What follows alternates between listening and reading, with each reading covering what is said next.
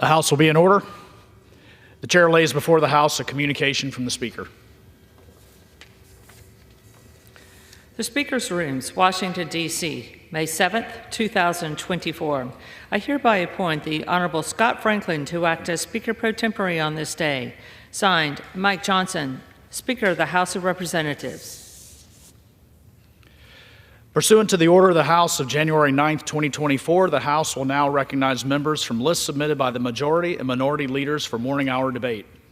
The chair will alternate recognition between the parties, with time equally allocated between the parties and each member other than the majority and minority leaders and minority whip, limited to 5 minutes, but in no event shall debate continue beyond 11:50 a.m.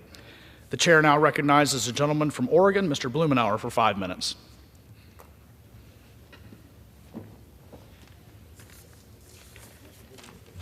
Thank you, Mr. Speaker. In less than 8 months, I'm going to conclude my 28 years here on the House. One of my major priorities and proudest accomplishments has been to chair the Animal Protection Caucus and lead the effort in a number of those provisions. It didn't start out that way, but the more I listened, the more I studied, this priority stood out. My first major accomplishment dealt with animal fighting, a barbaric practice with hidden support in Congress and around the country. And there are pockets of some states where this tradition continues. But it is a barbaric tradition. They train dogs and chickens to fight to the death. And it is often organized in rings of criminal elements, people who are involved with illegal gambling, drugs. There is it's indescribable in terms of the cruelty that is involved. There are times where there are children involved watching this, the drugs, the potential harm to animals. Infections took place with the chickens. There were millions of chickens that had to be destroyed because of infections that spread through animal fighting. This all is hidden from the general public. When the focus was trained on it, we were able to gain momentum here and ultimately enact, step by step, painful accomplishments that crack down on this cruel activity. Some of the worst people on the planet, as I mentioned, dealing with drugs, gambling, money laundering, and the risk to the animal health. We watched how the agenda broadened to include other areas as well. Performing animals, protections of elephants, big cats. Again, public attention on the cruel and dangerous practices that helped us make significant progress. To broaden the agenda beyond just animal cruelty, what we found is that the care and welfare of people's pets was also important in terms of protecting families. We found repeatedly that people would put themselves in harm's way in conditions of flood and natural disasters because they didn't want to leave their pets. Domestic abusers would stay with the abuser because they were afraid of what would happen to their pets. We worked to expand protections in shelters for disaster, for domestic violence, to be able to include people's pets so they would feel more comfortable actually availing themselves to the service. I'm pleased with the strength of the movement. It's gained momentum. My law school alma mater, Lewis and Clark College, had one of the first animal studies programs across the country. And we're watching these spread in colleges and universities across the country where more and more people are studying, learning, and protecting animal provisions. I was pleased that we recently have a rule now that will end the horrific practice of animal soaring. This is where you torture a horse with wounding it so that it'll have that distinctive gait, or have extraordinarily heavy weights on their legs to develop that distinctive gait that is prized by some people who show horses, but is hopelessly cruel to the animals themselves. Year after year, we had a majority of people in both houses supporting legislation to end this practice, but we were thwarted time and again by the special interests who wanted to promote the Tennessee walking horses. Finally, we've seen a rule that has been promulgated that will end it after years of struggle. It's one more signal that the animal welfare movement is alive, well, and gaining momentum. It's something I hope to put my energies in the remaining time I have in Congress to build this bipartisan movement to protect animals and meet our responsibilities for their, and I yield back. Gentleman yields. The chair recognizes a gentleman from Pennsylvania, Mr. Thompson, for 5 minutes. Thank you, Mr. Speaker. Mr. Speaker, I rise today to recognize the importance of music education. We recognized music in our schools month last month, but today I want to recognize the 10 school districts and 2 schools in my district who were named Outstanding Support of Music Education.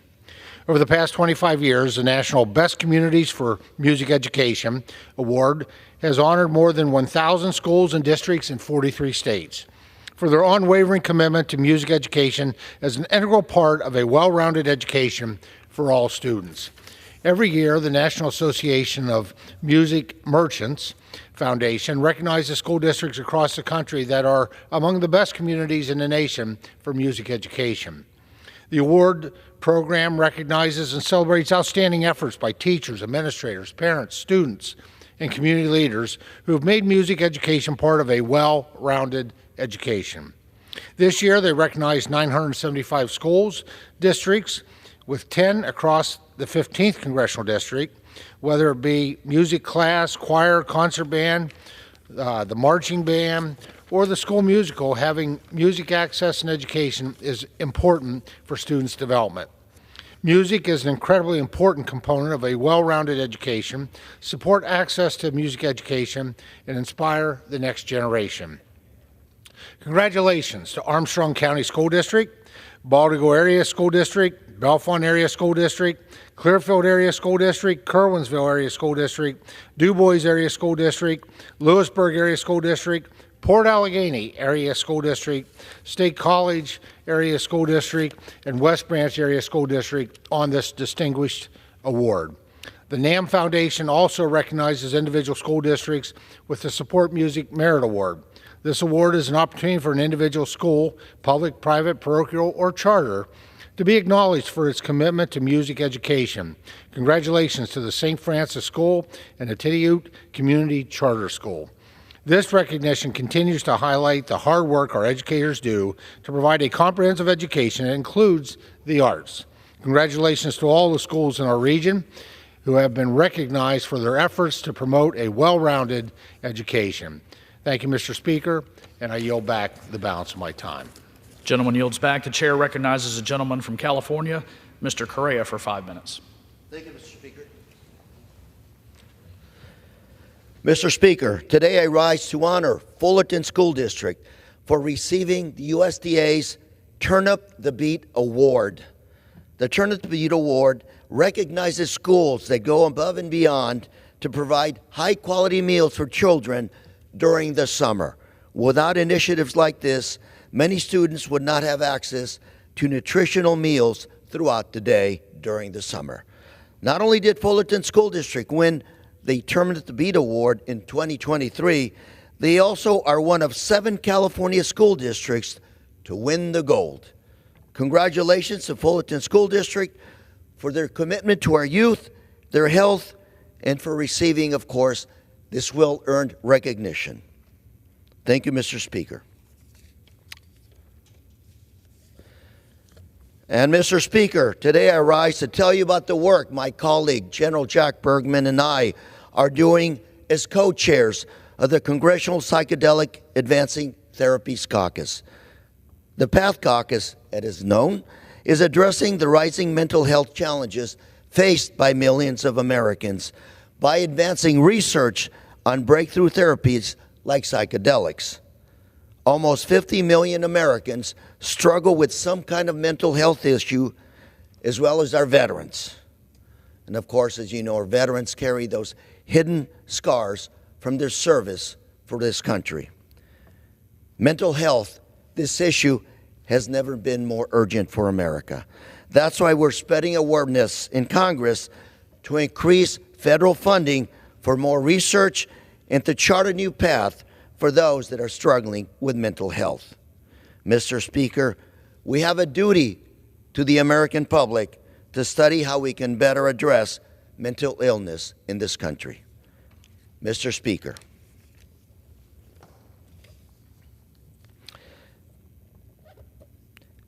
and Mr. Speaker, today I rise to recognize Troy High School, the students, for their impressive victory in the National Cyber Patriots Cybersecurity Competition.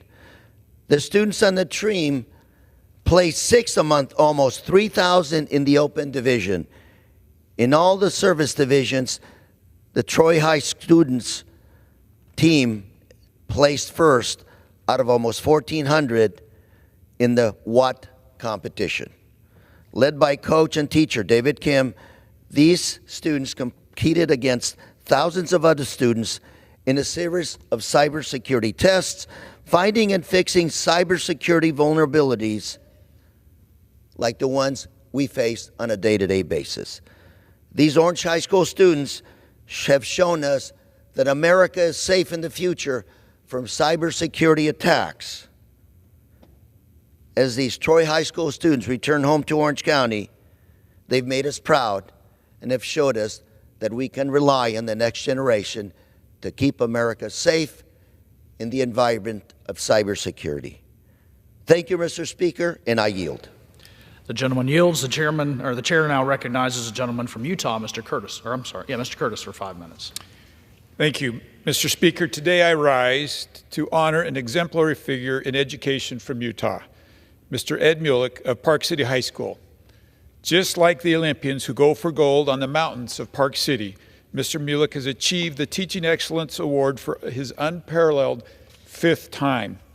Awarded by the Park City Education Foundation, this achievement is not just a testament to his excellence, but to his enduring impact on generations of students. Like a champion returning to the field season after season, Mr. Mulick has continually elevated educational standards and inspired countless students through his dedication and passion for biology. Mr. Mulick has not always been a teacher. After college, he worked as a weekend recreation counselor in Alaska. He then transferred to the state's Municipal Parks and Recreation Department. Ed and his wife Dana moved to Park City after he completed his teaching degree at the University of Utah. Dana grew up in Heber, where her father worked as a miner, who fell in love with Park City, where they purchased their home. Mr. Mulick has worked solely at Park City High School during his 34-year career. On receiving the award for a 5th time, Mr. Mulick was humbly quoted saying, "It's quite an honor because there are so many great, deserving teachers in the school district." I commend Mr. Mulick for his outstanding contributions to education and the lives he has positively shaped. Mr. Speaker, I yield the balance of my time. The gentleman yields. The chair recognizes the gentleman from Texas, Mr. Self, for 5 minutes.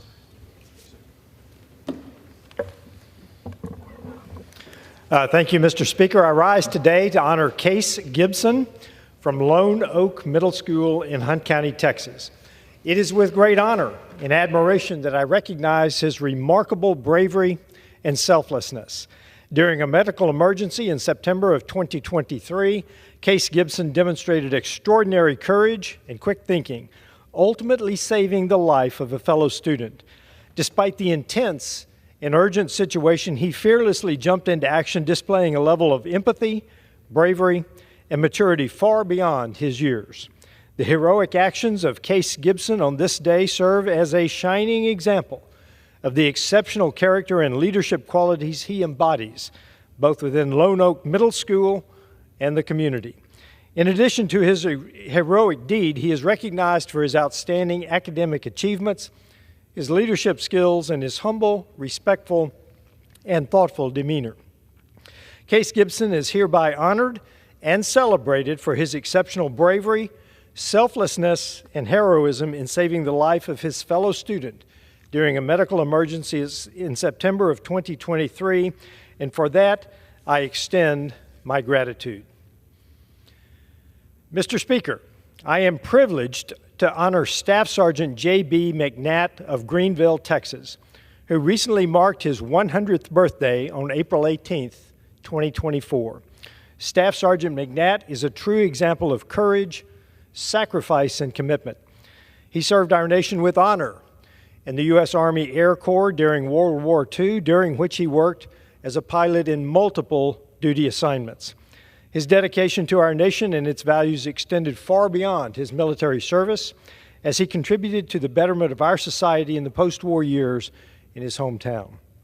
Staff Sergeant McNatt serves as both an inspiring testament to the resilience of the human spirit and a living reminder of the sacrifices made by the greatest generation in the pursuit of freedom. For this, I extend my eternal gratitude. I yield back the balance of my time. Gentleman yields. The chair recognizes a gentleman from Virginia, Mr. Griffith, for 5 minutes.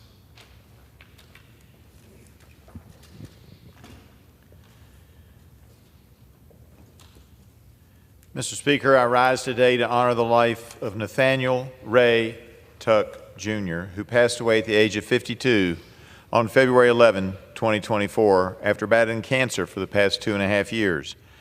Ray was born in Roanoke, Virginia on April 30th, 1971 to Nathaniel Ray and Barbara Z. Tuck.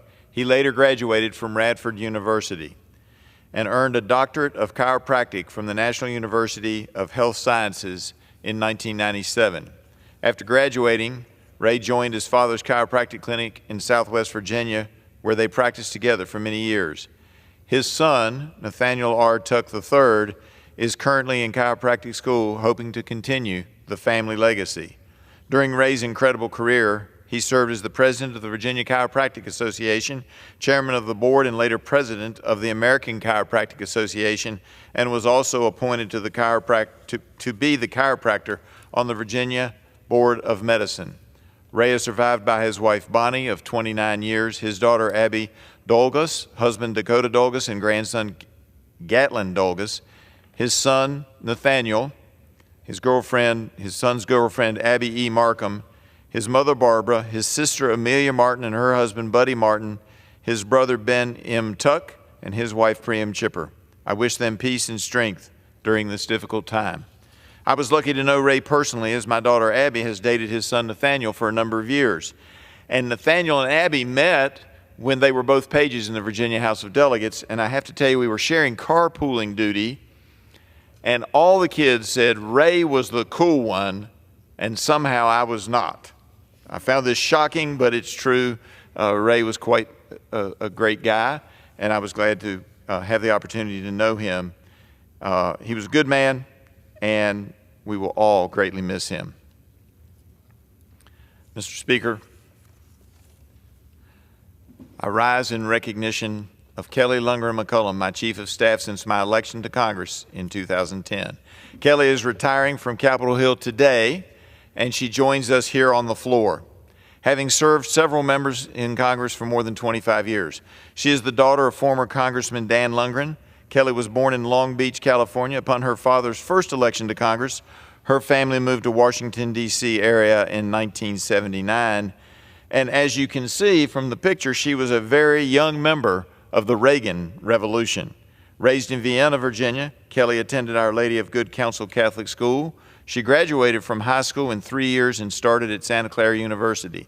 Shortly thereafter, Kelly began a career in August of 1994 as a congressional staffer for then United States Representative James Inhofe, who at that time was running for Oklahoma's open U.S. Senate seat.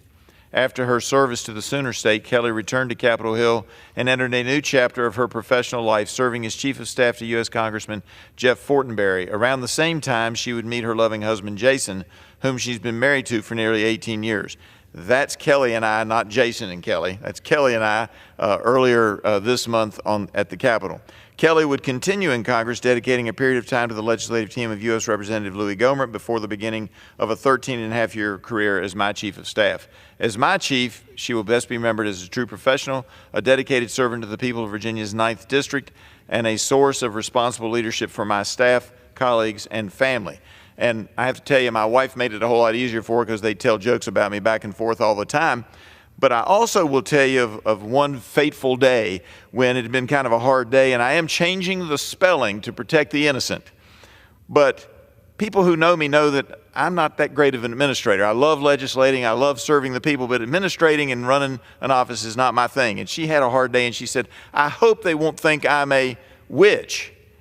To which I smiled and responded, "Kelly, I hired you to be the witch. You've got to run this place," and I greatly appreciate it. Most importantly, she's been a great friend. Kelly, congratulations on your remarkable career. Your institutional knowledge, loyalty, and leadership are qualities that will be missed in my office and many others. I wish you nothing more than the best. Mr. Speaker, I yield back. The gentleman yields. The chair now recognizes a gentlewoman from California, Ms. Steele, for 5 minutes.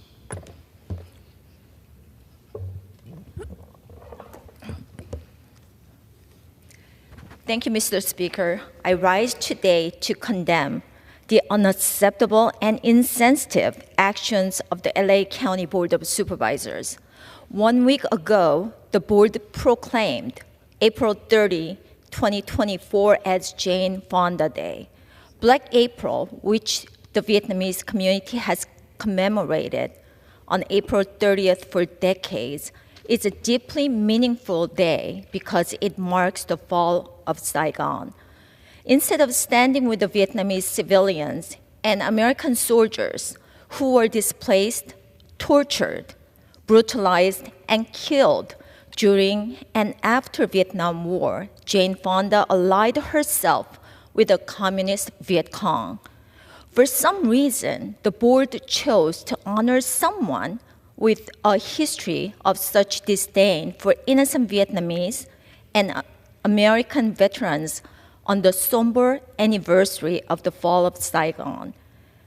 By elevating Hanoi Jane over the Vietnamese community, Americans who sacrificed their lives and the loved ones they lost to communism, the board has offended the freedom-loving Vietnamese Americans who bear such tragic and painful memories of the Vietnam War. I call the board to rescind this awful proclamation immediately and unequivocally stand with the Vietnamese community. Mr. Speaker, as the co-chair of the Bipartisan Congressional Vietnam Caucus, I rise today to commemorate Vietnam Human Rights Day. The district I represent includes Little Saigon, which is home to the largest population of Vietnamese anywhere in the world outside of Vietnam. Many of my Vietnamese constituents are first-generation Americans like me. The stories they tell of fleeing communism to find freedom in the United States are both tragic and inspiring. Many of them still have families in Vietnam, where the human rights situation continues to be cause for grave concern.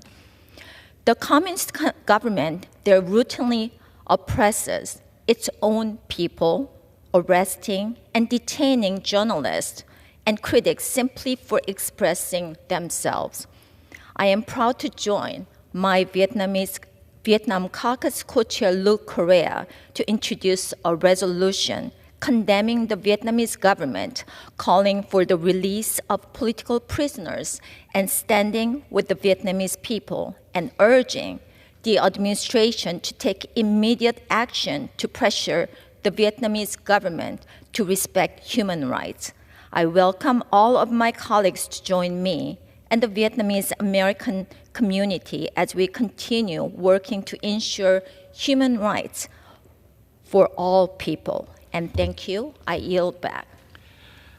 The gentlewoman yields. The chair recognizes a gentleman from Arizona, Mr. Siscomani, for 5 minutes.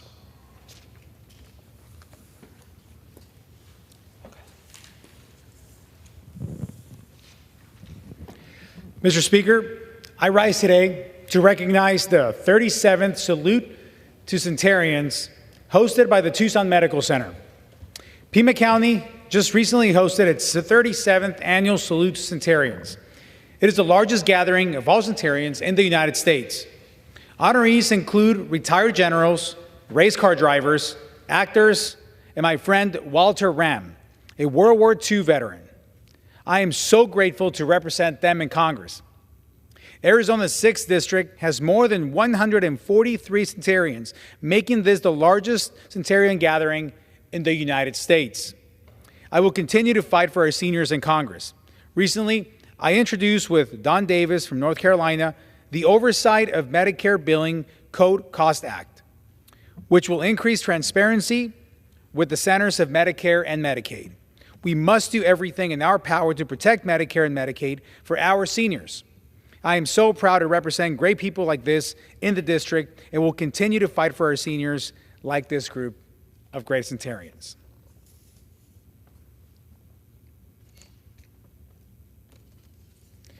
Mr. Speaker, I rise today to congratulate Deputy Chief Lawrence Butch, known as by his friends Booty, and his retirement from the Sierra Vista Police Department in March. With a law enforcement career spanning 26 years, Butch was committed to serving his community both on and off the force. His knowledge and leadership skills helped to shape the Sierra Vista Police Station. Even before his career with the police department, Butch was no stranger to public service. He served in the Army for 4 years in military intelligence as an electric warfare interceptor locator. Last year, Butch joined 11 other Arizonans in being recognized by the Canyon Vista Medical Center and the Legacy Foundation of Southeast Arizona in their Veterans Wall ceremony. As he enjoys all this well-deserved retirement, he leaves behind an incredible legacy in Sierra Vista. Laura and I joined the entire community of Sierra Vista, Cochise County, and Arizona 6 in thanking the Deputy Chief for his service. Men and women like him who dedicate their lives to the safety of their neighbors represent the very best of us.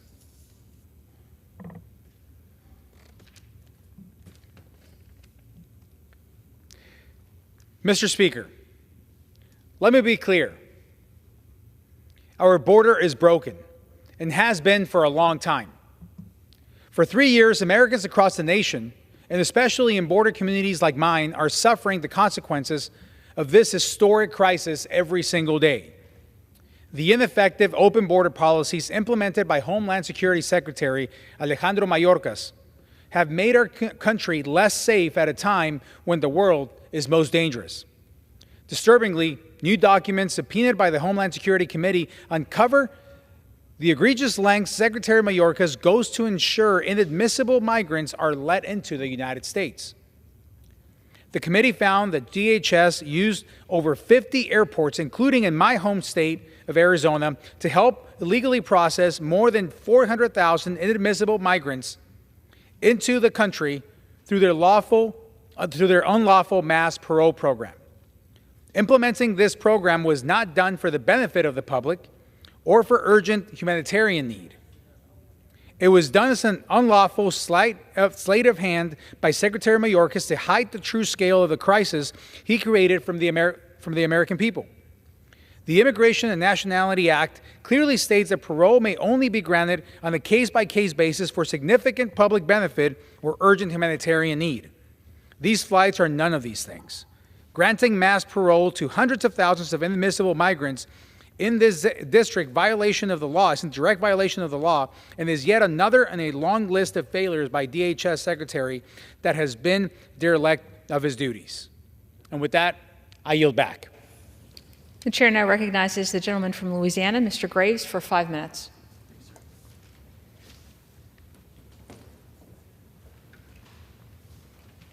Thank you, Madam Speaker. Madam Speaker, today we're going to be voting on legislation to name a post office in Rayville, Louisiana, after Congressman-elect Luke Ledlow.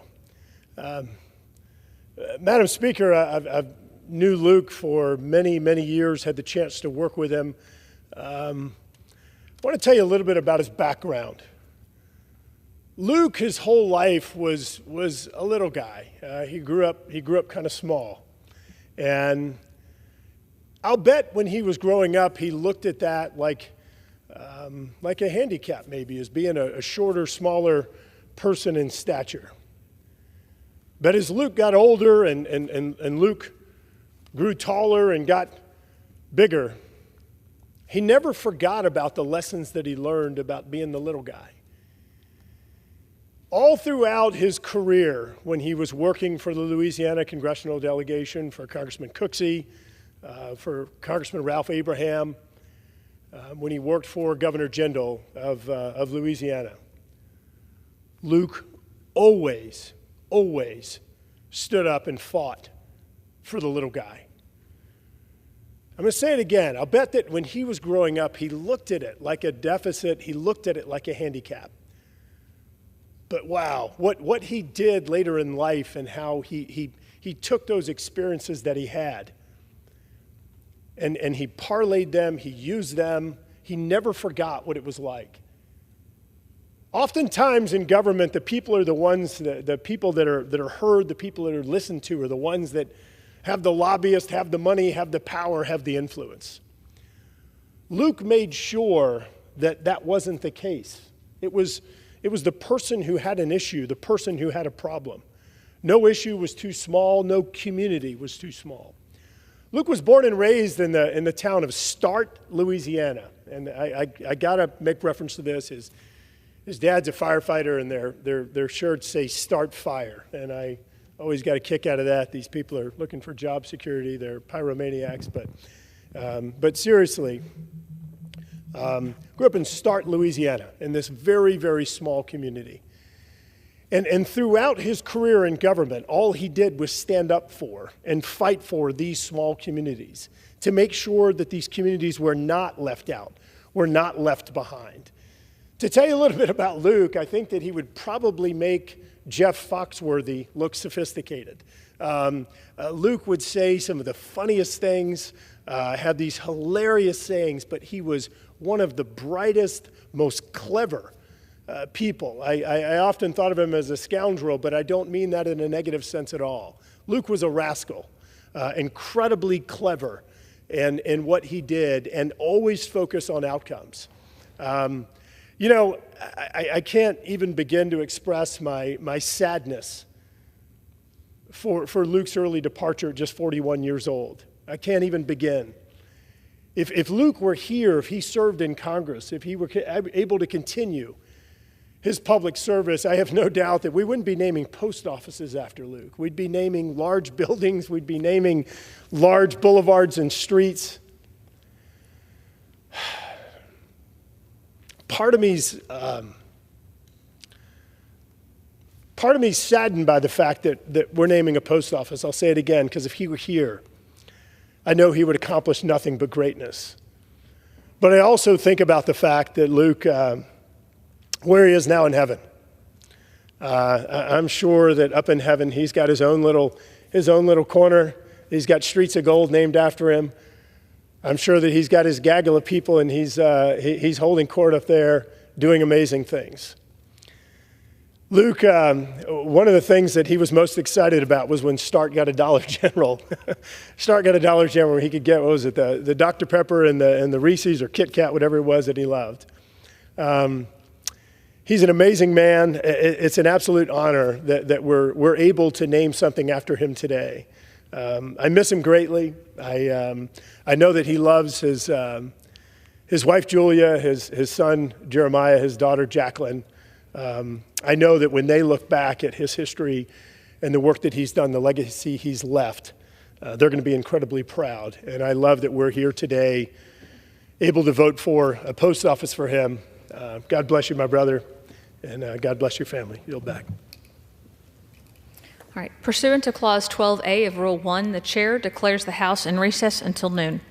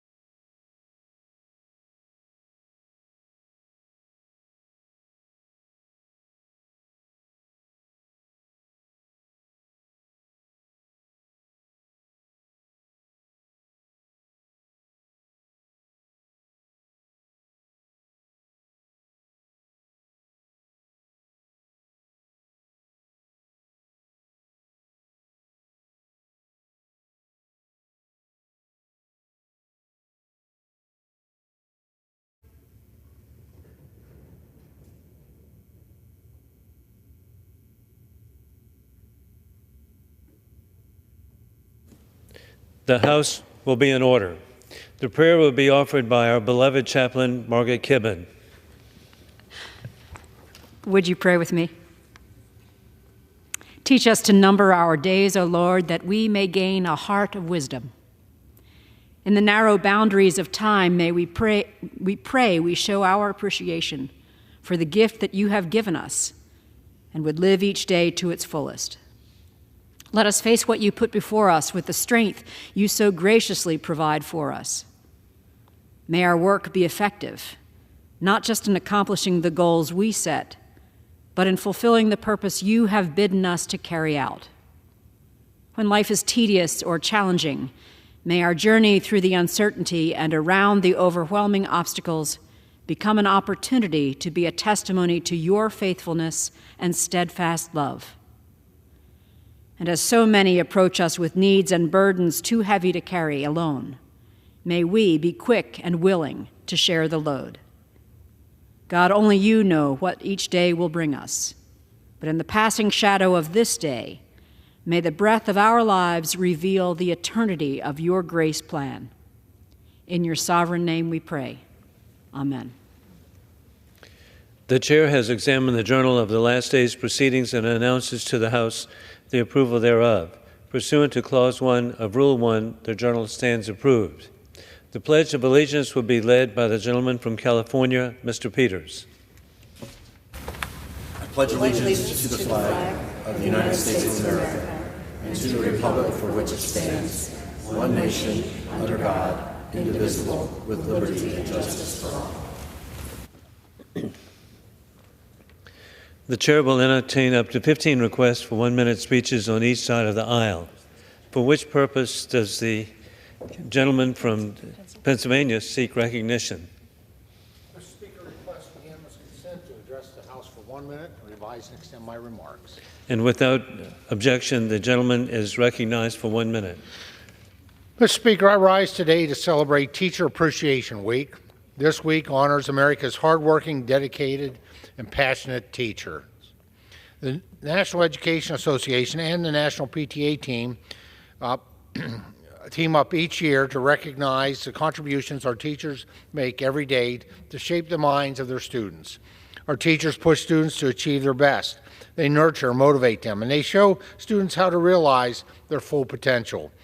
Teachers are some of the most powerful professionals in the entire world.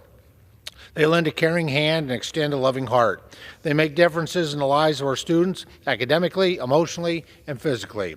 So to every teacher in America, I say thank you. Thank you for the job you do, for the hours that you work, for the patience you show, and for the impact that you have on so many lives. And a special thank you to my sister Sherry, who will be retiring in just a few weeks after 30 years of service as a teacher. Congratulations. Mr. Speaker, I yield back the balance of my time. For what purpose does the gentleman from California seek recognition? Without objection, the gentleman is recognized for 1 minute. Madam Speaker, today marks Teacher Appreciation Day, which is a chance to honor the educators who've guided us, inspired us, showed us kindness, and recognized our potential. And I want to thank just one of many today. Anyone who knows me knows I'm a stickler for clear, concise writing, and I credit my appreciation for a good turn of phrase to Yvonne Vish, my 9th grade English teacher at Lyons Township High School in LaGrange, Illinois. She must have spent hours going over our papers to correct every wrong word, dangling participle, and misplaced modifier, and she did so to help me become an effective communicator. She did so much to help me become an effective communicator, a skill that has helped me my whole life. Thank you, Ms. Vish. Your patience and dedication unquestionably made a difference for me and for many others. I yield back. For what purpose does the gentleman from South Carolina seek recognition? 1 minute to address the House and revise and extend my remarks. Without objection, the gentleman is recognized for 1 minute. Thank you, Madam Speaker. The job reports last week was fewer jobs than anticipated as Biden policies of spend, borrow, and tax destroys jobs. Stephen Moore of the Committee to Unleash Prosperity explains, quote, "We have way too much government growth and borrowing and too little private sector growth. In the first quarter of this year, the federal government borrowed $500 billion, Most of the new jobs in the economy were government dependent, end of quote. Worse yet, Biden claims that he's created jobs, which is actually COVID recovery. The New York spectacle continues of corrupt Judge Merchan persecuting Donald Trump as violent protesters demanding death to Jews take over the streets. Judge Merchan is corrupt in that he has conflict of interest. Judge Merchan is corrupt in that he has provided and denied a change of venue.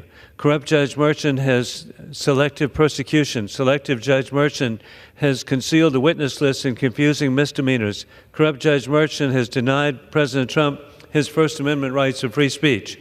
As a former town judge myself, I especially know Merchan is corrupting the rule of law. Judge Merchan is a disgrace to the American people. I yield back. For what purpose does the gentleman from Texas seek recognition? Without objection, the gentleman is recognized for 1 minute. Madam Speaker, I rise today to pay tribute to one of Waco's longest-serving lawyers for over 7 decades. Clyde Vance Dunham was part of a venerable legal family in the Waco community who saw his career last for 7 decades and was part of a family law firm that dates almost back to 100 years. And I will tell you that Clyde Vance Dunham graduated from Baylor with his undergrad in business administration and Baylor Law School, and was proud to be a part of a law firm that included not only his sons, but also his grandchildren. He practiced law literally his entire adult life and gained a reputation as one of the most skilled and most successful trial attorneys in the history of Central Texas. And also one of the things that Mr. Dunham did was mentor so many attorneys, just a countless number of attorneys in Central Texas and the Waco area, and his memory will live for a long time through those many attorneys. In addition to him being a very successful attorney, he held leadership positions in the Masonic Lodge of the Scottish Rite and so many other organizations. He is survived by his wife, his children, and his grandchildren. And as serious as a demeanor as Mr. Dunham had, he was first and foremost a family man, and I will never forget how proud he was at his granddaughter's wedding.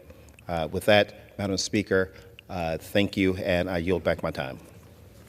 Thank you. For what purpose does the gentleman from Georgia seek recognition? Madam Speaker, I ask unanimous consent to address the House for 1 minute and to revise any standing remarks. Without objection, the gentleman is recognized for 1 minute. Thank you, Madam Speaker. I rise today to remember a close family friend, Don Lieburn, Jr. You know, he was 6'3" in stature, but he was a whole lot larger than that in life. He was a Georgia football player, played in the AFL, but he was also a highly successful business person.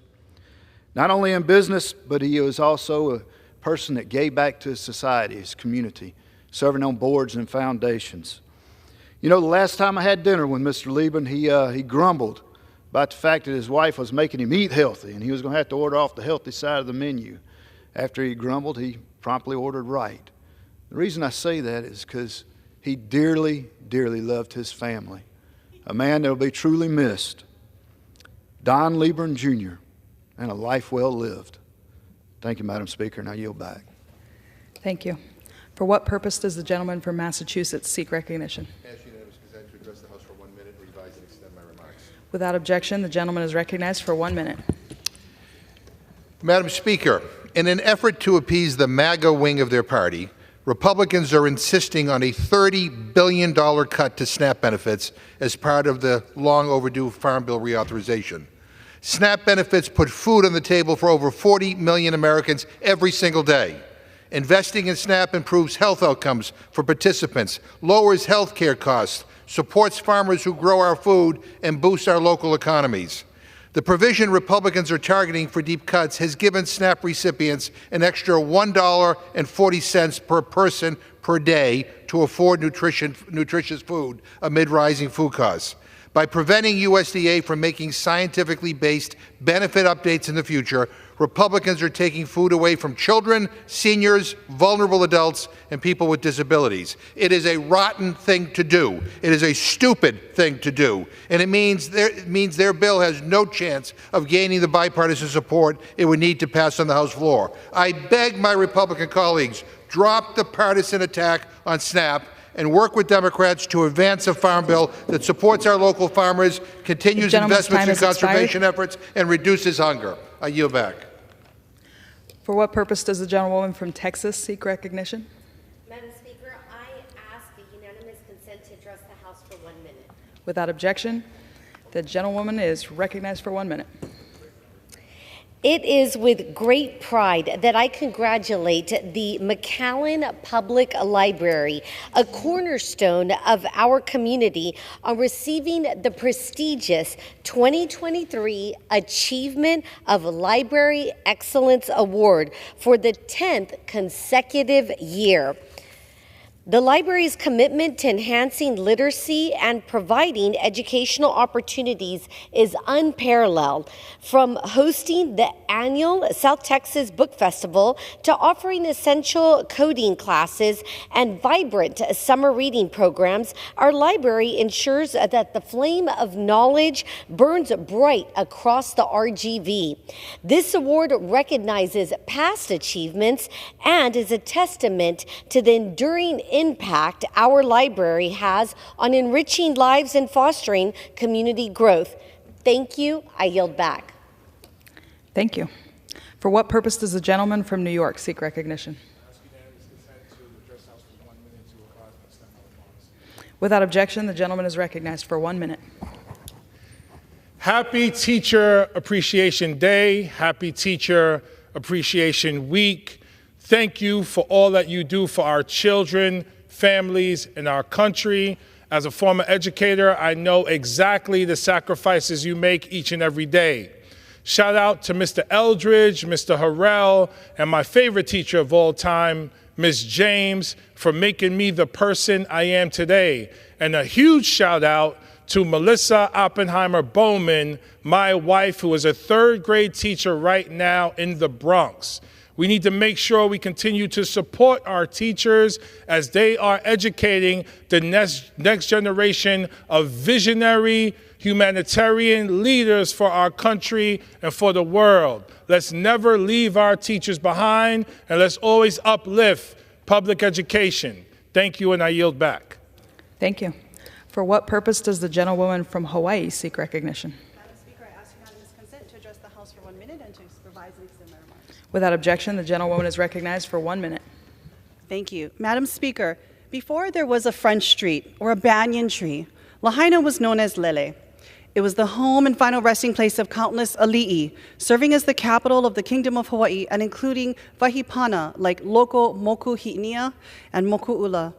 Lele was often referred to as the Venice of the Pacific, with fish ponds, productive wetlands, and freshwater canals. Over the decades, the diversion of water removed almost all traces of this once fertile area. As we set out to rebuild, we must do so grounded in Lahaina's history and culture. Last week, I introduced the Lahaina Heritage Area Act to assess a future designation of the historic Maui town as a National Heritage Area. National Heritage Area designations support community-driven conservation and restoration efforts through recognition, federal funding, and technical assistance. Of the 62 heritage areas across the United States, none are in Hawaii. With support from colleagues on both sides of the aisle, I can think of no better way to lift up our community's desire to rebuild Pono than by making Lahaina Hawaii's first National Heritage Area. Mahalo, and I yield back. For what purpose does the gentleman from North Carolina seek recognition?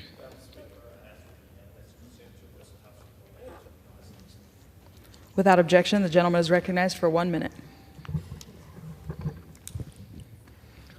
Madam Speaker, no matter if a task is great or small, finish it or not at all.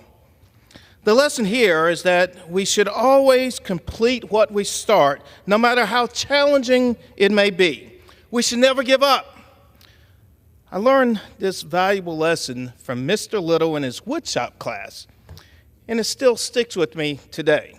Teachers share inspiring and life-changing lessons with their students every day. We all have a teacher who has taught us an important lesson that we still remember.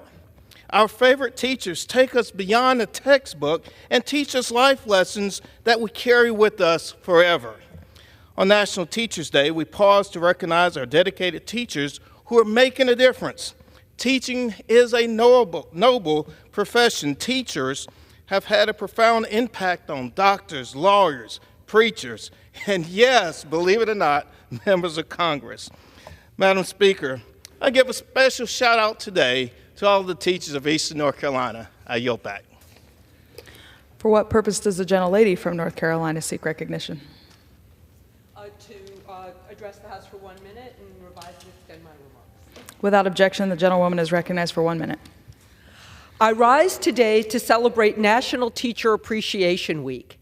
In particular, I want to recognize Ryan Berglund, who was just named Wake County's Teacher of the Year last night.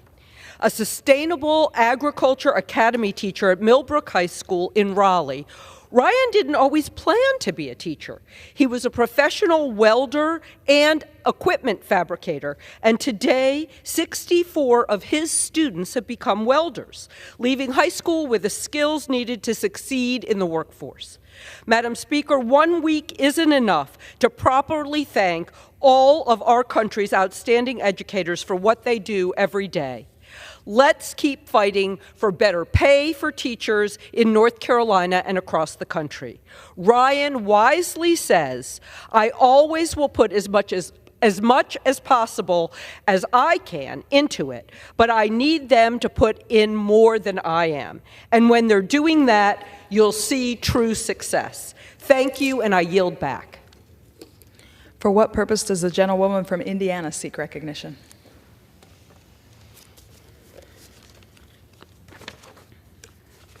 Madam Speaker, by the direction of the Committee on Rules, I call up House Resolution 1194 and ask for its immediate consideration. The clerk will report the resolution. House Calendar Number 74, House Resolution 1194.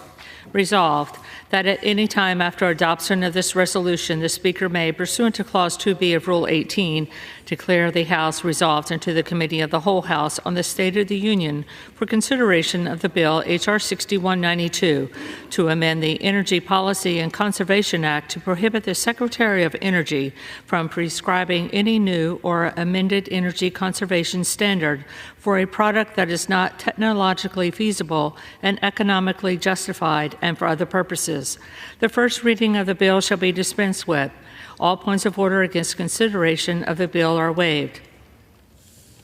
General debate shall be confined to the bill and shall not exceed 1 hour, equally divided and controlled by the chair and ranking minority member of the Committee on Energy and Commerce or their respective designees. After general debate, the bill shall be considered for amendment under the 5-minute rule. The amendment in the nature of a substitute recommended by the Committee on Energy and Commerce, now printed in the bill, shall be considered as adopted in the House and in the Committee of the Whole. The bill as amended shall be considered as the original bill for the purpose of further amendment under the 5-minute rule and shall be considered as read. All points of order against provisions in the bill as amended are waived. No further amendment to the bill as amended shall be in order except those printed in the report of the Committee on Rules accompanying this resolution. Each such further amendment may be offered only in the order printed in the report, may be offered only by a member designated in the report, shall be considered as read, shall be debatable for the time specified in the report, equally divided and controlled by the proponent and an opponent, shall not be subject to amendment, and shall not be subject to a demand for division of the question in the House or in the Committee of the Whole. All points of order against such further amendments are waived. At the conclusion of consideration of the bill for amendment, the committee shall rise and report the bill as amended to the House with such further amendments as may have been adopted. The previous question shall be considered as ordered on the bill as amended, and on any further amendment thereto to final passage without intervening motion except one motion to recommit. Section 2. Upon adoption of this resolution, it shall be in order to consider in the House the bill, H.R. 7109, to require a citizenship question on the decennial census, to require reporting on certain census statistics, and to modify apportionment of representatives to be based on United States citizens instead of all persons. All points of order against consideration of the bill are waived. The amendment in the nature of a substitute recommended by the Committee on Oversight and Accountability, now printed in the bill, shall be considered as adopted. The bill as amended shall be considered as read. All points of order against provisions in the bill as amended are waived. The previous question shall be considered as ordered on the bill as amended, and on any further amendment thereto to final passage without intervening motion except one. 1 hour of debate equally divided and controlled by the chair and ranking minority member of the Committee on Oversight and Accountability or their respective designees, and 2, 1 motion to recommit. Section 3.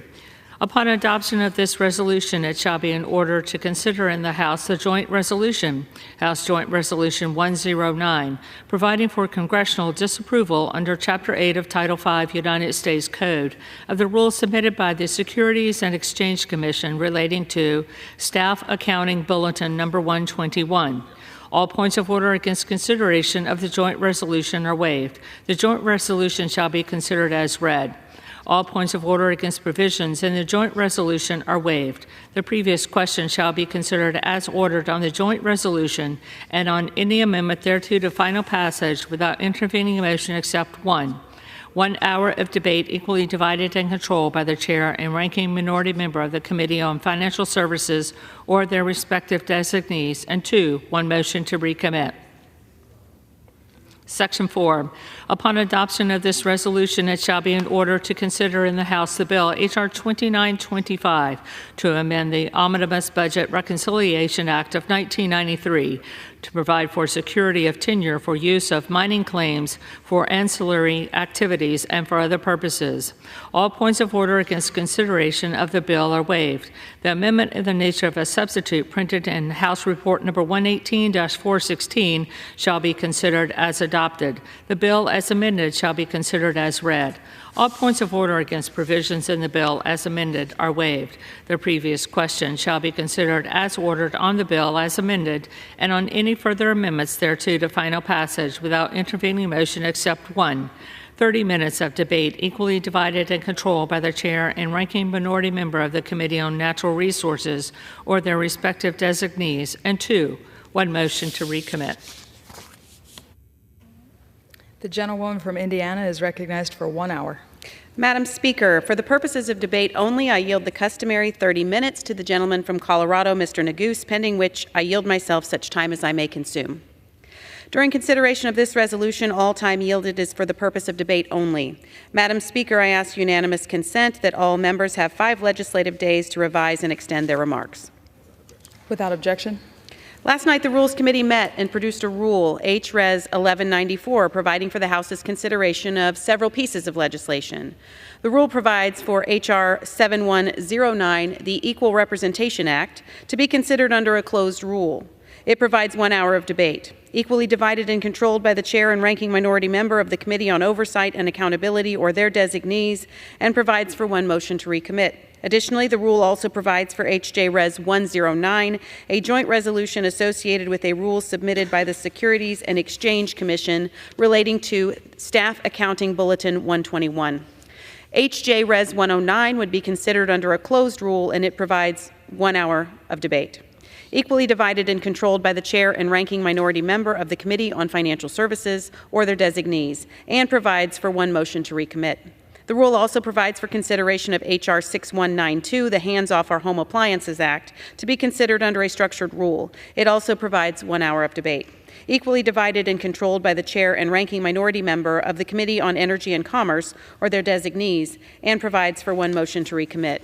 And finally, the rule provides for consideration of H.R. 2925, the Mining Regulatory Clarity Act of 2024, to be considered under a closed rule. It also provides 30 minutes of debate, equally divided and controlled by the chair and ranking minority member of the Committee on Natural Resources or their designees, and provides for 1 motion to recommit. Madam Speaker, I rise in support of this rule and in support of the underlying pieces of legislation, beginning with H.R. 7109, the Equal Representation Act. Madam Speaker, I'm glad this rule provides for consideration of this legislation, of which I'm a proud co-sponsor. The core premise of this legislation is simple. The census should be an accurate reflection of this country's citizenry. According to the U.S. Census Bureau, non-citizens comprise approximately 6.7% of the nation's 333 million people. Including non-citizens in the apportionment of congressional districts will directly impact representation in Congress. This, to me and most Americans, seems to be a way to take representatives away from red states and add them to blue states, to literally change the makeup of this body, diluting the influence and number of red districts and adding blue districts in their place. Under President Biden's watch, nearly 4.7 million illegal aliens have been released into the country, and more than 1.8 million known illegal alien gotaways have escaped into the United States. When added up, these numbers are larger than the population of 32 states. But this isn't simply a constitutional argument. This is a deliberate effort by Joe Biden and the Democrat machine in Washington. On day one of taking office, President Biden issued Executive Order 13986, requiring non-citizens to be counted in the census, both for the purposes of enumeration and determining congressional apportionment. This shouldn't be a partisan issue. Having an accurate count of U.S. citizens for the purpose of congressional representation should not be a partisan issue, yet here we are with two sides debating on the question of who should be counted. And this is a question firmly in Congress's purview.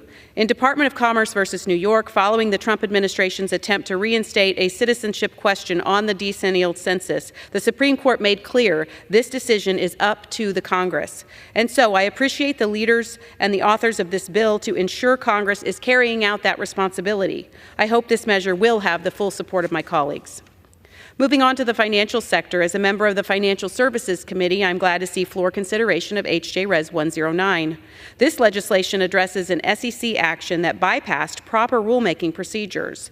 Rather than following the processes laid out by the Congressional Review Act and Administrative Procedures Act, the SEC relied erroneously on a staff accounting bulletin.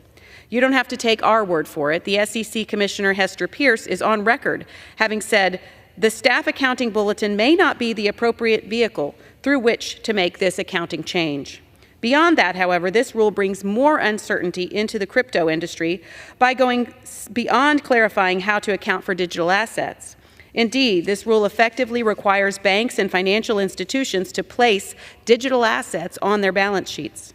This makes it unclear if customers' assets will be lost if the custodian becomes insolvent, and it also increases capital, liquidity, and other requirements for financial institutions in order to manage the risk associated with these assets that should never really be on their books. The digital assets ecosystem needs more clarity, not less. My colleagues and I on the Financial Services Committee have worked hard this Congress to provide clear rules of the road for digital asset innovation. This rule clearly does the opposite.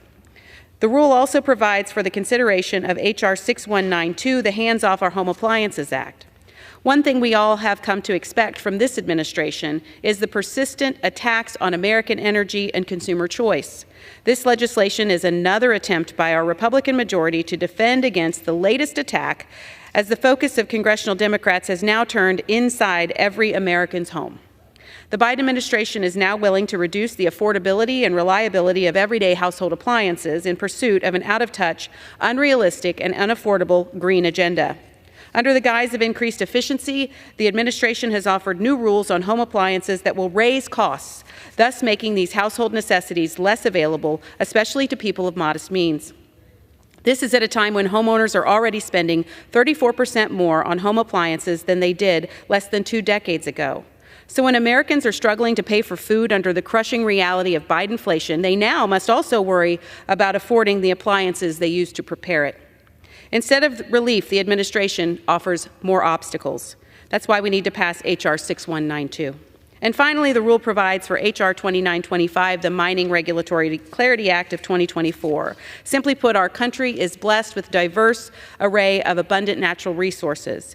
We must be responsible stewards of these resources. But responsible stewardship does not mean abandoning the resources that we have. It does not mean making ourselves more reliant on other countries in the name of unrealistic agendas that are divorced from the national needs and our own national security.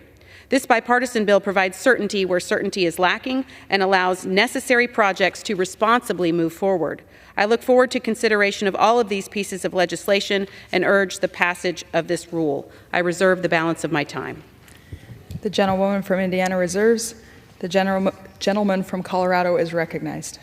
Thank you, Madam Speaker. I thank the gentlewoman from Indiana for the customary 30 minutes. I ask unanimous consent to revise and extend my remarks, and I yield myself such time as I may consume. Without objection.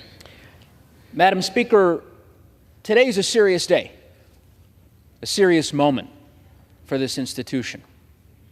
Apparently, according to my colleagues on the other side of the aisle, House Republicans, we're gathered here today to discuss a very consequential question, a consequential issue facing the country, Madam Speaker: home appliances, toasters, microwaves, refrigerators. Those are the topics, Madam Speaker, that House Republicans have chosen to waste this institution's time on. Of all the challenges facing the country, of all of the issues facing our community, apparently, their top priority is the so-called Hands-Off Home Appliances Act. Madam Speaker, you may recall that Republicans noticed a Rules Committee meeting on this very same bill just a few weeks ago. That bill was then hastily removed.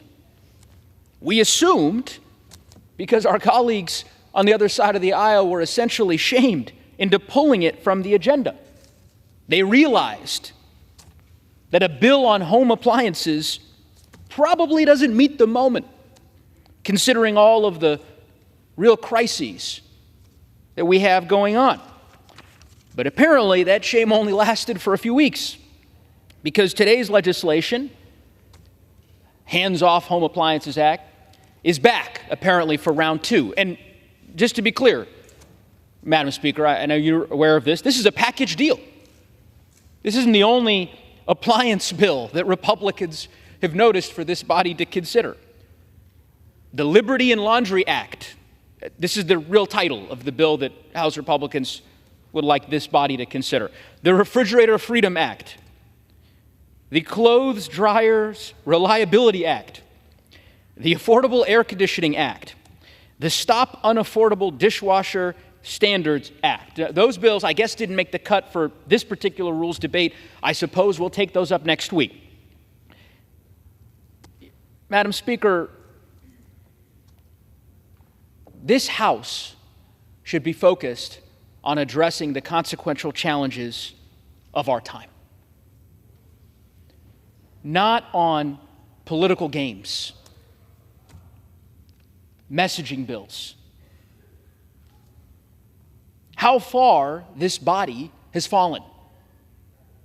The same august chamber where James Madison and Abraham Lincoln once served, now debasing itself, debating the fate of microwaves and toaster ovens, because that's how House Republicans have decided to spend their time and their majority. My colleagues, regrettably, unfortunately, are out of touch with the priorities of the American people. The American people expect, rightfully so, for this chamber to address the issues that they care about, not waste time on nonsense bills. And by the way, Madam Speaker, the rest of the measures that we'll consider today, unfortunately, are more of the same. H.R. 7109, the so-called Equal Representation Act, is plainly unconstitutional. Any plain reading of the Constitution in the 14th Amendment makes clear that this bill is unconstitutional. House Republicans pushing forward anyways. Another bill that we're considering today, yet another CRA, this time on apparently a bulletin that was issued by the Securities and Exchange Commission. I have lost count of how many days we've wasted in the last 17 months considering CRAs. Every week, another CRA submitted by our colleagues on the other side of the aisle. One would have hoped, Mr. Speaker, that House Republicans would have learned their lesson a year ago after wasting our time on CRAs for the lesser prairie chicken and the northern long-eared bat, that perhaps this House could focus its attention on more substantive matters. Unfortunately, that has not been the case. Finally, Mr. Speaker, the last bill that this body will consider this week, the Mining Regulatory Clarity Act. Of course, this bill is, I know, familiar to you, Mr. Speaker. It is to me, because we voted on a rule about this particular bill 7 days ago. Why is it back before us a week later? I'll tell you why. Republican leadership has lost control of the Rules Committee. They lost control months ago. Now they often lack a procedural majority here on the House floor. Last week, our colleague, Representative Ledger Fernandez, introduced a motion to recommit. The motion to recommit was very simple. It pointed out the fact that the Republicans' mining bill would allow foreign adversarial nations to mine American land for free. What happened to that motion to recommit?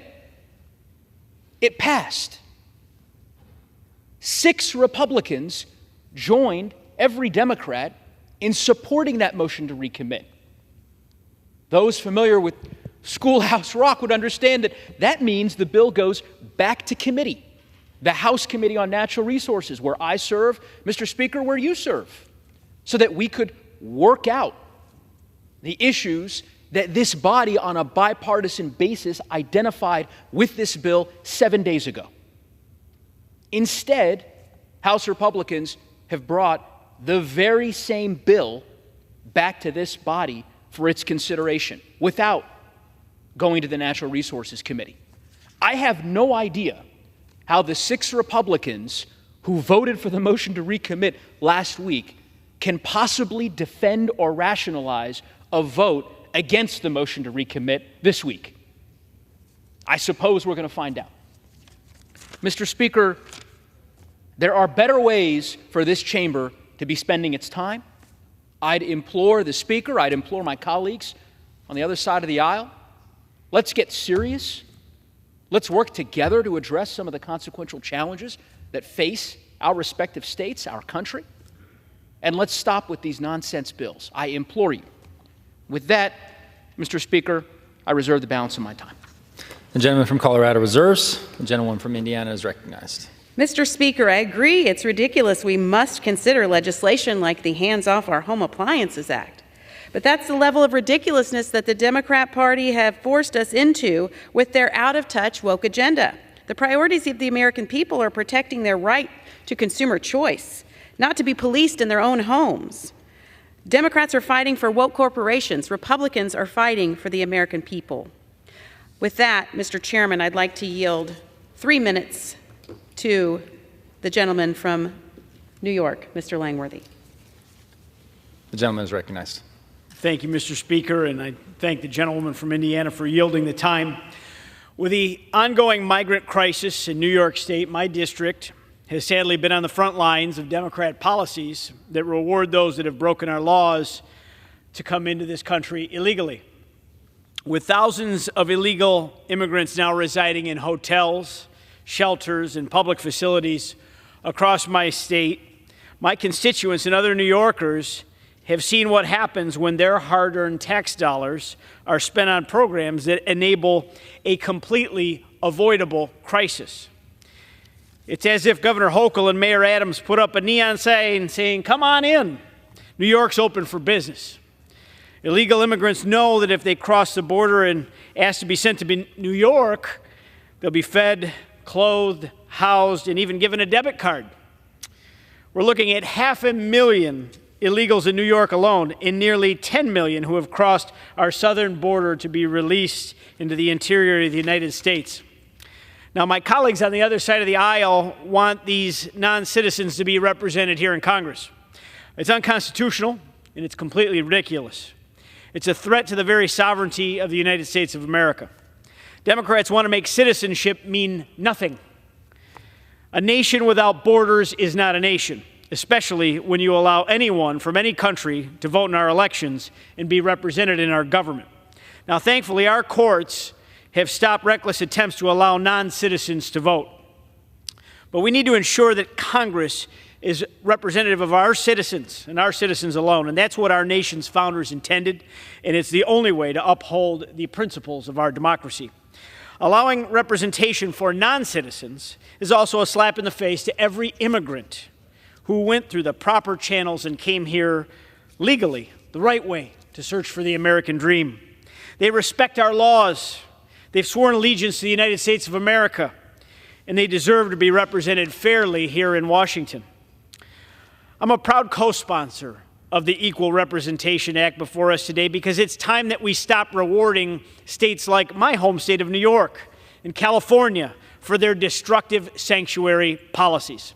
With the absence of a citizenship requirement for apportionment in congressional districts, we have allowed a perverse incentive to take hold where Democrat-run sanctuary states are rewarded with greater representation in the halls of Congress and greater sway in the Electoral College simply by counting millions of illegal aliens who have broken our laws and taken advantage of these states' destructive policies. It sends the wrong message to the world about the value of citizenship and our respect for our own laws and our own government. Mr. Speaker, we are effectively allowing those who are not U.S. citizens to have a significant say in the future of U.S. elections. This is a wrong that, for the sake of the American people and our own sovereignty as a nation, must be corrected. It's simple. Allowing non-citizens to vote and be represented in Congress dilutes the voice of the American citizen and opens the door to manipulation and exploitation of our electoral system.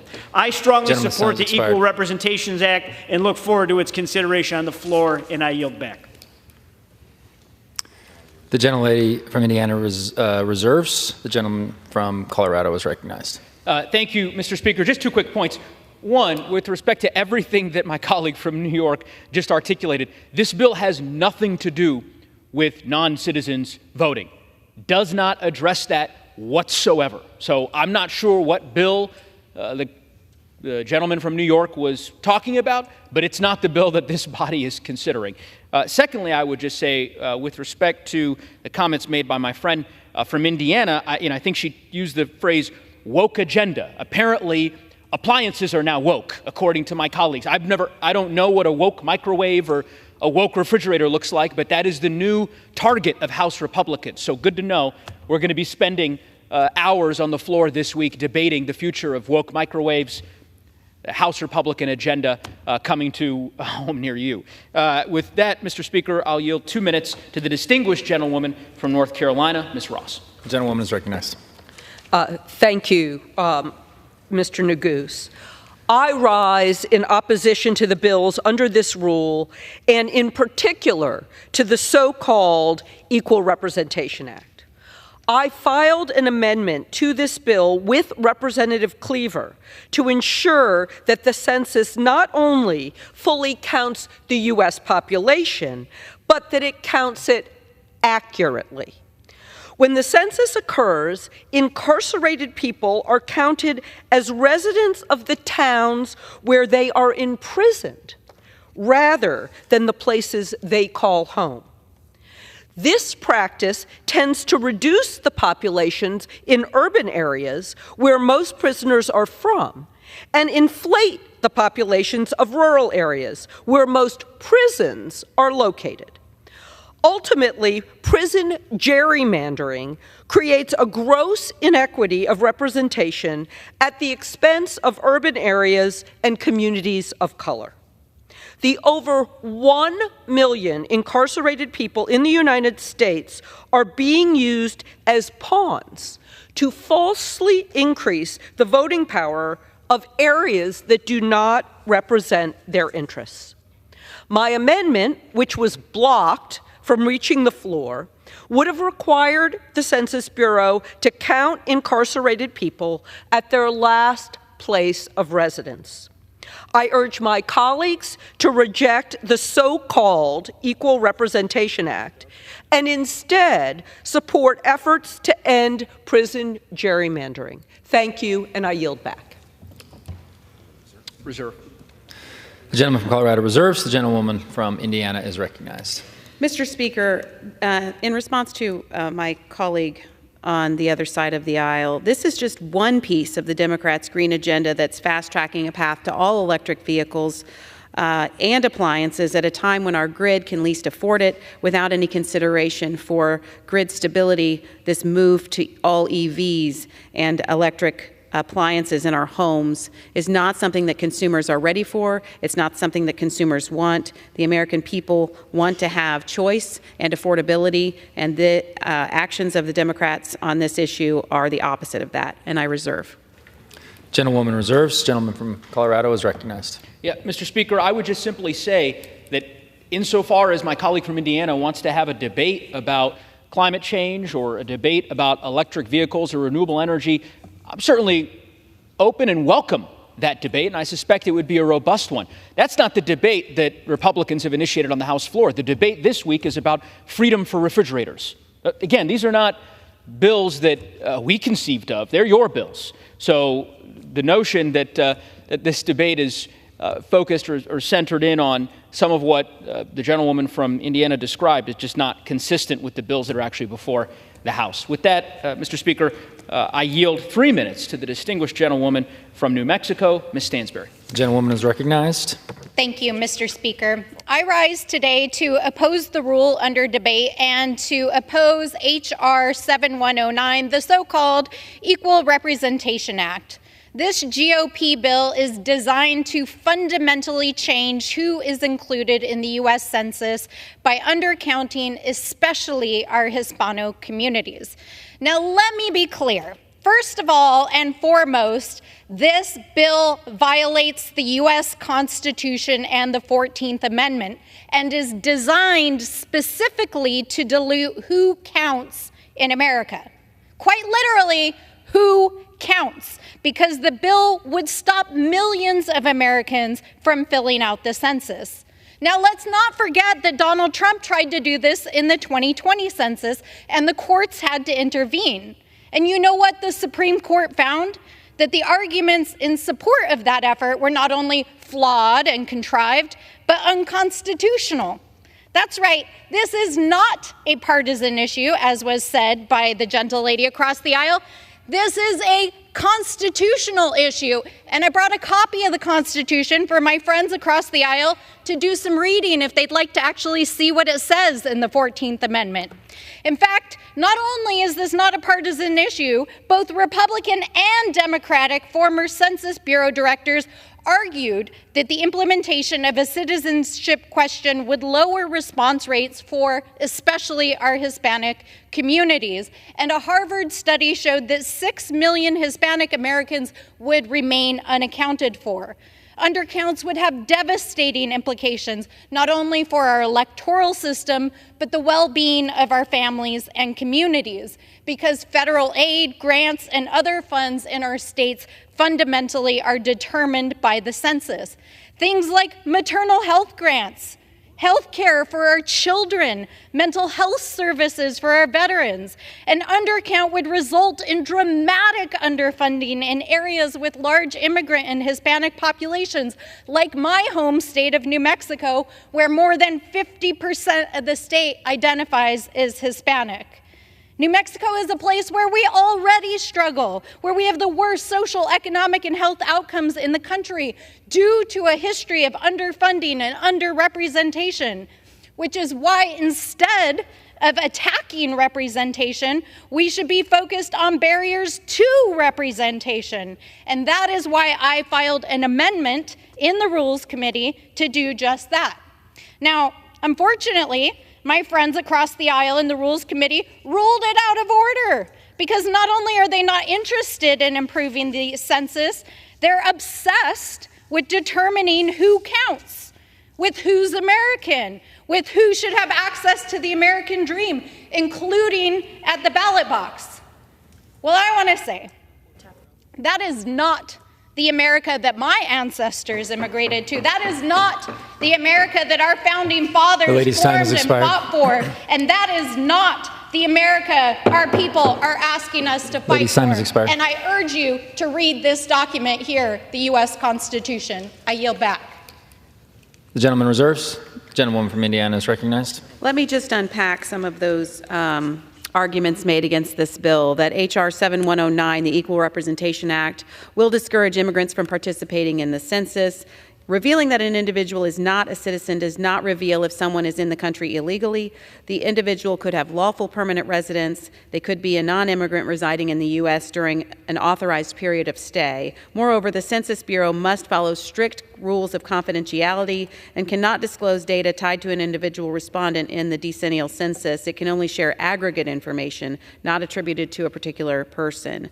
Furthermore, even if respondents are reluctant to complete the census questionnaire, they would still likely be enumerated by the Census Bureau using other methods such as a review of official records to determine that inhabitants of a particular address or by proxy information is reliable from a neighbor. Also, there was an argument that H.R. 7109 would skew the distribution of federal assistance away from states and localities. This argument is a red herring. H.R. 7109 makes absolutely no changes whatsoever to any laws implicating federal assistance. Non-citizens would still be counted in the decennial census. They would only be excluded from the congressional apportionment base. One other argument that has just been made is that H.R. 7109 fundamentally misunderstands how apportionment was designed by the framers of the Constitution. While Democrats may claim that Enwell versus Abbott, the Supreme Court decision requires the phrase whole number of persons in Section 2 of the 14th Amendment to be interpreted as any resident regardless of citizenship status, Section 5 of the 14th Amendment permits the use of implementing statutes for the 14th Amendment. It is this implementing statute which H.R. 709 amends to explicitly exclude non-citizens from the apportionment base. Beyond that, the historical context surrounding the phrase whole number of persons was specifically chosen to make clear the drafters rejected counting individuals as partial persons. It does not in any way signify that any person taking up residence in a state must be counted for the purpose of apportionment, and certainly not that non-citizens must be included in the apportionment base. With that, Mr. Speaker, I reserve. The gentlewoman reserves. The gentleman from Colorado is recognized. Thank you, Mr. Speaker. Just to be clear, the argument made by my colleague from Indiana with respect to the last argument made, the supposed legal argument, is completely without merit. It contravenes the plain language of the 14th Amendment and generations of precedent. So the notion that somehow the arguments we are making to follow the plain text of the Constitution and the way in which the 14th Amendment has been construed for generations, that argument would not govern this particular debate, to me, just doesn't hold water. Mr. Speaker, if we defeat the previous question, I will offer an amendment to the rule to bring up H.R. 12, a bill that would ensure every woman has full access to essential reproductive health care, including abortion care. Far too many states have enacted laws to either ban some or all abortions, which Republicans have declared numerous times is their goal. So while my Republican colleagues want to debate freedom and choice when it comes to household appliances, microwaves, I'll give them a chance here today to instead ensure freedom and choice in reproductive health care for women across this country. Mr. Speaker, I ask unanimous consent to insert the text of our amendment into the record along with any extraneous material immediately prior to the vote on the previous question. Without objection. Mr. Speaker, to discuss this proposal, I yield 2 minutes to the distinguished gentlewoman from California who has been a tireless leader on this issue among so many others. From California, Ms. Chu. Gentlewoman is recognized. Mr. Speaker, the legislation this body brings to the floor each week speaks volumes about our priorities. White House Democrats are defending our fundamental freedoms by fighting back against extreme MAGA Republican attacks on abortion care and fertility services like IVF. The majority believes that rather than protecting the rights of women in this country, It's essential that we protect the so-called rights of home appliances. The difference could not be starker. In a time of unrelenting attacks on reproductive rights, when 21 states have bans that either fully or partially ban abortion access, House Republicans have chosen to do nothing. They've chosen to pretend that women are not dying, that they are not being forced to carry unwanted pregnancies. They are doing nothing to protect IVF or birth control. Instead, they are bringing up a rule today to consider legislation to protect home appliances. It seems that House Republicans would like toasters and microwaves to have more rights than women in this country. If we defeat the previous question on this rule, my Democratic colleagues and I will offer my bill, the Women's Health Protection Act, or WIPA. WIPA is the federal solution to the extremist Supreme Court's decision to strike down Roe versus Wade. It will restore the right to everyone, no matter what state you live in, to receive abortion care. And in a world where doctors are being threatened with prison time for doing their jobs, it would protect the rights of providers to provide abortion care. This is the legislation the body should be considering today, not bills protecting blenders and coffee makers. I urge my colleagues to defeat the previous question, and I yield back. Reserve. The gentleman reserves. The gentlewoman from Indiana is recognized. I reserve. The gentleman from Indiana reserves. The gentleman from Colorado is recognized. Mr. Speaker, I yield 3 minutes to the distinguished gentlewoman from New Mexico and a respected member of the Rules Committee, Ms. Ledger-Fernandez. The gentlewoman is Thank you recognized. so very much. Mr. Speaker, we're here today because Republicans think appliances have more rights than people, because they think that creating and perpetuating nonsense culture war issues will win them votes. Today, we have a bill titled Hands Off Our Home Appliances Act. Republicans say it's government overreach to regulate appliances, but Republicans will regulate women's personal health care decisions. Republicans will protect appliances, but let women suffer and die from pregnancy complications. Republicans want freedom for refrigerators, but will take away a woman's freedom to choose an abortion based on her own faith in consultation with her own doctor and loved ones. Republicans will take away a woman's freedom to choose an abortion after rape or incest, but they'll go to bat for your gas stove. They care about freezers, but couldn't care less about affordable child care. Instead of helping women with child care costs, which would help families with high costs of living, Republicans would rather force these excess costs on consumers. Yesterday, I introduced an amendment to the rule from Representative Chu and myself, which changes the title of the bill to the Hands Off Our Bodies Act and strikes the text to replace it with the Women's Health Protection Act. 65% of Americans oppose the overturning of Roe v. Wade. They want us to protect women. However, this amendment didn't pass. This bill is part of a quartet of bills coming out of the Energy and Commerce Committee with titles like the Liberty and Laundry Act, the Refrigerator Freedom Act, Affordable Air Conditioning. These titles turn the cry for reproductive health care rights on their head. Not only are they insulting to women who are fighting for their rights, they are demeaning to women who will remember in November. Do they think their American women will vote Republican based on these misnamed appliance bills? Women are not so gullible.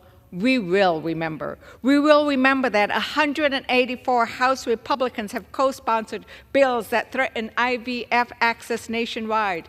We will remember that Republican legislators are putting women's lives at risk when they criminalize abortion. They are robbing states of the health care they need as obstetricians and gynecologists are fleeing those repressive states.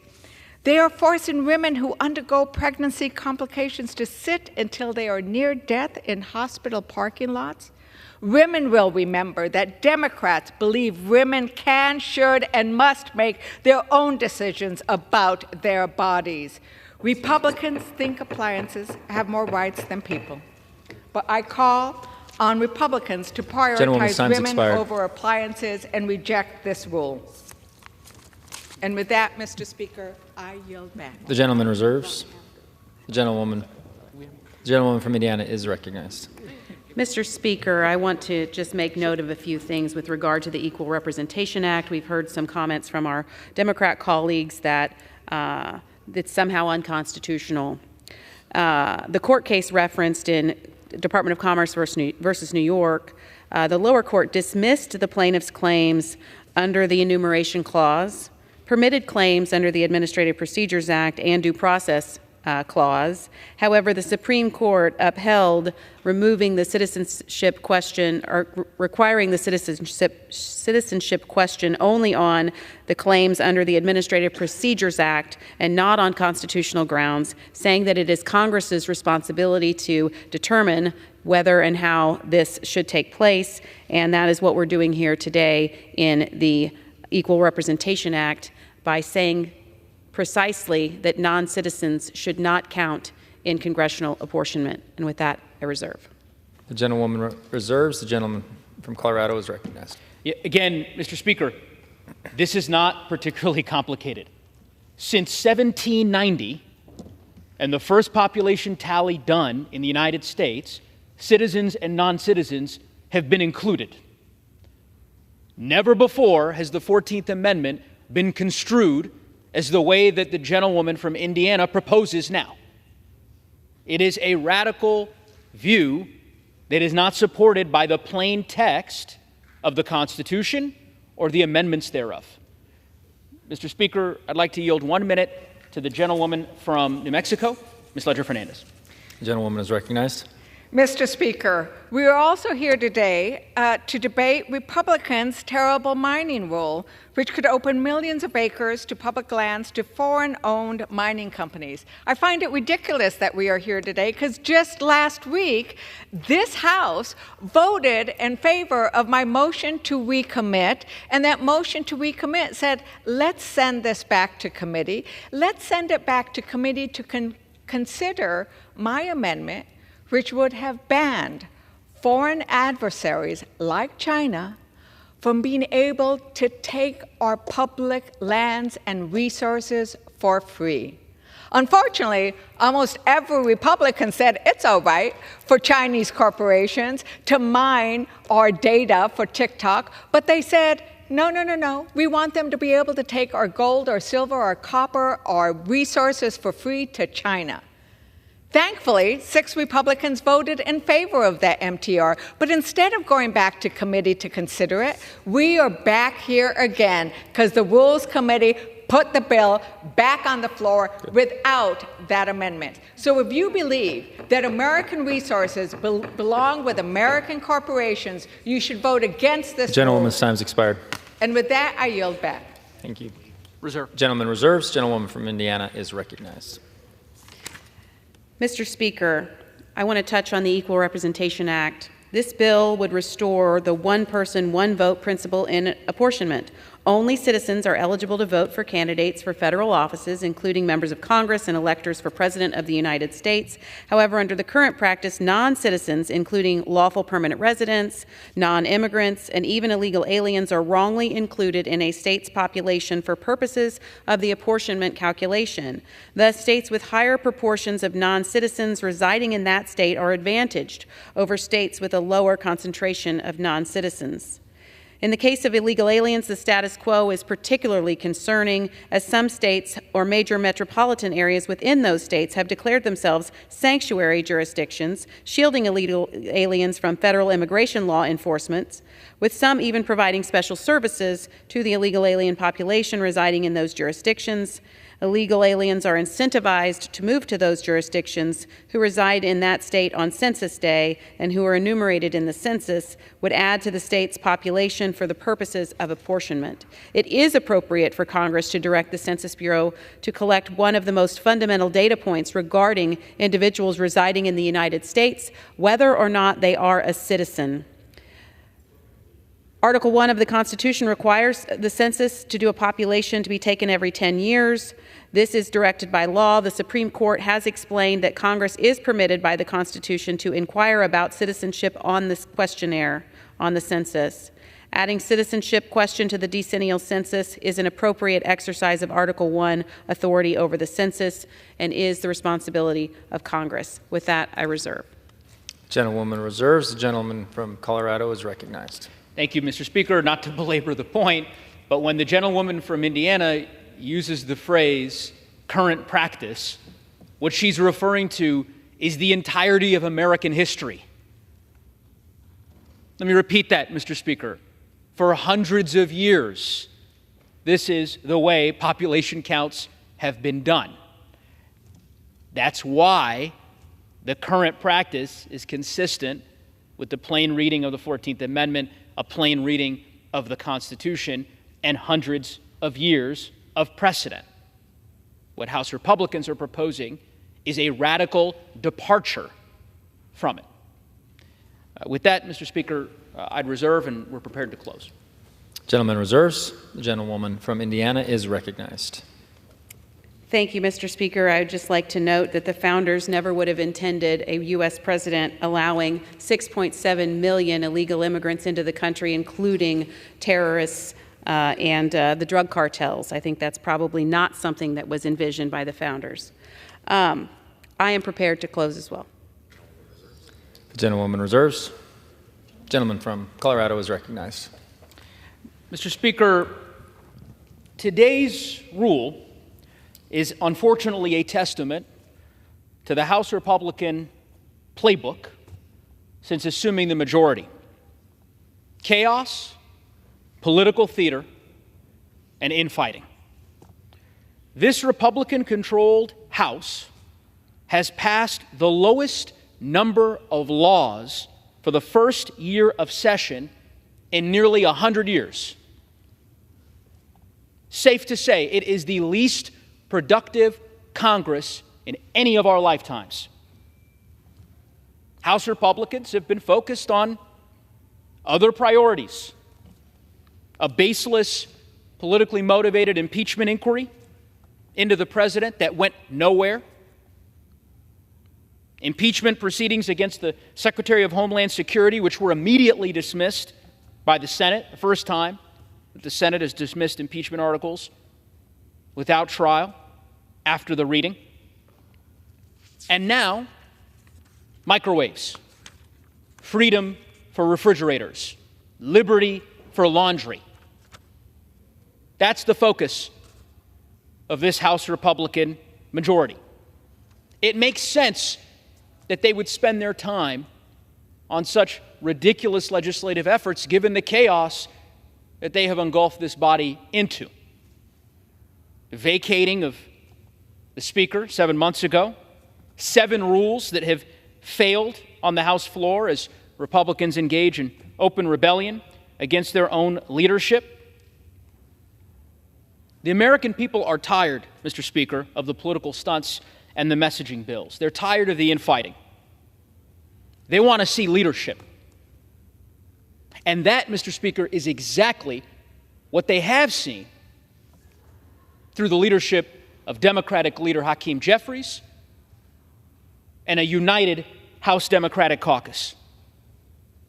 You'll recall, Mr. Speaker, House Democrats have rescued this failing House Republican majority at nearly every turn.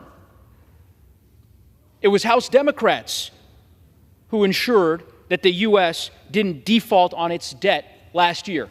House Democrats who kept the government funded. House Democrats who carried the votes on the NDAA. House Democrats who got the national security supplemental bill across the finish line and to the president's desk.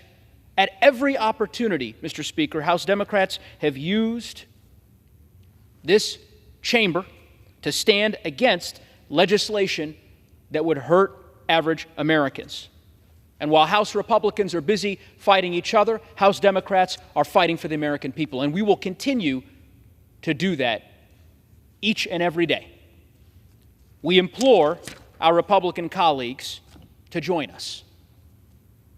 One way they could do so is to oppose the previous question, the rule, and the underlying bills, and we implore them to do the same. With that, Mr. Speaker, I yield back the balance of my time. The gentleman from Colorado yields.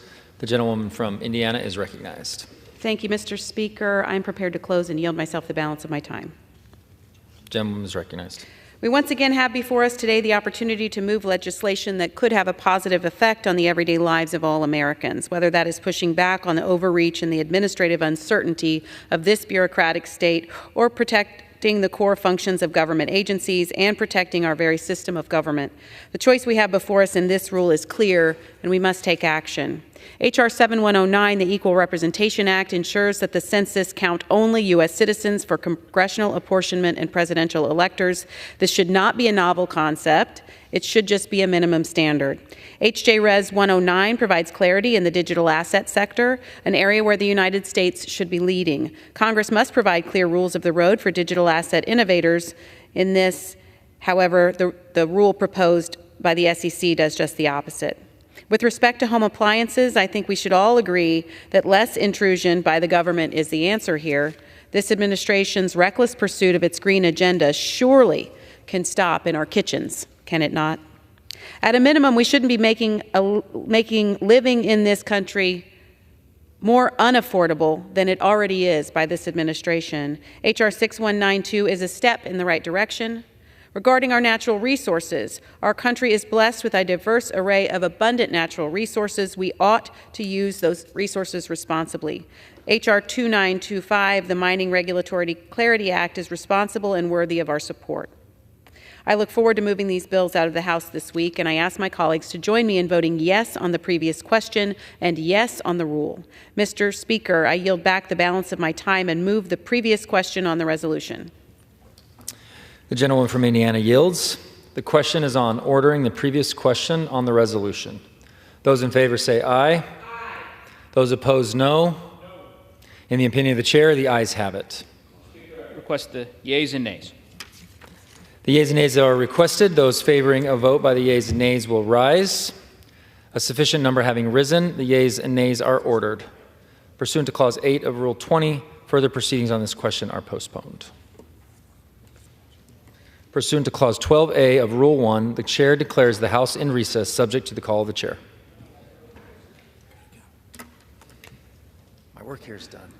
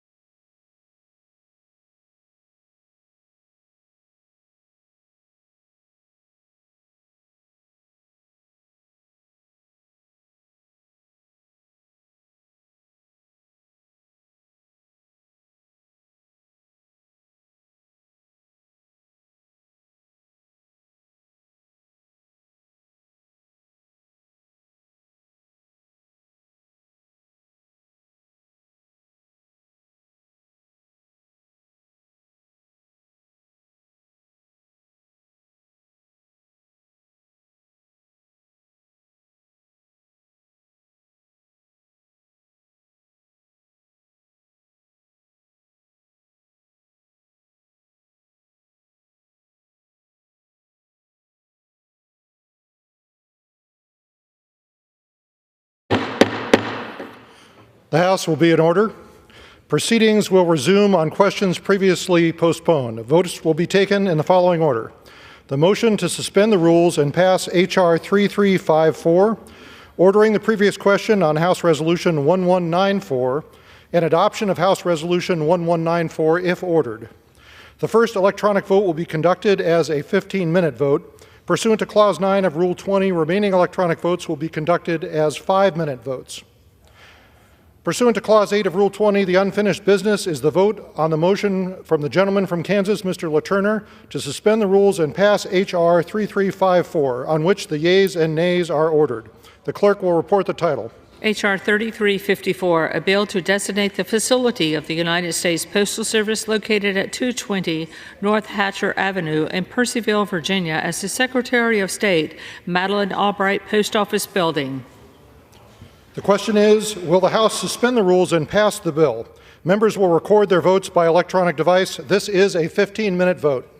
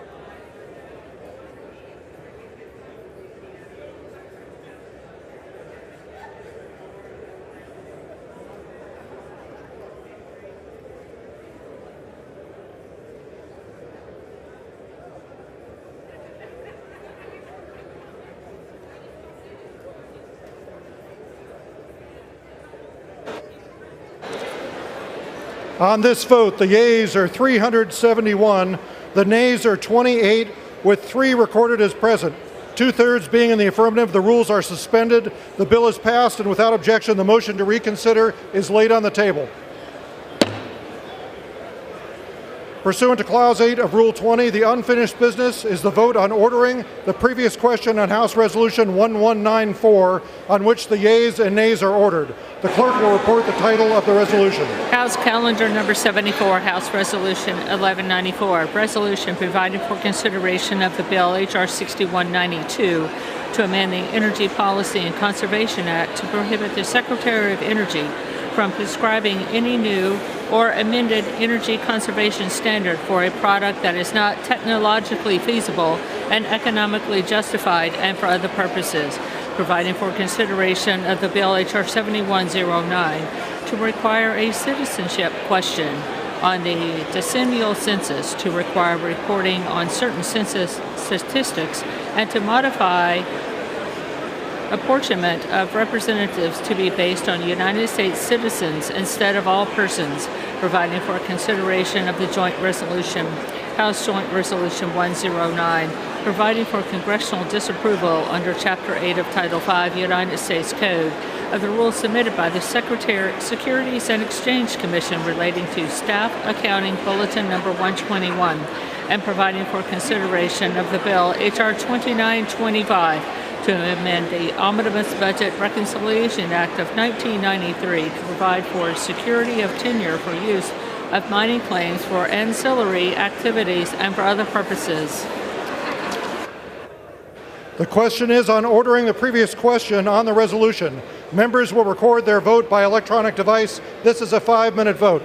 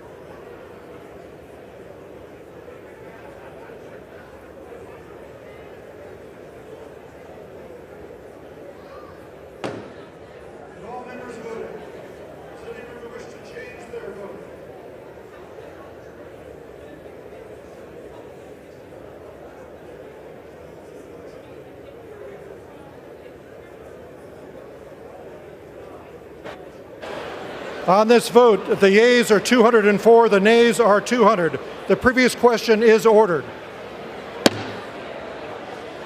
The question is on adoption of the resolution. Those in favor say aye. Those opposed say no. In the opinion of the chair, the ayes have it. For what purpose does the gentleman from Colorado seek recognition? We ask for a recorded vote. Thank you. A recorded vote is requested. Those favoring a recorded vote will rise. A sufficient number having risen, a recorded vote is ordered. Members will record their votes by electronic device. This will be a 5-minute vote.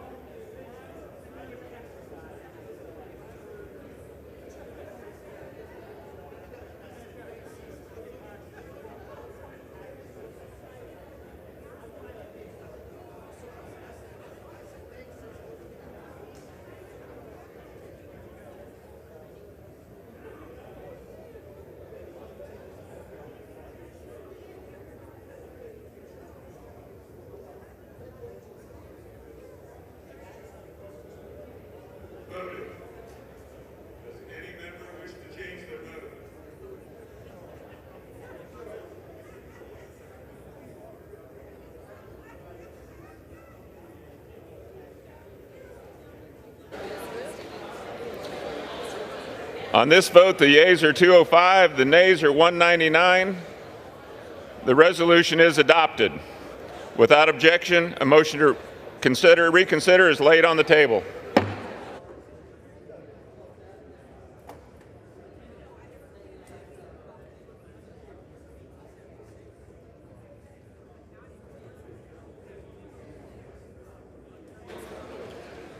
For what purpose does the gentleman from California rise?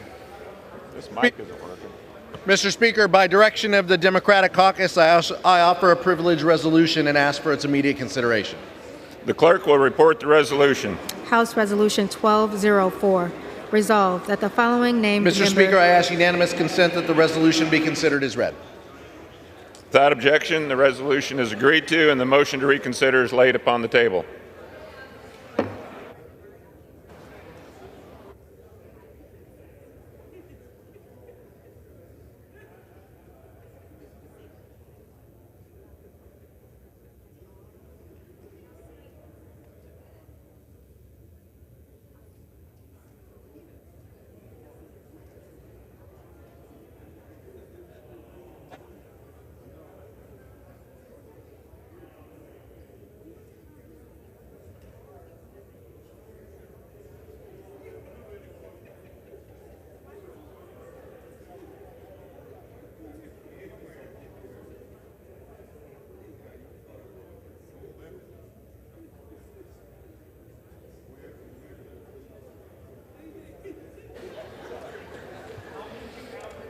The House will come to order. Please take your conversations off the floor.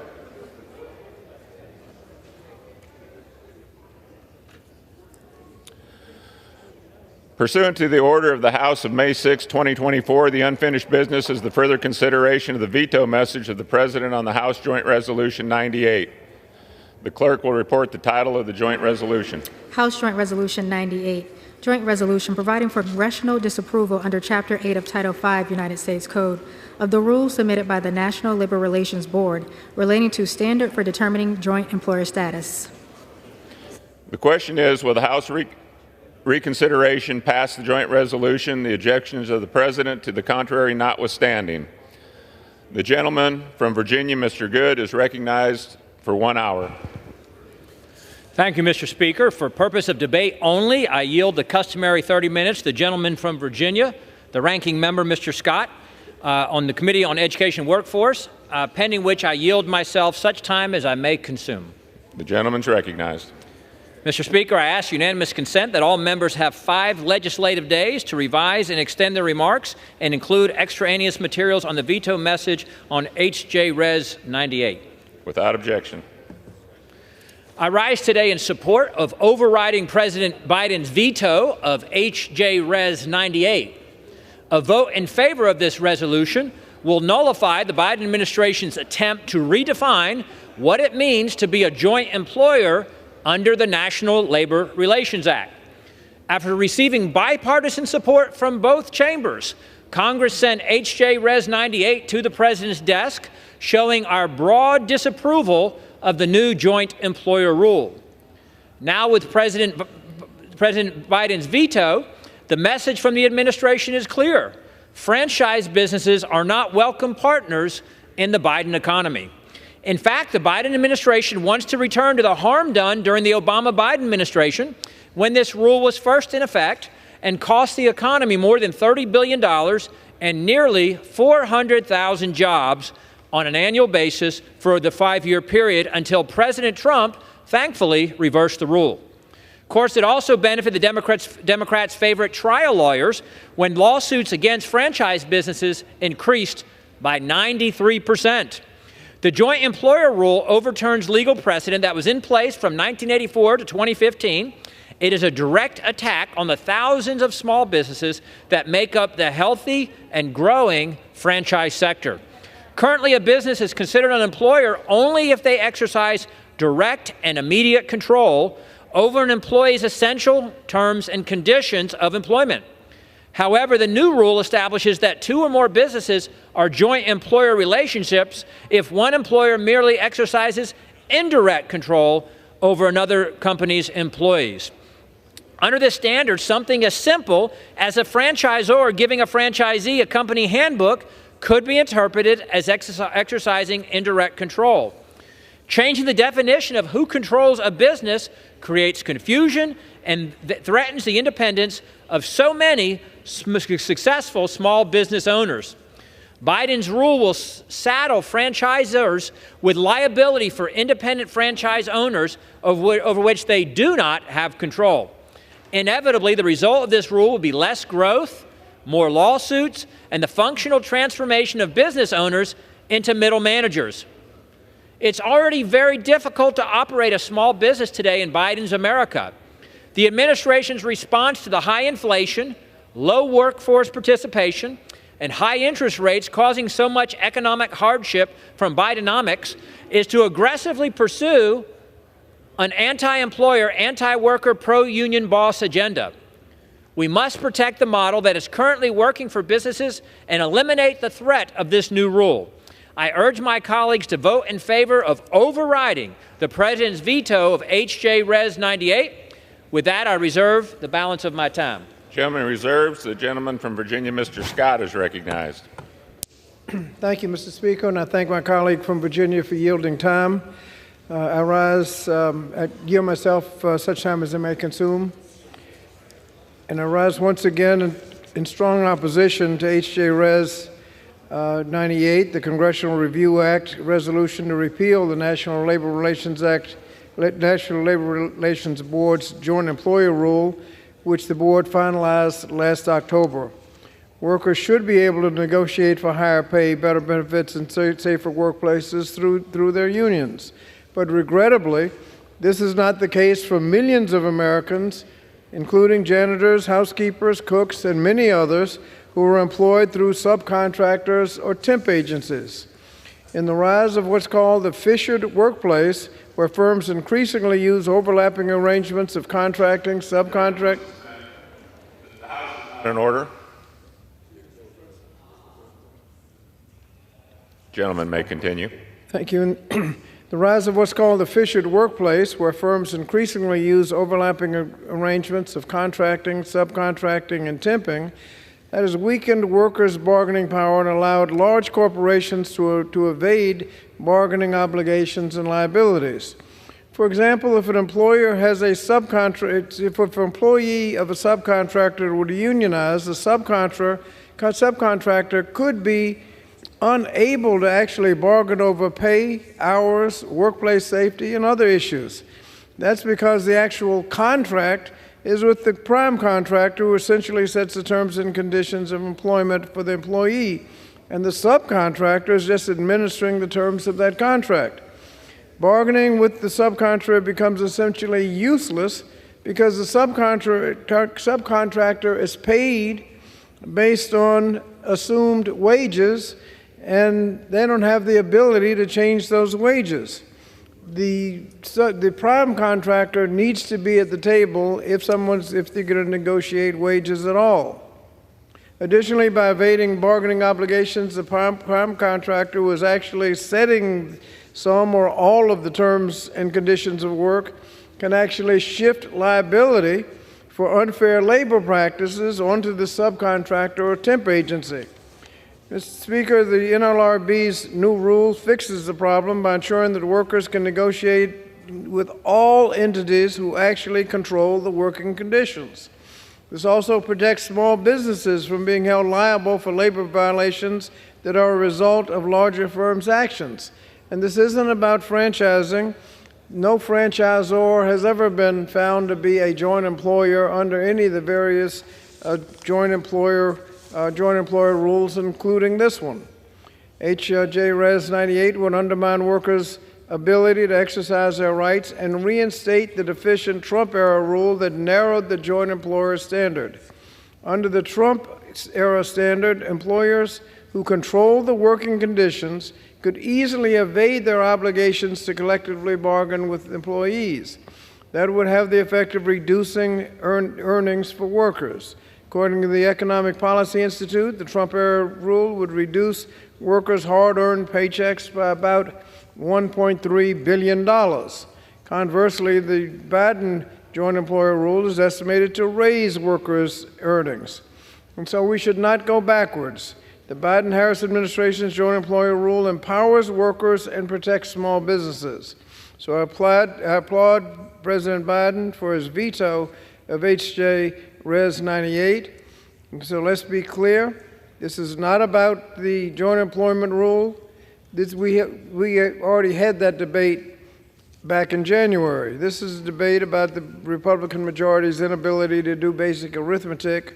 Overriding the president's veto requires 2/3 or 290 members of the House. That's not going to happen. This thing only passed with 206 votes, nearly all of them from Republicans. So anybody that can count knows that the Republican majority does not have the votes to override the veto. So why are we taking this up? And that's because we're just a metaphor for the Republicans' failed agenda. Instead of taking time to do something constructive, we're taking precious floor time on this doomed override vote when we could be doing something better, like raising the minimum wage, or making workplaces safer and healthier, or ensuring women receive equal pay for equal work, or combating child labor, or establishing paid sick leave, or strengthening workers' abilities to organize and collectively bargaining. But that's not what we're doing. All that's happening now is what's happened during the whole 118th Congress. The House majority insists on spending floor time on votes like this that have no chance of succeeding. So House Democrats believe we can do better. We remain focused on the priorities and others that lower costs and grow the middle class. That's what we ought to be focused on, so I reserve the balance of my time. Gentleman, Mr. Scott from Virginia, reserved. Gentleman, Mr. Good from Virginia is recognized. Mr. Speaker, this is and always will be about labor unions. That's essentially what my friend from the Commonwealth of Virginia just said. But, you know, we need to go back to pro-growth policies when real wages were growing for everyone, when unemployment was at record low for everyone, and there were millions of more Americans working during the Trump administration. Bidenomics, Bidenflation, none of that works. And this is a recession back into the past here. It's not going to work. And we're not responsible for what the Senate does, Mr. Speaker. We're not responsible for what the White House does. The Senate actually agreed with us on this on a bipartisan basis. The House did this on a bipartisan basis. And now, Mr. Speaker, I'd like to yield 5 minutes to the gentleman from Michigan, Mr. James. Gentleman is recognized for 5 minutes. Thank you to Mr. Good. I appreciate the opportunity to address my colleagues, you, Mr. Speaker. It's been said that government doesn't create jobs, but they sure know how to kill them. I agree with that. And listening to my colleagues here today, I have to restate, Mr. Speaker, that the American dream is worth fighting for.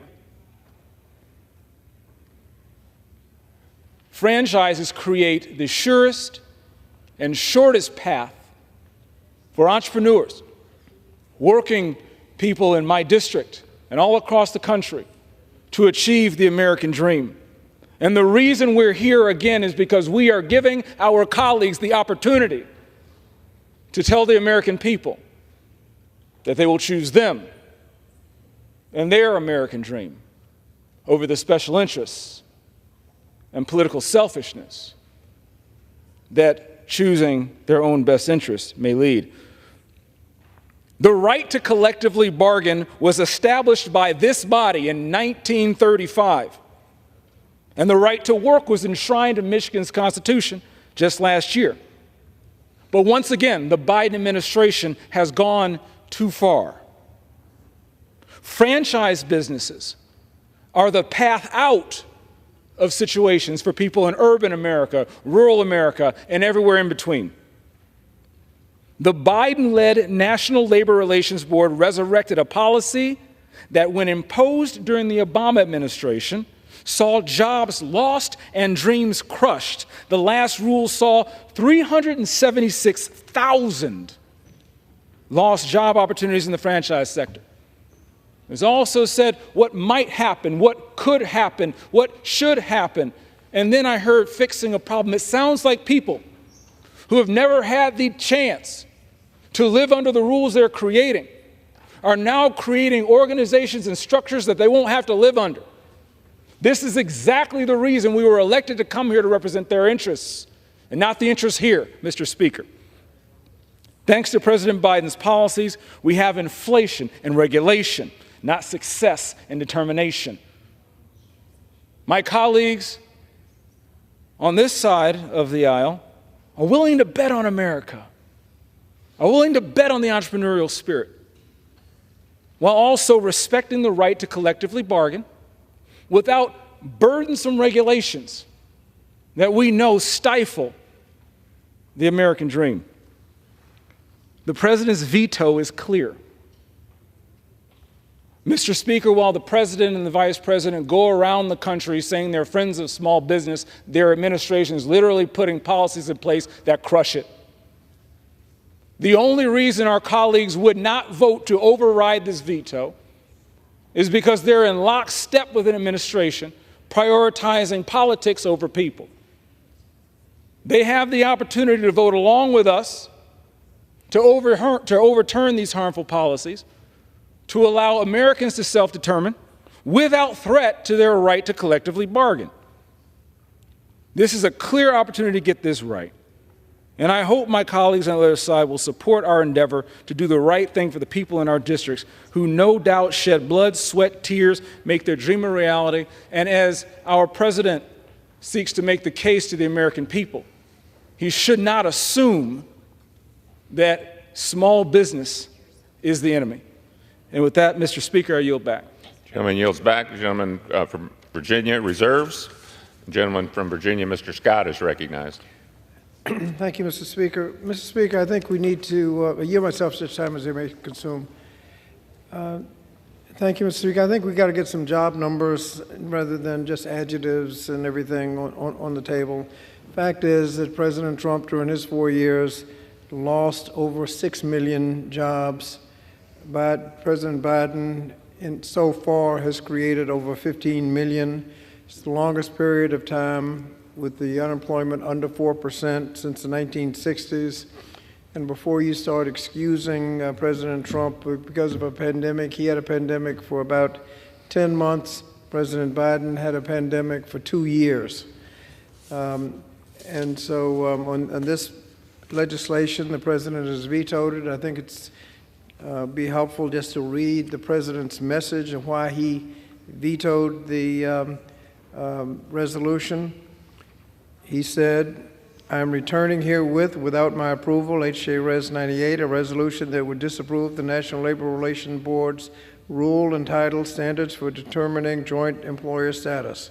Since day one, my administration has fought to strengthen the workers' right to organize and bargain for higher wages, better benefits, and safer working conditions. The NLRB's rule would prevent companies from evading their bargaining obligations or liability when they control a worker's working condition, even if they reserve such control or exercise it indirectly through a subcontractor or other intermediary. If multiple companies control the terms and conditions of employment, then the right to organize is rendered futile whenever the workers cannot bargain collectively with each of those employers. Without the NLRB's rule, companies could more easily avoid liability simply by manipulating their corporate structure, like hiding behind subcontractors or staffing agencies, by hampering the NLRB's efforts to promote the practice and procedure of collective bargaining. Republicans are siding with union-busting corporations over the needs of workers and their unions. I'm proud to be the most pro-union, pro-worker president in American history. I make no apologies for my administration protecting the right to organize and bargain collectively. Therefore, I am vetoing this resolution. Joseph R. Biden, Jr. I reserve the balance of my time. Reserves. Gentleman from Virginia, Mr. Good, is recognized. Thank you, Mr. Speaker. I have to hand it to my friend from Virginia. He is resilient, but he's got a tough job trying to defend the economic record of the current administration. You've got some 4 million people less working than were working when he became president. And everyone knows that under the previous administration, again, you had record low unemployment, record high labor participation. Now we've got a record low labor participation rate. You've got unemployment that was at record lows for everyone during the previous administration, real wage growth under the previous administration. Now you've got, what do you have? You've got 40-year high inflation. Inflation that was non-existent before this president got into office. You've got 20-year high interest rates, which is further crushing the American people. You've got our credit having been downgraded because of the reckless, excessive, wasteful, unprecedented spending, which will cause interest rates to go even higher. And you can't fool the American people. You can't tell them it's good when they know that it's bad. They're suffering at the grocery store. They're suffering when they pay the utility bill. They're suffering at the gas pump. They're suffering when they make the mortgage payment or when they make the rent payment. They're suffering when they're unable to afford to buy a home, especially for young people starting out. And this is all a direct result of bad policy from this president. And this is just one more example as he vetoes the will of the American people, reflected in a bipartisan manner by both houses of Congress, sending him legislation to overturn this rule. And yet he has vetoed it and is threatening or has forced us to try to overcome his veto today. Mr. Speaker, I'm prepared to close if the gentleman from Virginia is prepared to close, and I reserve the balance of my time. Gentleman reserves. The gentleman from Virginia, Mr. Scott, is recognized. Thank you, Mr. Speaker. I yield myself the balance of the time. Gentleman's recognized. I ask unanimous consent that letters from the in opposition to this resolution in support of the President's veto from SEIU, AFL-CIO, and the Teamsters, another from the Steelworkers, and another from dozens of labor and civil rights organizations be entered into the record. Without objection. Thank you, Mr. Speaker. I just want to reiterate the credit rating that was threatened was a result of the Republicans threatening to default on our debt. That wasn't anything the Democrats had done. And again, I just reiterate, under Biden, over 15 million jobs created. Under Trump, over 6 million lost, and the longest period of time of unemployment, under 4% since the 1960s. I think that's a fairly easy record to defend. Mr. Speaker,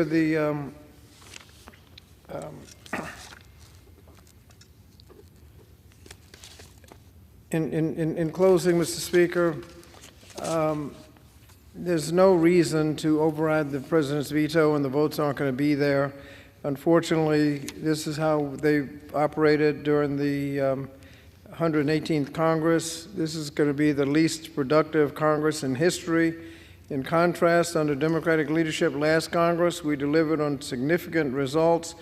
We created millions of jobs. We reduced unemployment to record lows and have kept it under this administration, kept it under record lows. We've saved more than 1 million people's pensions under the Multi-Employer Pension Fund, and tens of thousands of businesses we helped because they were legally obligated to pay into those failing funds until the businesses went broke.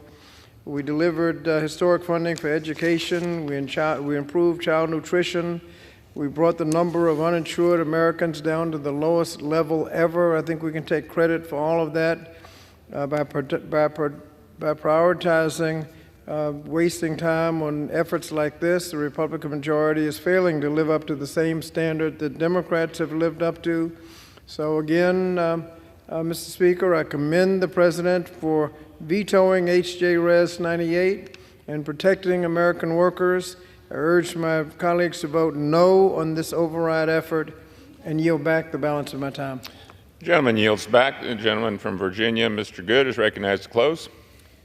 Mr. Speaker, I yield myself the balance of my time. The gentleman is recognized. Thank you, Mr. Speaker. My friend from Virginia said it himself. The unions are for this. The Teamsters, the Steelworkers, that's reason enough to oppose this. We talked about the credit being downgraded. Unprecedented in the country, twice to have our credit downgraded during this president's time in office.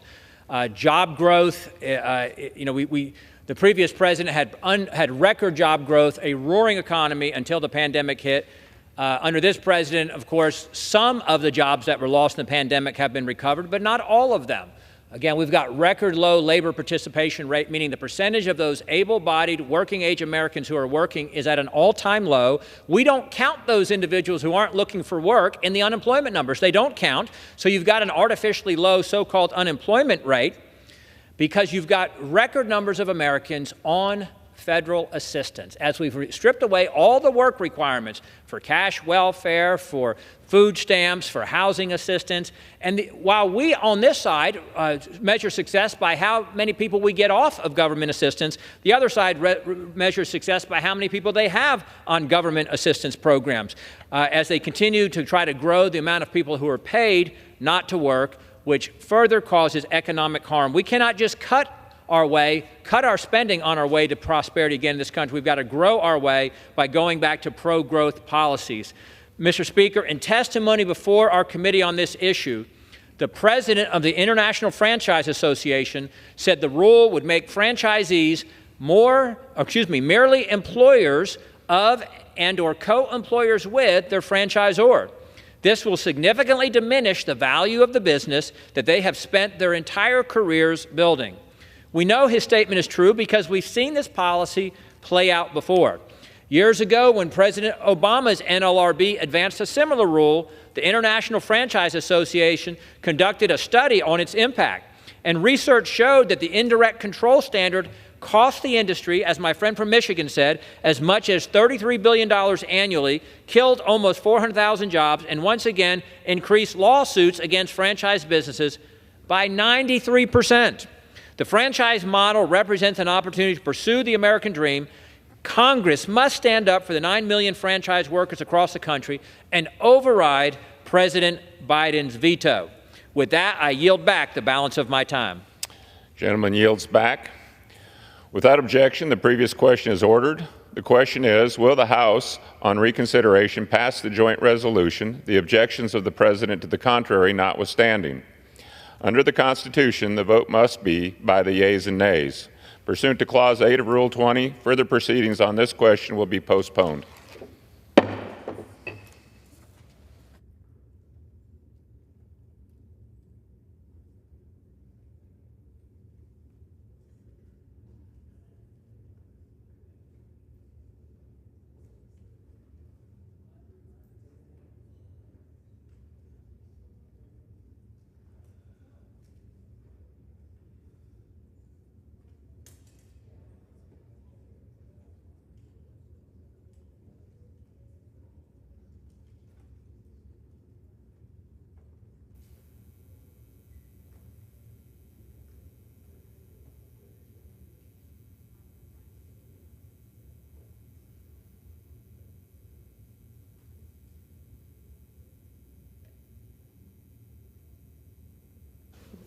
For what purpose does a gentlelady from Arizona seek recognition? Thank you, Mr. Speaker. I ask unanimous consent that all members may have 5 legislative days to revise and extend their remarks on the legislation and to insert extraneous material in the record on H.R. 6192. Without objection. Pursuant to the House Resolution 1194 and Rule 18, the Chair declares the House in the Committee of the Whole House on the State of the Union for the consideration of H.R. 6192. The Chair appoints the gentleman from Guam, Mr. Moylan, to preside over the Committee of the Whole.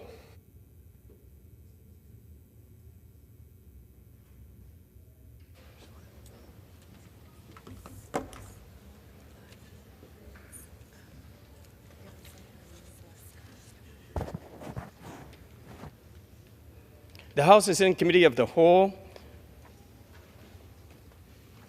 House on the State of the Union for the consideration of H.R. 6192, which the clerk will report by title. A bill to amend the Energy Policy and Conservation Act to prohibit the Secretary of Energy from prescribing any new or amended energy conservation standard for a product that is not technologically feasible and economically justified and for other purposes. Pursuant to the rule, the bill is considered read at the first time. General debate shall be confined to the bill and shall not exceed 1 hour, equally divided control by the chair and the ranking minority member of the Committee on Energy and Commerce for their respective designees. The gentlewoman from Arizona, Ms. Leskow, and the gentleman from New Jersey, Mr. Pallone, each will control 30 minutes. The chair recognizes the gentlewoman from Arizona. Thank you, Mr. Chair. I yield myself as much time as I may consume. The gentlewoman is recognized.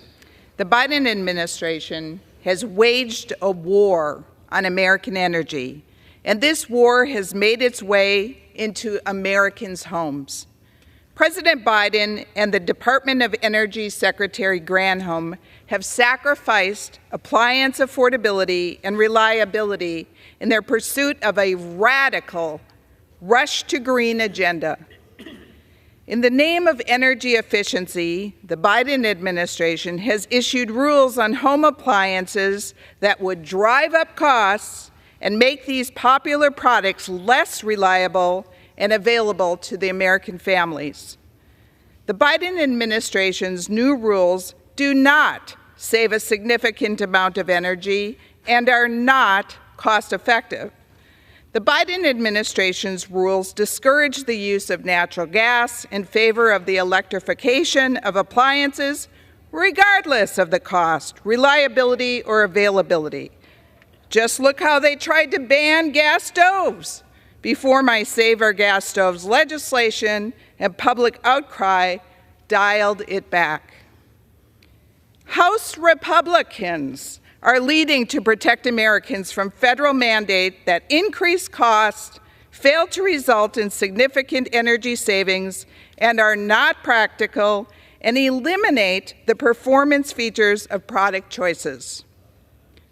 My legislation, H.R. 6192, the Hands Off Our Home Appliances Act, fights back against the Biden administration's radical agenda and will preserve the affordability, availability, and quality of the household appliances Americans rely on every day.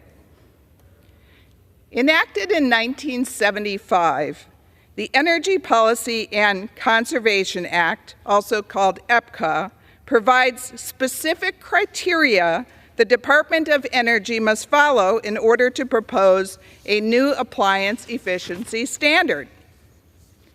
It is supposed to result in a significant conservation of energy, be technologically feasible, and economically justified.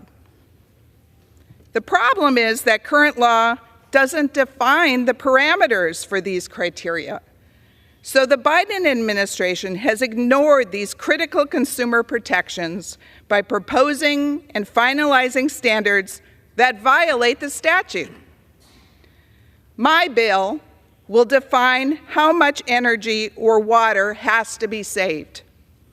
My bill will define that any additional upfront cost to install a new appliance that has new mandated energy efficiency standards will be recuperated within a reasonable period of time. H.R. 6192 will protect affordability by requiring the Department of Energy to consider the full life cycle costs of appliances when determining if the new standard is economically justified. The bill requires a 3-year or less payback to the consumer and requires consideration of the cost for low-income households. No longer will the Biden administration be able to say a savings of 12 cents per month is economically justified, as they have done before. And no longer will they be able to have to hold on, will a customer have to hold on to their appliance for 8 to 10 or longer years just before they see any cost savings. The bill establishes a minimum threshold for energy or water savings that must be achieved before imposing new standards. The bill requires that any new standard must achieve at least a 10% reduction in energy or water usage. The bill prohibits the Secretary of Energy from banning products based on what type of fuel the product uses. So there can be no more natural gas bans. The bill requires that any new standard cannot affect the duty cycle, charging time, and runtime of the covered product or the lifespan of the products. You know, Americans want their appliances to work. The bill will allow the Department of Energy to amend or revoke prior standards if they don't save the consumers money and if the appliance doesn't work. Last week, I asked Secretary Granholm in committee some very basic questions about the Energy Policy and Conservation Act. I asked her, yes or no, do you agree that appliance regulations should be technologically feasible? Secretary Granholm said yes. Yes or no, do you agree that appliance regulations should not increase net cost for consumers? Secretary Granholm said yes. Yes or no, do you agree that appliance regulations should save a significant amount of energy? Secretary Granholm said yes. I stated to her that efficiency mandates increase the upfront cost of appliances, which can really hurt low-income families and renters who do not have the luxury of waiting years for the energy savings to break even. So I asked her, yes or no, do you agree that 3 years is a reasonable payback period for efficiency regulations? You know what? Secretary Granholm said she thought the payback should be done within 1 year. Thus, folks, Secretary Granholm is on record supporting every key element of my bill. In January of this year, the Fifth Circuit Court found that the Department of Energy has abused the law.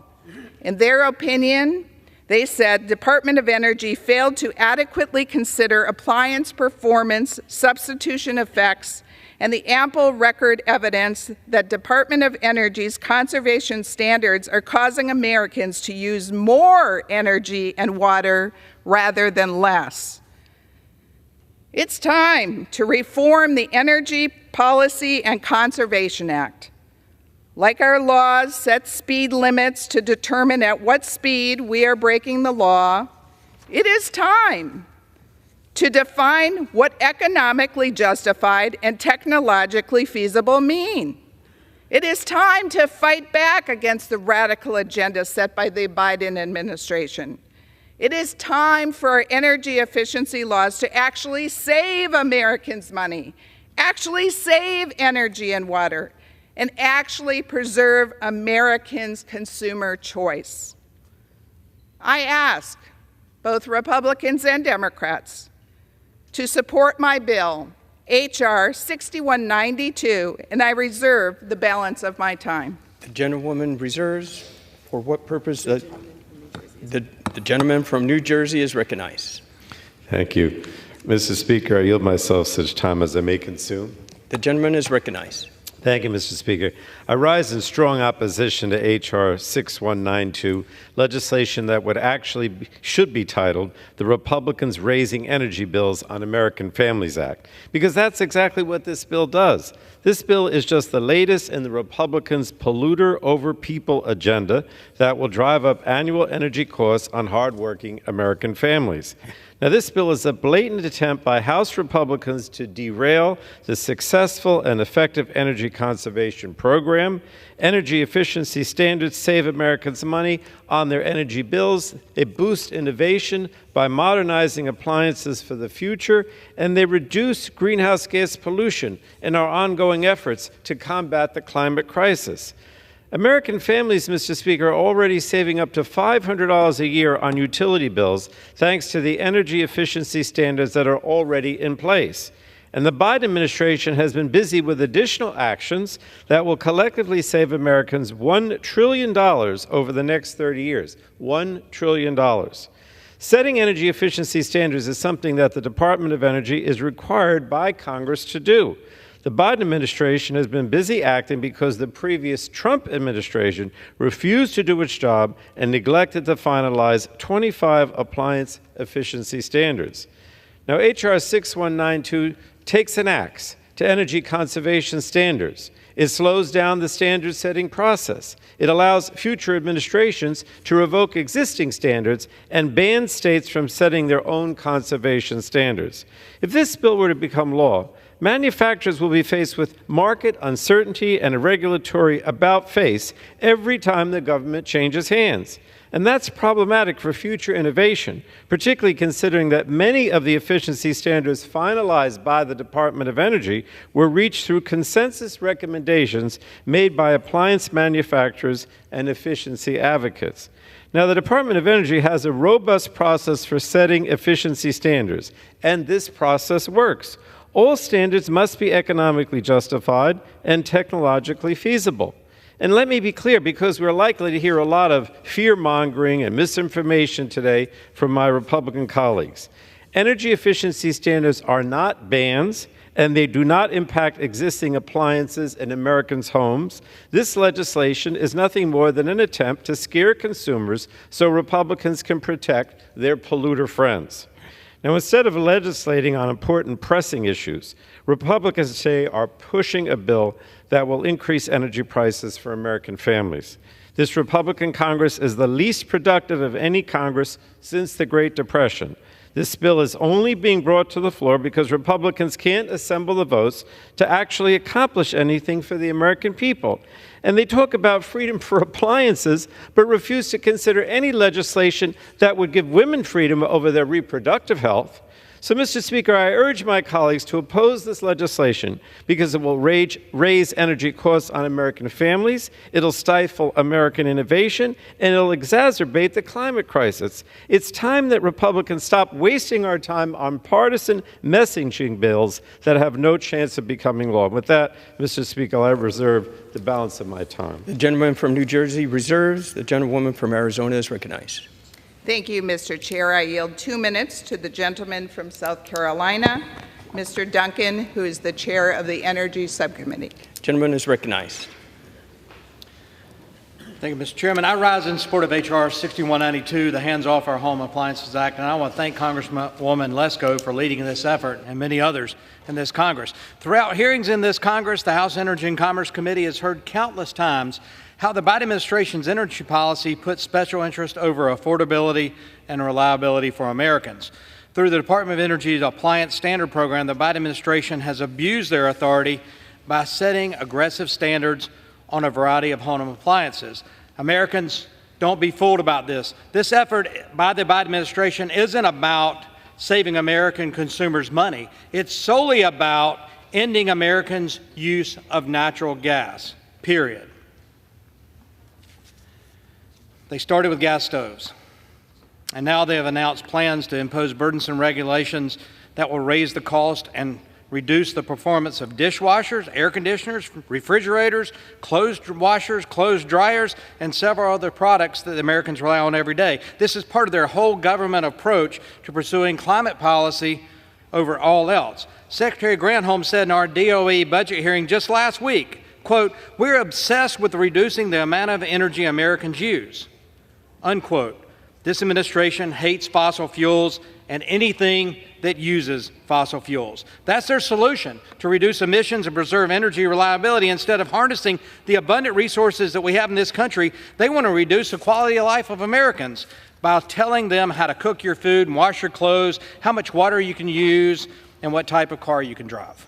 Congresswoman Lesko's bill puts energy affordability and reliability ahead of the dark money climate lobby this administration is beholden to. This bill reforms the Department of Energy's appliance standard setting process to clarify the DOE's regulatory authority and prohibits new standards that are not cost-effective or technologically feasible. Because of this administration's reckless spending and regulatory agenda, the cost of everything is increasing in the United States of America.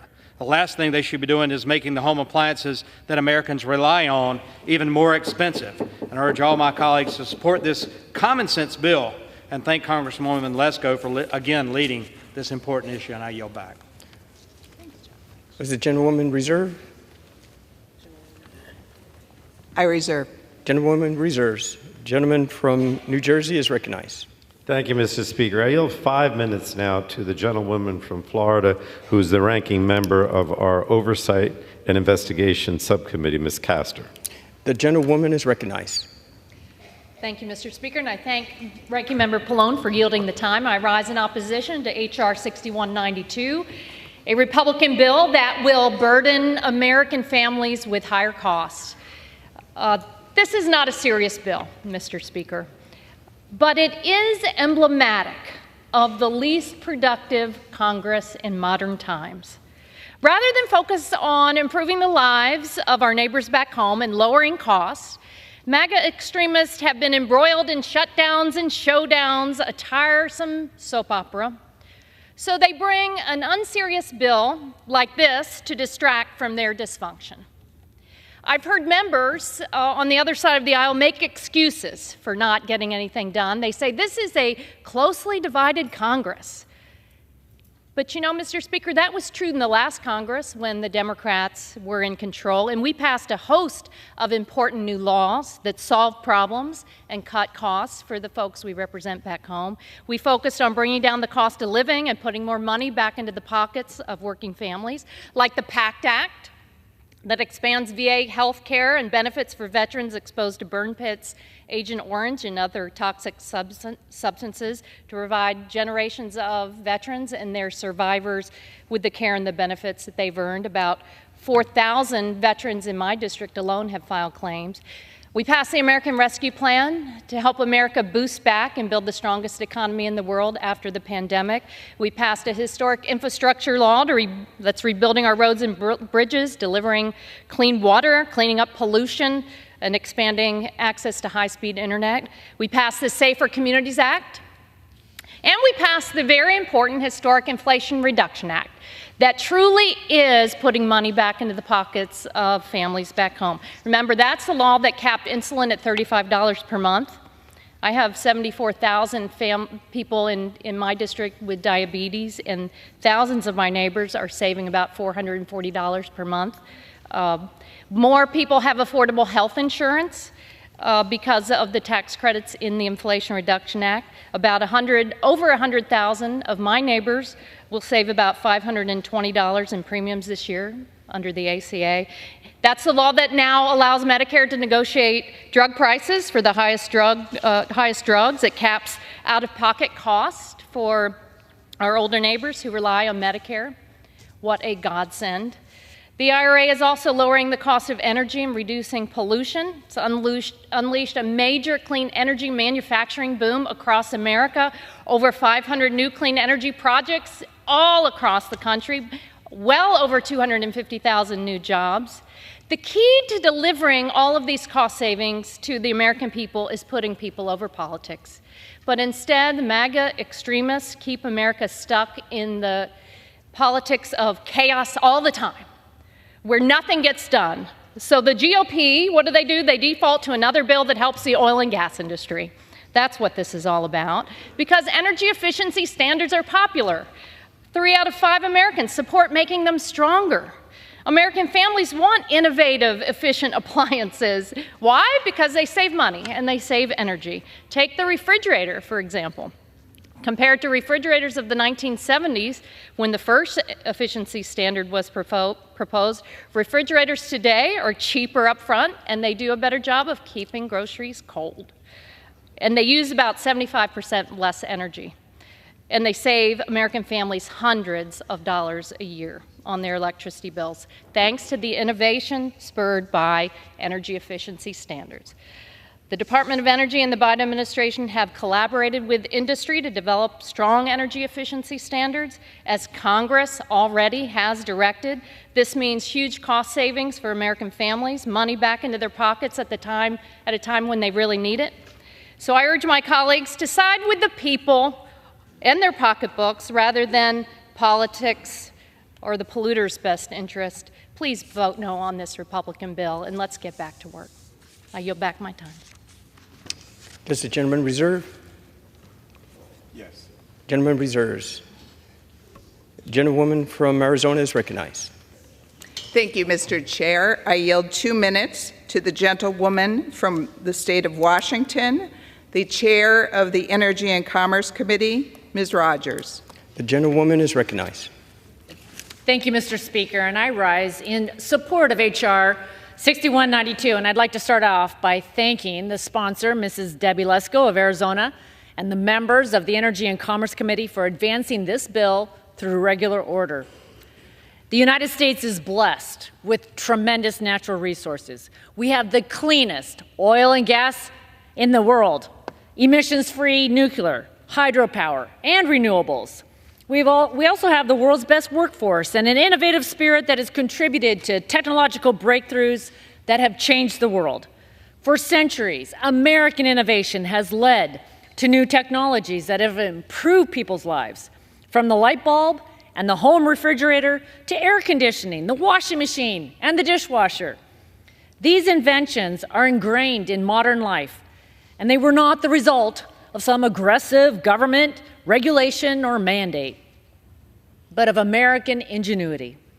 Sadly, the Biden administration's war on American energy is now reaching inside Americans' homes.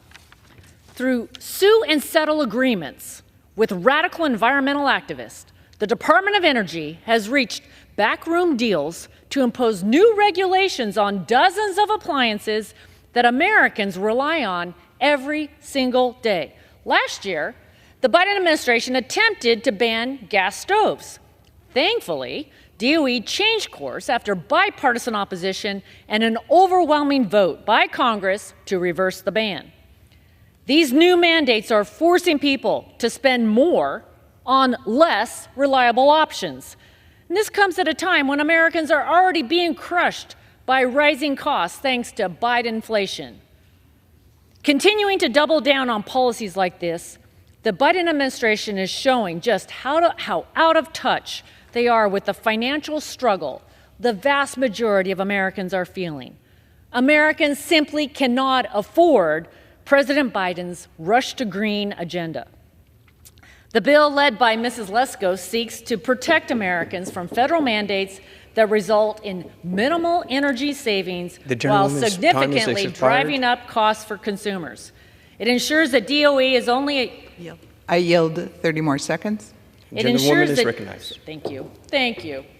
It ensures that DOE is only allowed to adopt efficiency regulations on home appliances that are cost-effective, technologically feasible, and save a significant amount of energy. This is going to benefit Americans across the country. It should be a bipartisan issue, and that's why I urge colleagues on both sides of the aisle to join in sending a strong message to the Biden administration. And I want to thank Mrs. Lesko for her hard work on the bill. I yield back. This is gentlewoman reserve. I reserve. Gentlewoman reserves. Gentleman is recognized. And Mr. Speaker, I yield 3 minutes now to the gentlewoman from Michigan, who's the chair of the Democratic Policy and Communications Committee, Ms. Dingell. The gentlewoman is recognized. Thank you, Mr. Speaker. I rise today in strong opposition to these partisan energy appliance bills. Time and time again in this Congress, Republicans have brought and continue to bring messaging bills, partisan messaging bills, to the floor that are just meant to rile people up, get their base upset, while continuing to put off the work that the American people sent us here to do. Work together to really solve some of America's problems. H.R. 6192 isn't the first anti-efficiency bill we've seen on the House floor.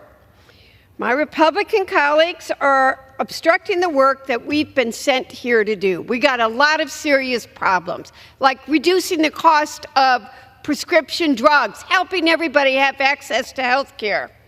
The Hands Off Our Home Appliances Act, along with the other anti-efficiency bills out there, like very serious bills, Liberty and Laundry, refrigerator freedom, clothes dryer liberty, are just bills with names that get your attention, but all they do is delay and weaken popular energy efficiency programs courting favors with the polluters. They unfortunately show that I have colleagues that don't want to save American consumers money on their energy bills. The party, they keep going to peddle these blatant lies that the Biden administration is going after Americans' household appliances. They are not. Nor did they try to take away our gas stoves last year. There's a lot of drama out there not based on truth. I have a brand new gas stove. Actually, it's a year old, and I have yet to use it. That's how often we get to cook. But nobody's going to take it away from me, and I bought it in the midst of that whole debate. Secretary Granholm has said she owns a gas stove, and nobody's going to take it away from her. Their fear-mongering is nothing more than political, I don't know what word I want to use because I love my friends, but it's designed to scare consumers and not based in fact. American people sent us here to work together in a bipartisan manner to find common sense solutions. Instead of working together to extend funding for the Affordable Connectivity Program that expires this month, that helps millions of Americans have access and afford broadband. We saw what happened during COVID when so many people didn't have access to internet. But instead of doing something that'll help everyday working Americans, we're focused on partisan messaging bills. Instead of working on the real issues facing the American people, we are choosing yet again to waste our time debating appliances. We need to stop playing games, and I urge my colleagues to oppose this legislation. Does the gentleman reserve? Does the gentleman reserve? Yes. Gentleman reserves. Gentlewoman is recognized. Thank you, Mr. Chair. I yield 2 minutes to the gentleman from Georgia, Mr. Allen. The gentleman is recognized. I thank the gentlelady from Arizona for yielding the time. I rise in support of H.R. 6192, the Hands Off Our Appliances Act, of which I am a proud co-sponsor. President Biden's tenure in office has been largely defined by this administration's self-inflicted crises, including an energy crisis that has crept its way into the homes of American families. The Biden administration's war on American energy has not only led to higher prices at the pump, but now families' home appliances are on the chopping block. Yes, they're home appliances. Under the guise of energy efficiency, the Department of Energy has issued burdensome standards on household appliances that would drive up costs, reduce availability in these in-demand products, and we don't even know if they work. I cannot fathom why the federal government would tilt the scales of what appliances Americans should and should not buy. That should be a free market decision. Common sense tells us demand should be consumer and market driven, not government manufactured. But nonetheless, in this administration's pursuit of a radical rush to Green New Deal agenda, common sense has taken a back seat.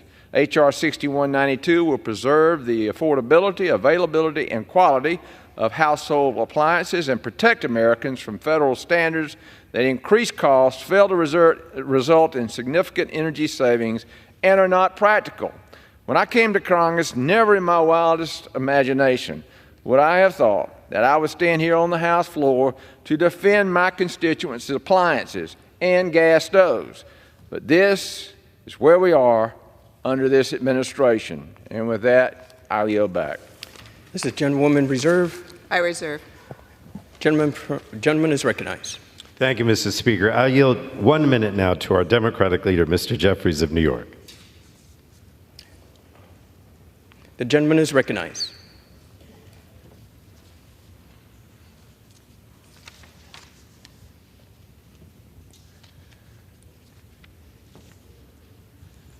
Thank you, Mr. Speaker. Thank you to the distinguished gentleman from the great state of New Jersey for yielding and for his tremendous leadership.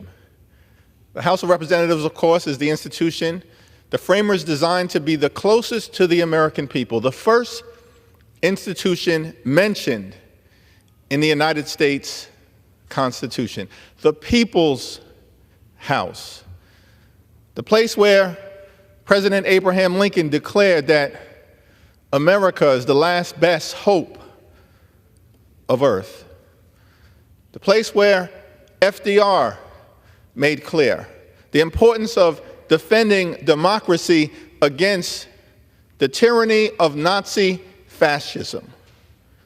It's the place where President Lyndon Baines Johnson talked about the importance of the Voting Rights Act and made clear to America that we shall overcome. The House of Representatives is a special place. And so earlier today, I was told you need to get to the House floor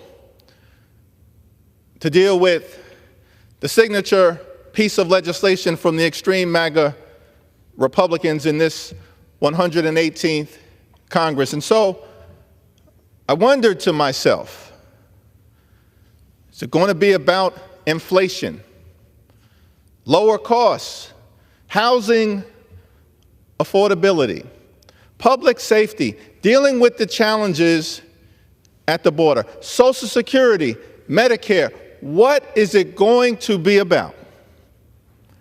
And it turns out the signature piece of legislation for the extreme MAGA Republicans this week, this month, this year is Hands Off Our Home Appliances Act. This is what we are dealing with on this magical House floor with all of the challenges that the American people are confronting. Liberty for laundry, defending the dignity of dishwashers, fighting for freedom of refrigerators. This is what we're doing? Can't make it up. You can't make it up. As House Democrats, we are going to defend democracy. Extreme MAGA Republicans working on defending the dignity of dishwashers. As House Democrats, we are going to protect and strengthen Social Security. Extreme MAGA Republicans apparently interested in protecting gas stoves against phony accusations of oppression. House Democrats are going to defend reproductive freedom. Extreme MAGA Republicans focused on the freedom for refrigerators. We believe in a woman's freedom to make her own reproductive health care decisions. Period. Full stop. In women's health care, in protecting the women of America against extreme MAGA Republican overreach. And instead of leaning into the protection of reproductive freedom, instead of trying to strengthen Social Security and Medicare, you want to criminalize abortion care. You want to impose a nationwide ban. And then waste time on the House floor as it relates to the liberty of laundry. You can't make this up. And so I just urge my Republican colleagues to partner with us. If you want to push back against overreach, push back against the pro-Putin extreme overreach on your side of the aisle. It doesn't want to defend democracy and freedom here and abroad. It's undermining it. And we extend the hand of partnership, as we've repeatedly done, to solve real problems for the American people. But those problems have nothing to do with the dignity of dishwashers, the freedom of refrigerators, or the liberty of laundry. Let's get back to doing the real business of the American people. Vote no against this legislation. Does the gentleman reserve? Yes. Gentleman reserves. Gentlewoman is recognized. Thank you, Mr. Chair. I'll yield 1.5 minutes to the gentleman from Pennsylvania, Mr. Joyce. The gentleman is recognized. I thank the gentlewoman for yielding and for her leadership on this legislation. Over the past 3 years, the Biden administration has fought to enact a far-left energy agenda that stifles innovation, raises prices, and halts economic growth. Burdensome regulations that fail to decrease energy usage and cost consumers more to buy appliances should not be enacted. This legislation would put a stop to the Department of Energy's continued crackdown on American-made appliances and implement minimal thresholds for energy or water savings that would need to be met before any new regulations could be created. The Biden administration's war on energy is reaching into the American home, and it is closing the door to your refrigerator. It is draining your dishwasher. And ultimately, it would cost the American families more money.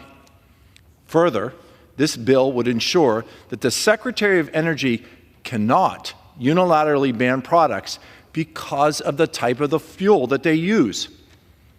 In order to lower prices and to protect our energy independence, it is vital that we continue to utilize the energy resources like natural gas that is underneath the feet of my constituents in Pennsylvania. I urge all of my colleagues on both sides of the aisle to join me in supporting this legislation, and I yield back the balance of my time. Does the gentlewoman reserve? I reserve. The gentleman is recognized. Mr. Speaker, I yield 3 minutes now to the gentlewoman from Texas, a member of the Energy and Commerce Committee, Ms. Fletcher. The gentlewoman is recognized. Thank you, Mr. Chair. Thank you, Mr. Pallone. I rise in opposition to H.R. 6192, the Hands Off Our Home Appliances Act. With everything going on in our world and in our country today, I, like Leader Jeffries, am disappointed that the precious time we have on this House floor to move legislation is dedicated to unnecessary, unhelpful, and unasked for bills about home appliances. Rights for refrigerators, liberty for laundry, dignity for dishwashers. How about instead we turn our attention to the liberty and rights and dignity of women in America?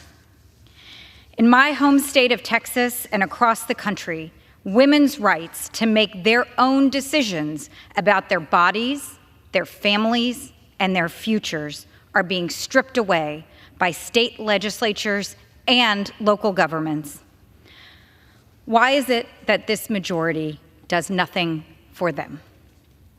For example, as states ban abortion and limit access to reproductive health care, more and more Americans have been forced to travel, sometimes long distances, oftentimes to other states, to get the reproductive health care that they need.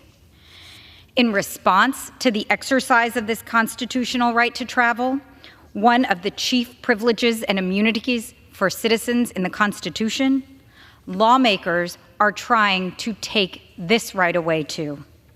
Multiple cities in Texas have enacted ordinances to prohibit anyone from traveling on their roads or through their towns if the purpose is to get somewhere else to get an abortion. In Alabama, the Attorney General wants to prosecute groups that help women obtain abortions out of state.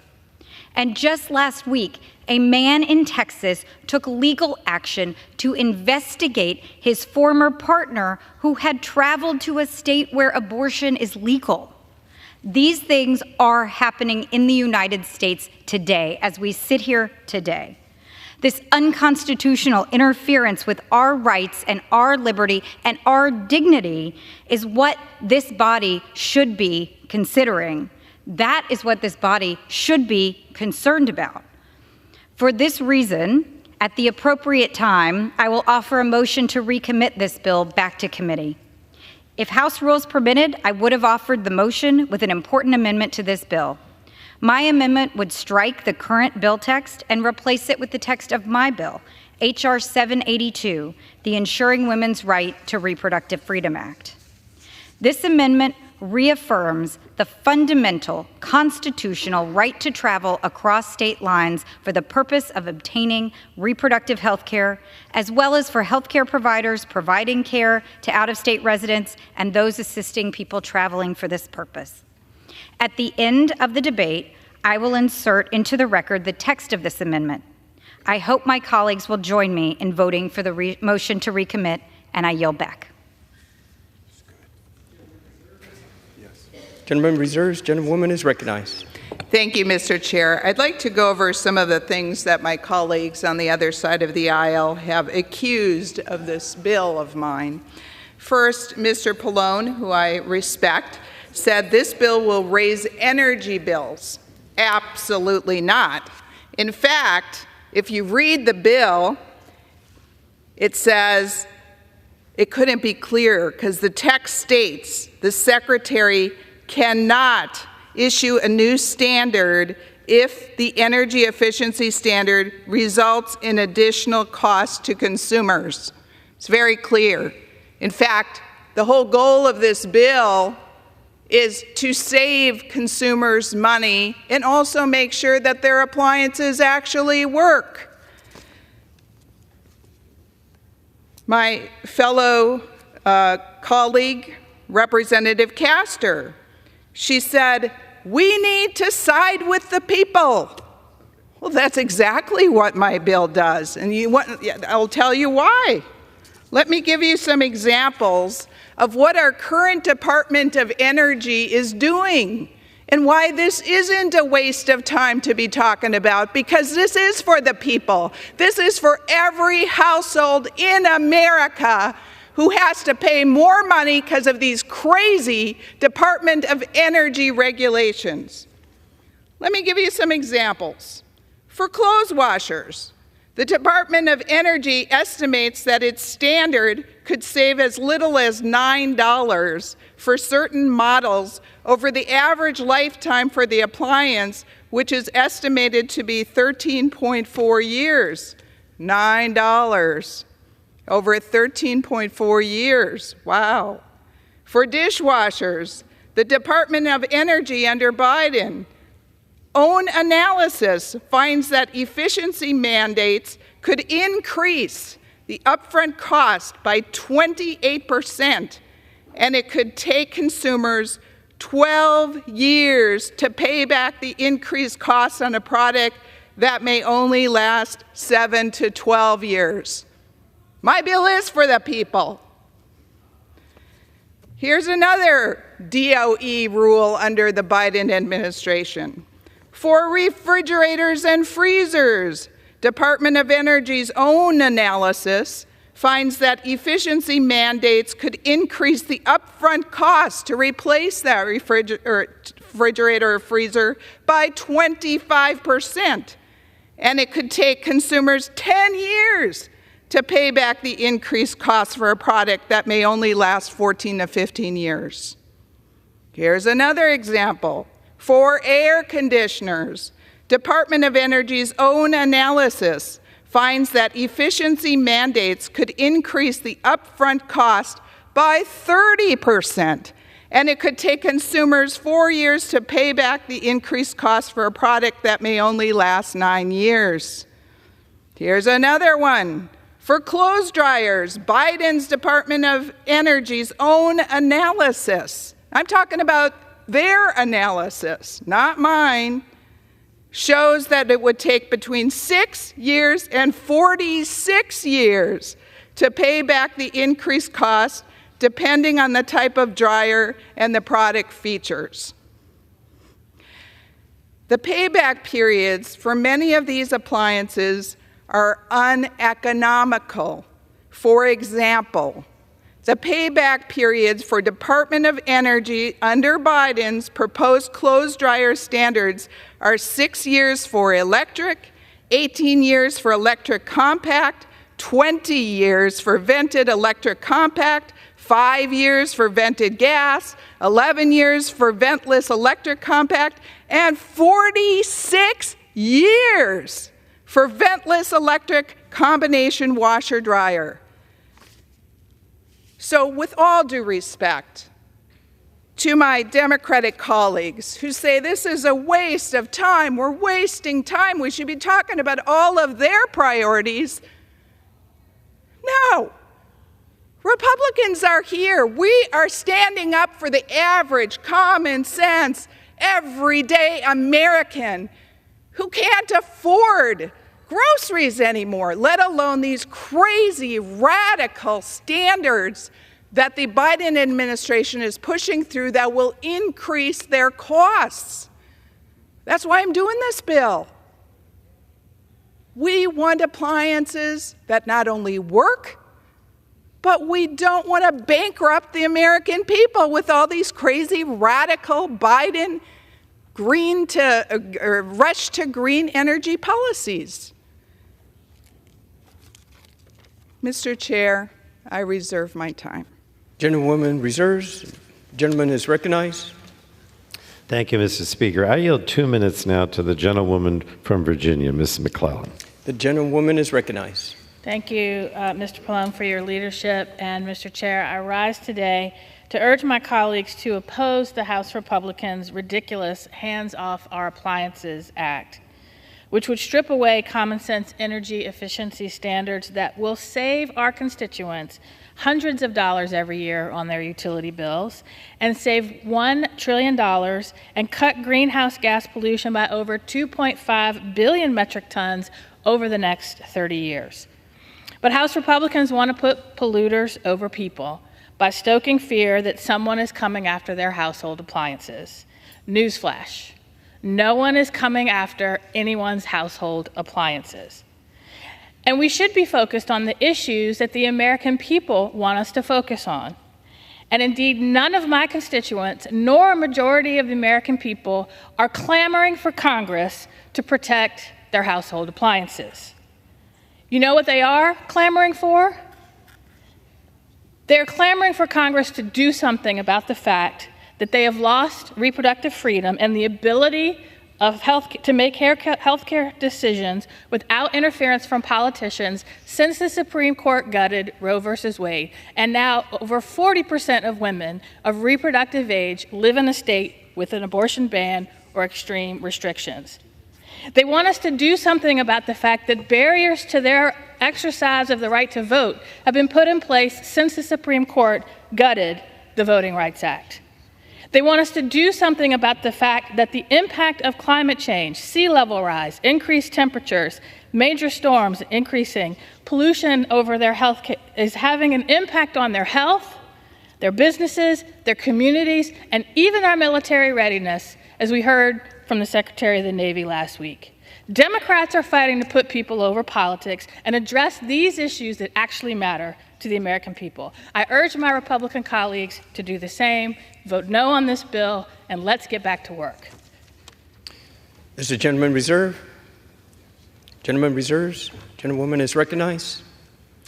Yes, thank you, Mr. Chair. My colleagues keep saying, do something that the people really care about. This is something that the American people really care about. Let me show you a Wall Street Journal article from today. It's from today. It's titled, "Biden is Coming for Your Air Conditioner." And it says, your next new home air conditioner could set you back $12,000 or more, with federal regulators contributing to the rising cost of staying cool. I'm from Arizona. We need air conditioners. People are just trying to get by right now because of the inflation under Biden. Biden's economics, Bidenomics as he calls it, is costing people money. The Energy Department in January 2023 issued a new efficiency standard for residential air conditioning systems. It necessitated a major redesign that increased costs by $1,000 to $1,500 per air conditioner. It isn't clear that consumers will ever earn back in long-term energy savings the steeper upfront costs they're paying. Next up is an Environmental Protection Agency regulation scheduled to take effect in 2025. It will require air conditioning equipment makers to use new refrigerants deemed sufficiently climate-friendly. The only refrigerants being used by manufacturers that meet the EPA's new green standards are classified as mildly flammable. Manufacturers in earnings conference calls have estimated that the price of compliant equipment will increase the price of the air conditioner at least 10%. The switch to flammable systems will also require additional technician training and extra installation steps that are likely to increase labor costs for installations and repairs. I wish that I didn't have to sponsor this bill. I mean, if you asked me a number of years ago, would I sponsor this? I would have thought it wasn't necessary. But under the Biden administration, they've just gone crazy. They have this radical, I don't know if radical environmentalists are bending the ear of President Biden or what is going on. Because as I have demonstrated, this isn't helping Americans. This is a radical agenda that is increasing the prices on everyday Americans, and we can't afford it. And that's why this bill is necessary. And with that, I reserve. Gentlewoman reserves. Gentleman is recognized. Thank you, Mr. Chairman. I yield myself such time as I may consume. Gentleman is recognized. Mr. Chairman, Republicans have spent the last year and a half attacking all the Biden administration's efforts to lower energy costs for American consumers. Rebates for energy-efficient appliances to lower energy bills, Republicans are furious. Incentives to spur investment in clean energy to drive down bills, Republicans attack that. Efforts to use the Strategic Petroleum Reserve to lower gas prices for Americans, Republicans were incensed. So forgive me, Mr. Chairman, but I just find it all too much, especially because not a single colleague of mine on the other side of the aisle has made as much as a peep since the Federal Trade Commission last week revealed that the CEO of the largest American independent producer of crude oil was colluding with OPEC to keep oil prices high. And that's the real scandal, Mr. Chairman. The CEO of an American company working together with representatives of the Saudi government to raise prices for Americans. Even worse, he tried to persuade his competitors to do the same and drive the price of crude oil up to $200 per barrel in a display of naked greed. So if my Republican colleagues were serious about wanting to lower energy costs for Americans, they'd hold hearings. They're in charge. They're in the majority. They should hold hearings and put legislation on the floor to deal with this scandal instead of standing here debating the freedom of appliances. So, Mr. Chairman, Republicans claim they want to lower energy costs, but their actions speak louder than their words. They're beyond furious if you try to use technology to lower the energy consumption of household appliances and save Americans money. But a big oil CEO colluding with OPEC nations to pick American pockets, you'd be hard-pressed to get Republicans to care about that. I reserve the balance of my time. Gentleman reserves. Gentlewoman is recognized. Thank you, Mr. Chair. I'm prepared to close, and I reserve. Gentlewoman reserves. Gentleman is recognized.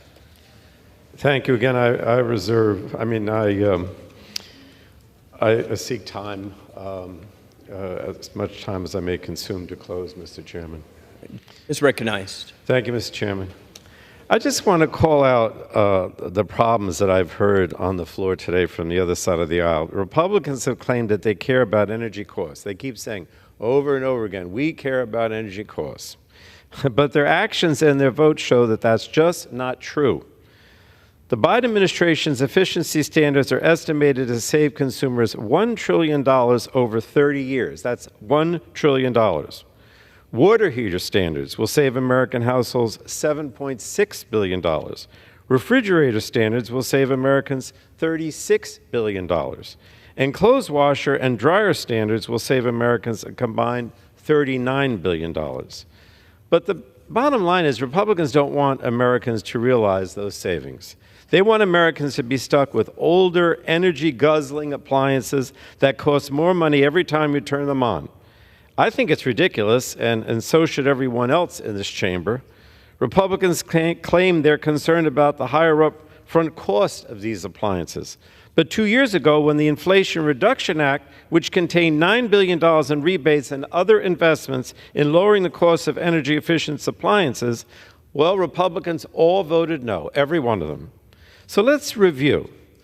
The Republicans don't want to make positive economic investments because they're concerned about the upfront cost. But then they also refuse to take action to lower those upfront costs. And if you brought this mentality to the private sector, you'd probably be fired in a heartbeat. But that's the orthodoxy in today's Republican Party.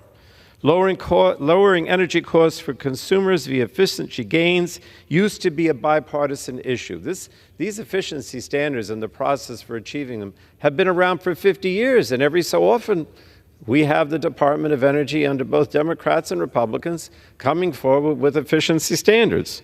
And we made real progress on this in 1992 and again in 2005. But somewhere along the way, Republicans decided to become the party of higher energy costs rather than the ones fighting for the American homeowners. And it's a real shame. And so I urge my colleagues, vote against this bill. This bill is going to raise energy costs. This bill is going to stifle innovation. This bill is going to do nothing, obviously, to address the climate crisis. And it's just going nowhere, but wasting our time when we could be doing more things that are more important in addressing affordability for the American people. So I urge my colleagues to vote no, and I yield back. Gentleman yields. Gentlewoman is recognized. Thank you, Mr. Chair. Sometimes I feel like it's deja vu. I remember standing here and talking about my Save Our Gas Stoves bill, and my Democratic colleagues, not all of them, because some of them voted with me on my bill, said the same arguments. The same arguments. This is a waste of time. We're not banning stoves. The Americans don't care about this. Well, guess what? That bill passed the U.S. House of Representatives with bipartisan support. And then, guess what? It worked because the Department of Energy dialed it back. Originally, according to their own analysis, they were going to effectively ban 96% of all the current models of gas stoves. Now it's only 3%. We won. The American people won.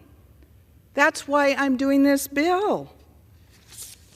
And when my friend, Mr. Pallone, says, well, these energy efficiency standards will save all kinds of money, what he's not saying is all of the money that is going to cost extra up front for these new revised standard, and that's if the thing even works well. So let me remind my colleagues what this bill actually does and why it's needed. It's a common sense bill. It will protect affordability by requiring the Department of Energy to consider the full life cycle cost of appliances when determining if the new standard is economically justified. The bill requires a 3-year payback. Secretary of Energy said, oh, it should only be 1 year, so there shouldn't be any problems with my bill. The bill establishes minimum thresholds for energy or water savings that must be achieved before imposing new standards. My Democratic colleagues say they want to save energy and water. So do I. So let's put it in the bill. Let's say, okay, it has to save 10%. The bill prohibits the Secretary of Energy from banning products based on what type of fuel the product uses, just like they were trying to do with the gas stoves. The bill requires that any new standard cannot affect the duty cycle, charging time, and run time of the covered product or the lifespan of the product. You know why? Because Americans want their new appliances when they buy them. They want them to work as good as the ones that they have now. The bill will allow the Department of Energy to amend or revoke prior standards if they don't save consumers money and they don't work. This is a common sense bill. This should be a bipartisan bill. I don't know why my Democrat colleagues are fighting it so hard. Because it says it has to save the consumers money. It's all about helping the American homeowner who is struggling with Bidenomics right now. I'm telling you, people in my district, they complain about the prices of groceries. They're complaining about the price of gas. When their air conditioner, when their water heater, when their dishwasher starts to fail and they got to buy a new one, they don't want to pay a whole bunch more. And they want it to work as well as their current one has done for years. That's the purpose of my bill. That's why I asked my Democratic colleagues and my Republican colleagues to support my bill, and I yield back. Gentlewoman yields. All time for the general debate has expired. Pursuant to the rule, the bill shall be considered amended under the 5-minute rule. The amendment in the nature of a substitute recommended by the Committee on Energy and Commerce printed in the bill shall be considered as adopted. The bill as amended shall be considered as the original bill for the purpose for further amendment and shall be considered as read. No further amendment to the bill as amended shall be in order except those printed in the House Report 118-487. Each such further amendment may be offered only in the order printed in the report, may be offered only by the member designated in the report, shall be considered as read, shall be debatable for the time specified in the report, equally divided and controlled by the proponent and the opponent, shall not be subject to amendment, and shall not be subject to the demand of the division of the question. It is now in order for amendment number 1, printed in House Report 118-487. For what purpose does the gentleman from Texas seek recognition? Mr. Speaker, I have an amendment at the desk. The clerk will designate the amendment. Amendment number 1, printed in House Report number 118-487, offered by Mr. Tony Gonzalez of Texas. Pursuant to House Resolution 1194, the gentleman from Texas, Mr. Gonzalez, and a member opposed each will control 5 minutes. The chair recognizes the gentleman from Texas. Mr. Speaker, I rise today in support of my amendment. I grew up in rural Texas. This amendment is simple. It ensures that whenever the Biden administration proposes or amends an energy conservation standard, the needs of rural communities are taken into consideration. For too long, the needs of people in rural communities, including those I represent in South and West Texas, have been ignored in order to support the left's rush to green agenda. In my district, many people rely on gas-powered appliances to cook their meals, maintain their lawn care, and power and heat their homes in times of electric failures. I encourage my colleagues to support this amendment, and I yield back. Does the gentleman reserve? The gentleman reserves. What purpose does the gentleman from New Jersey seek recognition? Mr. Chairman, I rise in opposition to the amendment. The gentleman is recognized. Thank you. First, as I've already said, the Department of Energy must already ensure that energy conservation standards are economically justified. So this amendment is totally unnecessary. Instead of being helpful, this amendment adds duplicative processes to a bill that already adds burdensome steps to the energy conservation program. It's all just messaging and designed to slow down rulemaking. Also, it's interesting to me that we're even considering this amendment. The gentleman seems very confident that there will be any new or amended energy conservations. But under this bill, I'm not even sure that we'll ever see any new standards. And with that, I yield back. Does the gentleman reserve? Does the gentleman have additional speakers? No, I yield back. Gentleman yields. The gentleman is recognized. Mr. Speaker, I yield. I'm ready to close. The gentleman is recognized. The gentleman yields balance back, of my time.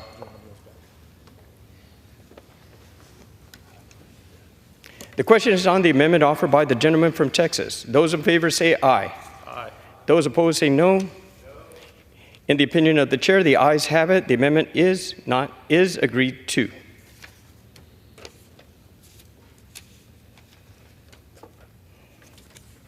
It is now in order to consider amendment number 2, printed in House Report 118-487. For what purpose does the gentleman from Florida seek recognition? Mr. Chair, I rise as the designee of the gentleman from Michigan, Mr. Huizenga, and I have an amendment at the desk. The clerk will designate the amendment. Amendment number 2, printed in House Report number 118-487, offered by Mr. Stube of Florida. Pursuant to House Resolution 1194, the gentleman from Florida, Mr. Stevie, and a member opposed, each will control 5 minutes. The chair recognizes the gentleman from Florida. Thank you, Mr. Speaker. I rise today in support of an amendment originally sponsored by Congressman Huizenga that requires the Secretary of Energy to disclose certain stakeholder meetings with any entity that meets the following criteria. First, the entity must have ties to the People's Republic of China or the Chinese Communist Party. Second, it must have produced studies regarding or has advocated for policies to limit, restrict, or ban the use of any type of energy. And third, the entity must have applied for or received federal funds. In June of last year, nearly the same amendment was offered to Save Our Gas Stove Act, and it passed by a voice vote, because this is a solid policy prescription for a serious problem. And the problem is that China-connected groups seem to have a fast-pass access to the White House and our federal agencies. The entities I'm concerned with are not only tied to the Chinese Communist Party, but they are peddling anti-energy policies that raise costs on American families and businesses, like gas stove bans. In addition to access, they often receive your tax dollars as well in the form of grant funding. Unfortunately, the Biden administration has not been transparent about who it is meeting with, let alone their plans to ban gas-powered appliances. Last year, a government watchdog group revealed a private meeting between the Secretary of Energy and one of these types of groups. We've since found that this has not been an uncommon practice. Over the past few years, we've faced a litany of burdensome regulations from the Biden administration targeting appliances. As the underlying bill reflects, it's not just gas stoves, it's your washer, your dryer, your dishwasher, and much more. We have a major problem if groups with known connections to China are able to successfully influence the executive branch in ways that undermine cost-effective appliance options that meet Americans' daily needs. This amendment would inject critical transparency, curb the influence of these CCP-connected groups, and responsibility exposed to America, who has the ear of our regulators. I urge my colleagues to support this amendment, and I reserve the balance of my time. Gentleman reserves. Does any member seek time in opposition? Yes, Mr. Chairman, I rise in opposition to the amendment. Is recognized. Thank you. The amendment amends the Energy Policy and Conservation Act with vague language that would likely be impossible to implement. Additionally, this amendment is clearly designed to target environmental and clean energy groups. If this amendment is adopted, and if H.R. 6192 becomes law, it would slow down the Department of Energy rulemaking process and would create additional hurdles to adopting energy conservation standards. It would overburden the Department of Energy staff, who would be tasked with identifying covered parties to ensure compliance. It creates loads of needless paperwork and is an unfunded mandate. So I urge my colleagues to recognize that this amendment is pure Republican messaging and would hinder climate action, and I urge my colleagues to vote against this amendment. And I yield back the balance of my time, Mr. Chairman. The gentleman yields. Gentleman is recognized. This bill would provide transparency to who the department is meeting with and who is influencing their decisions, and I yield back. Gentleman yields. The question is on the amendment offered by the gentleman from Florida. Those in favor say aye. Those opposed say no. In the opinion of the chair, the ayes have it. The amendment is agreed to.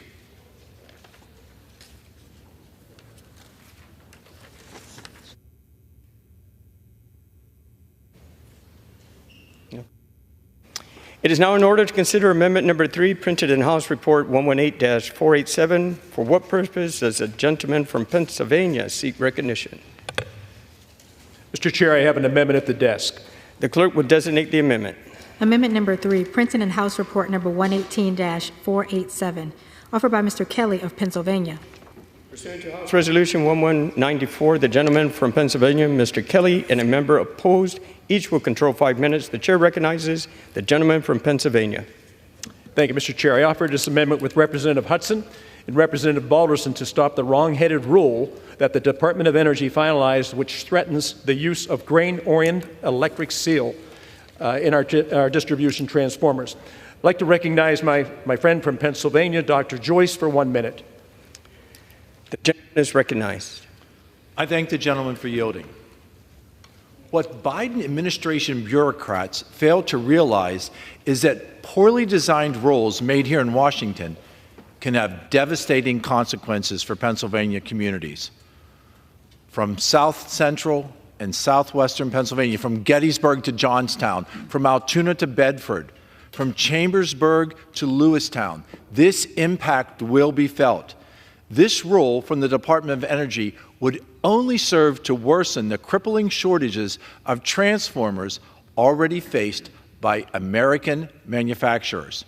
Just recently, I spoke to a business in Pennsylvania that had been forced to wait 18 months for transformers to open their new business. These shortages are leading to costly delays that ultimately cost jobs, cost livelihood, and cost the American public. I urge all of my colleagues to support this amendment, and I yield the balance of my time. Does the gentleman reserve? I reserve. Gentleman reserves. Gentleman is recognized. Purpose, does the gentleman wish to be recognized? Mr. Chairman, I rise to claim time in opposition to the amendment. Gentleman is recognized. Thank you. Apparently, Republicans don't realize that sometimes things can be a win-win. Back in April, the Department of Energy finalized efficiency standards for distribution transformers, critical components for the electric grid. Because they're so ubiquitous, any improvements in efficiency from these transformers can translate to massive energy and cost savings. Before the Department of Energy finalized the standard, it spent 15 months listening to everyone from steel and transformer manufacturers to utilities to home builders to everyday Americans and everyone in between. And the Department of Energy took that feedback very seriously and produced a standard that met the criteria under the Energy Policy and Conservation Act, technologically feasible and economically justified, and the final product they put out worked out for everyone. But don't take my word for it. Take the word of the UAW Local 3303, which says that this final rule, and I quote, ensures a viable pathway for UAW-made steel to supply the transformer market long into the future, unquote. Or you can take the United Auto Workers Region 9's director, who thanked the Department of Energy, and I quote, for listening to the voices of our members in Butler, Pennsylvania, and having a willingness to learn from our subject matter experts who actually make these products, unquote. And you don't have to just listen to labor leaders on this either. Listen to Cleveland-Cliffs, the manufacturer of the electrical steel that goes into transformers. They praised the rule and said they expect it to actually increase demand for their product, opening the possibility of future investments and plant expansion.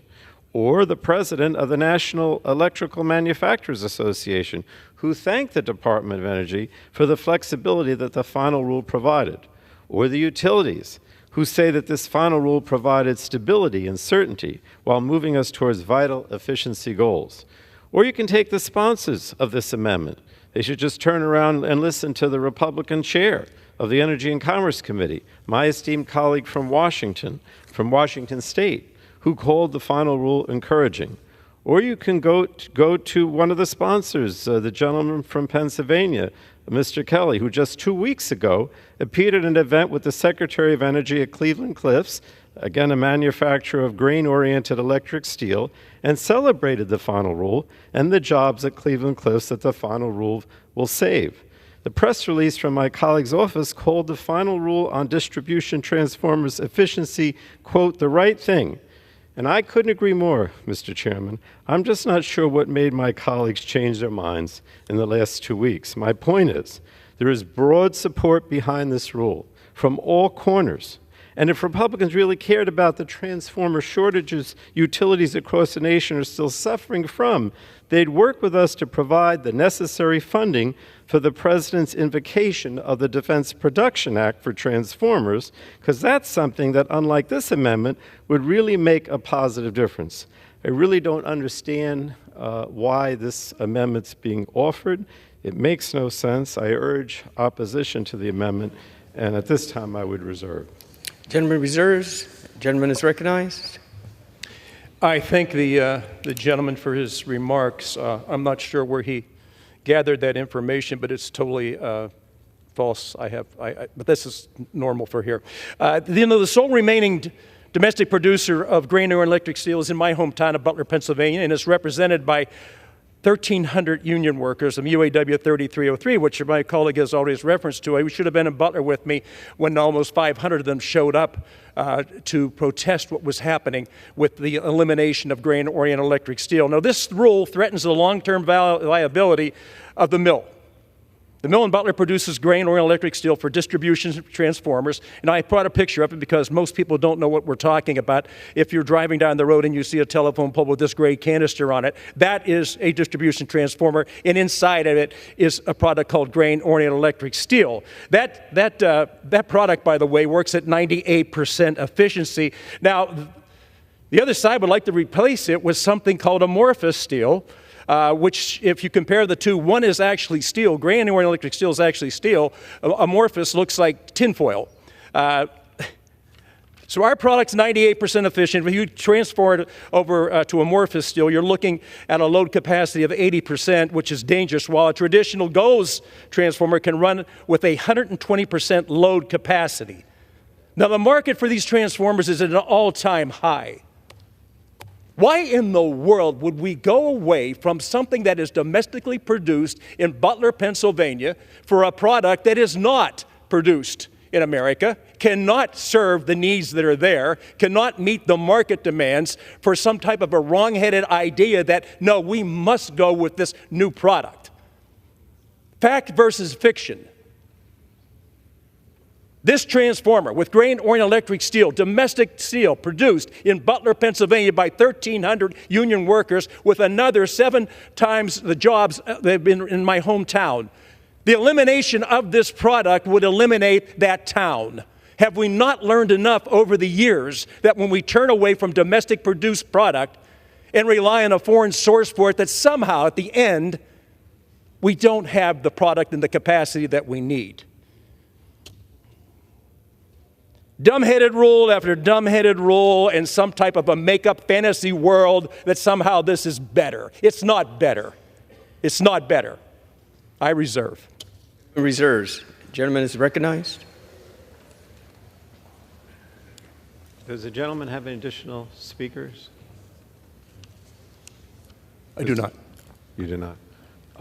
I'll close then. Let me just say, Mr. Speaker, again, this legislation, I should say the standards that have been established by the Department of Energy have broad support. The rule has broad support from all corners.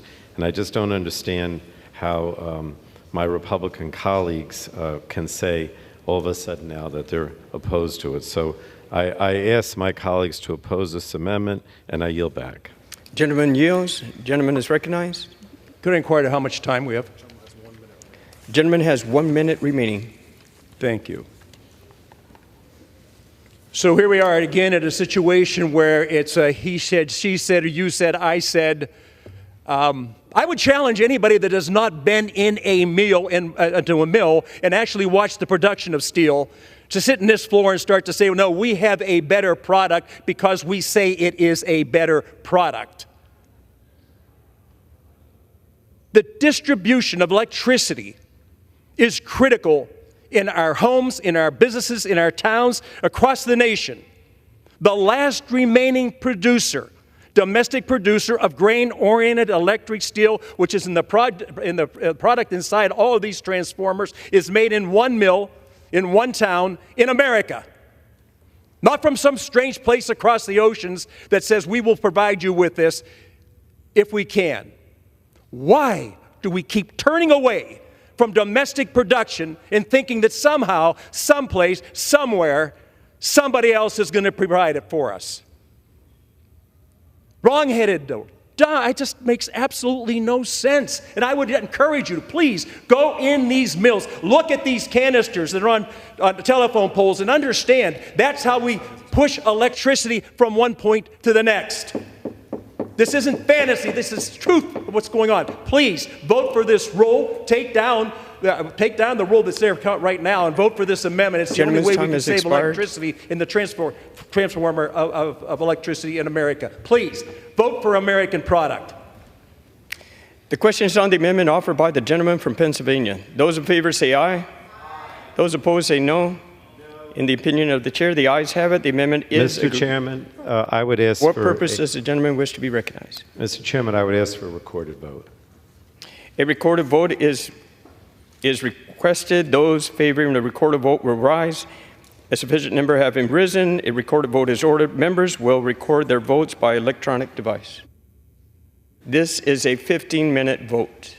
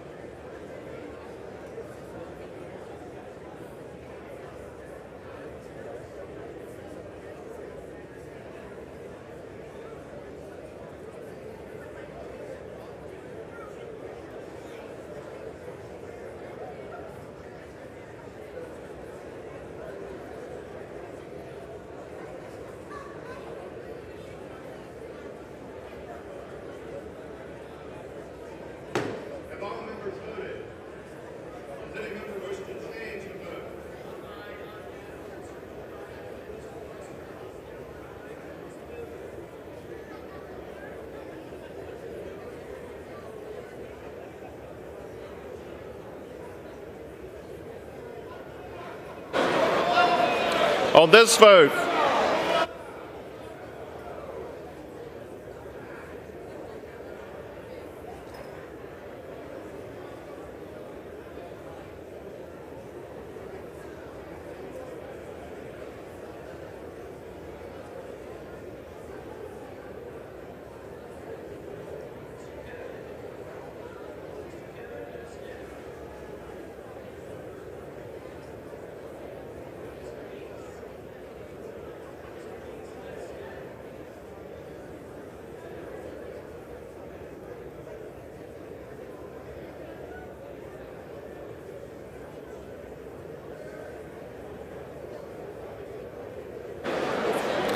this vote, the yeas are 208, the nays are 199. The amendment is adopted.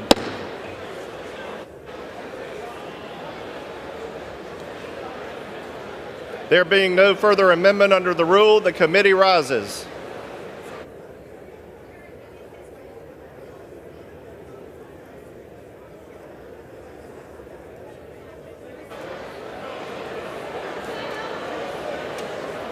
Back up here? Am I back up here?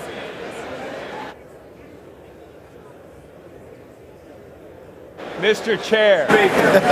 Mr. Speaker, the Committee of the Whole House on the State of the Union has had under consideration H.R. 6192 and pursuant to House Resolution 1194. I report the bill as amended by that resolution back to the House with sundry further amendments adopted in the Committee of the Whole. I'm sorry.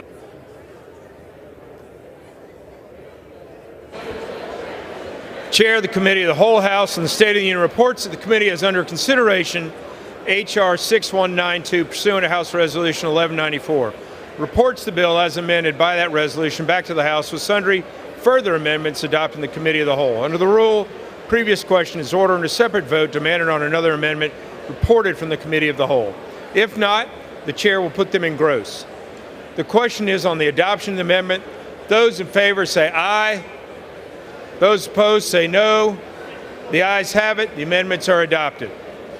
Question is on the engrossment third reading of the bill. Those in favor say aye. Those opposed say no. The ayes have it. Third reading. A bill to amend the Energy Policy and Conservation Act to prohibit the Secretary of Energy from prescribing any new or amended energy conservation standard for a product that is not technologically feasible and economically justified and for other purposes.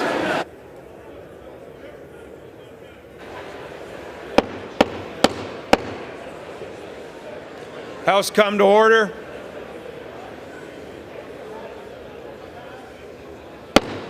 House will come to order. For what purpose does the gentlewoman from Texas seek recognition? Mr. Speaker, I have a motion to recommit at the desk. Clerk will report the motion. Mrs. Fletcher of Texas moves to recommit the bill H.R. 6192 to the Committee on Energy and Commerce. Pursuant to Clause 2B of Rule 19, the previous question is ordered on the motion to recommit. The question is on the motion to recommit. Those in favor say aye. Those opposed say no. Pin the chair, the noes have it. Mr. Speaker, I ask for the yeas and nays. Purpose does the gentlewoman from Texas seek recognition? Mr. Speaker, I ask for the yeas and nays. The yeas and nays have been requested. Those favoring yeas by the vote, nays will rise. Sufficient number having arisen. Yeas and nays are ordered. Member record their votes by electronic device. Pursuant to Clause 9, Rule 20, the 5-minute vote is on the motion to recommit. It will be followed by a 5-minute vote on the passage of H.R. 6192 if ordered, and then pass of House Joint Resolution 98 with the objections of the President to the contrary notwithstanding, and the motion to suspend the rules pass H.R. 7423. This is a 5-minute vote.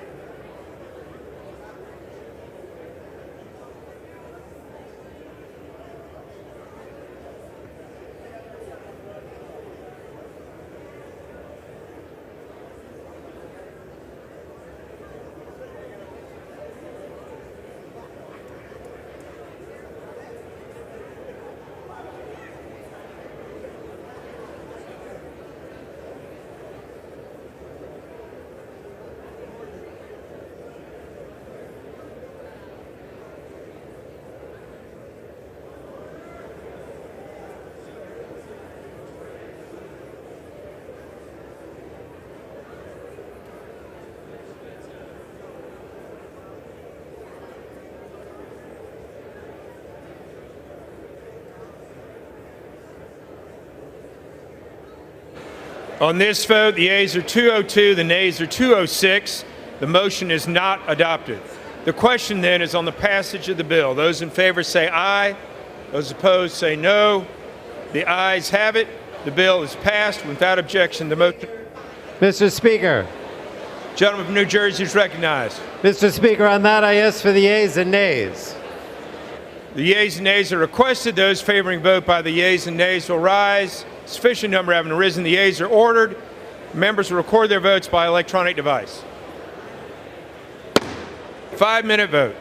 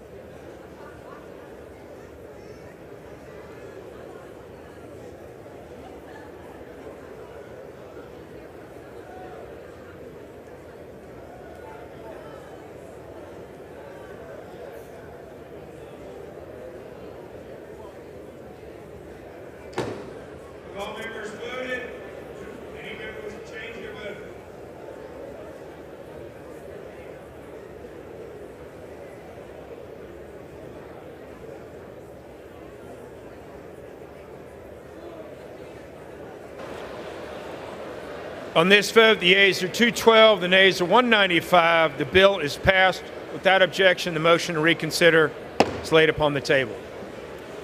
Pursuant to Clause 8 of Rule 20, the unfinished business is the question on whether the House, on reconsideration, will pass House Joint Resolution 98.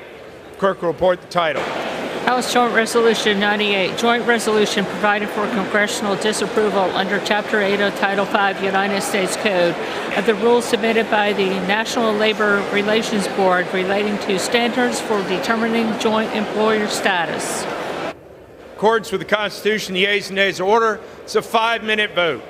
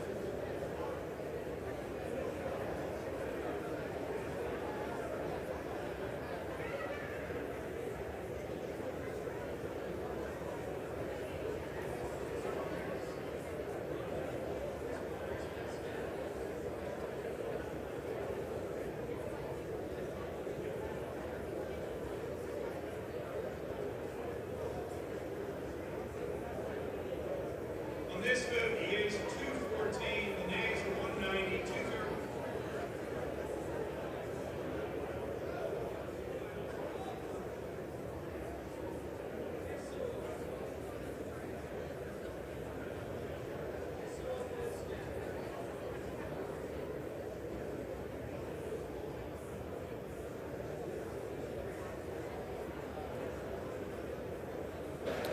All right, on this vote, the yeas are 214, the nays are 191, two-thirds not being in the affirmative. The veto of the president is sustained and the joint resolution is rejected. The veto and joint resolution are referred to the Committee on Education and Workforce.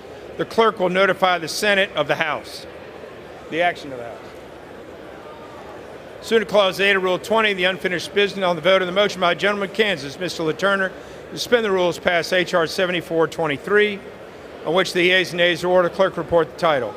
H.R. 7423, a bill to designate the facility of the United States Postal Service located at 103 Benedette Street in Rayville, Louisiana, as the Luke Letlow Post Office building. Members record their vote by electronic device. This is a 5-minute vote.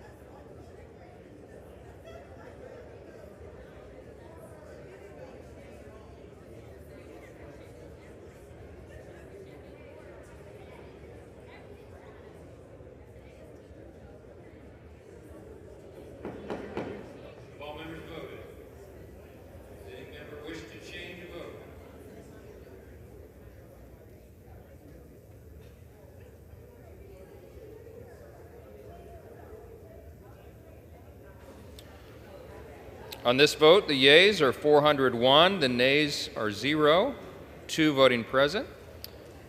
2/3 being in the affirmative, the rules are suspended, the bill is passed, and without objection, a motion to reconsider is laid on the table.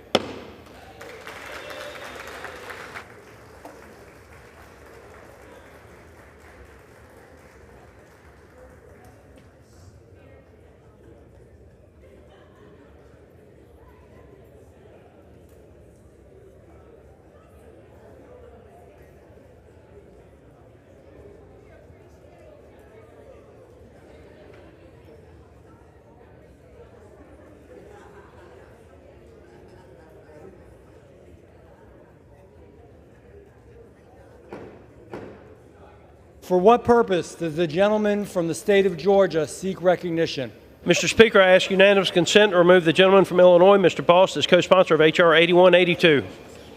Without objection, so ordered. For what purpose does the gentleman from Tennessee seek recognition? Mr. Speaker, I ask unanimous consent that I may hereafter be considered to be the first sponsor of H.R. 4128, the Payment Choice Act of 2023, a bill originally introduced by Representative Donald Payne, Jr. of New Jersey, for the purposes of adding sponsors and requesting reprintings pursuant to Clause 7 of Rule 12. Without objection, so ordered. Thanks.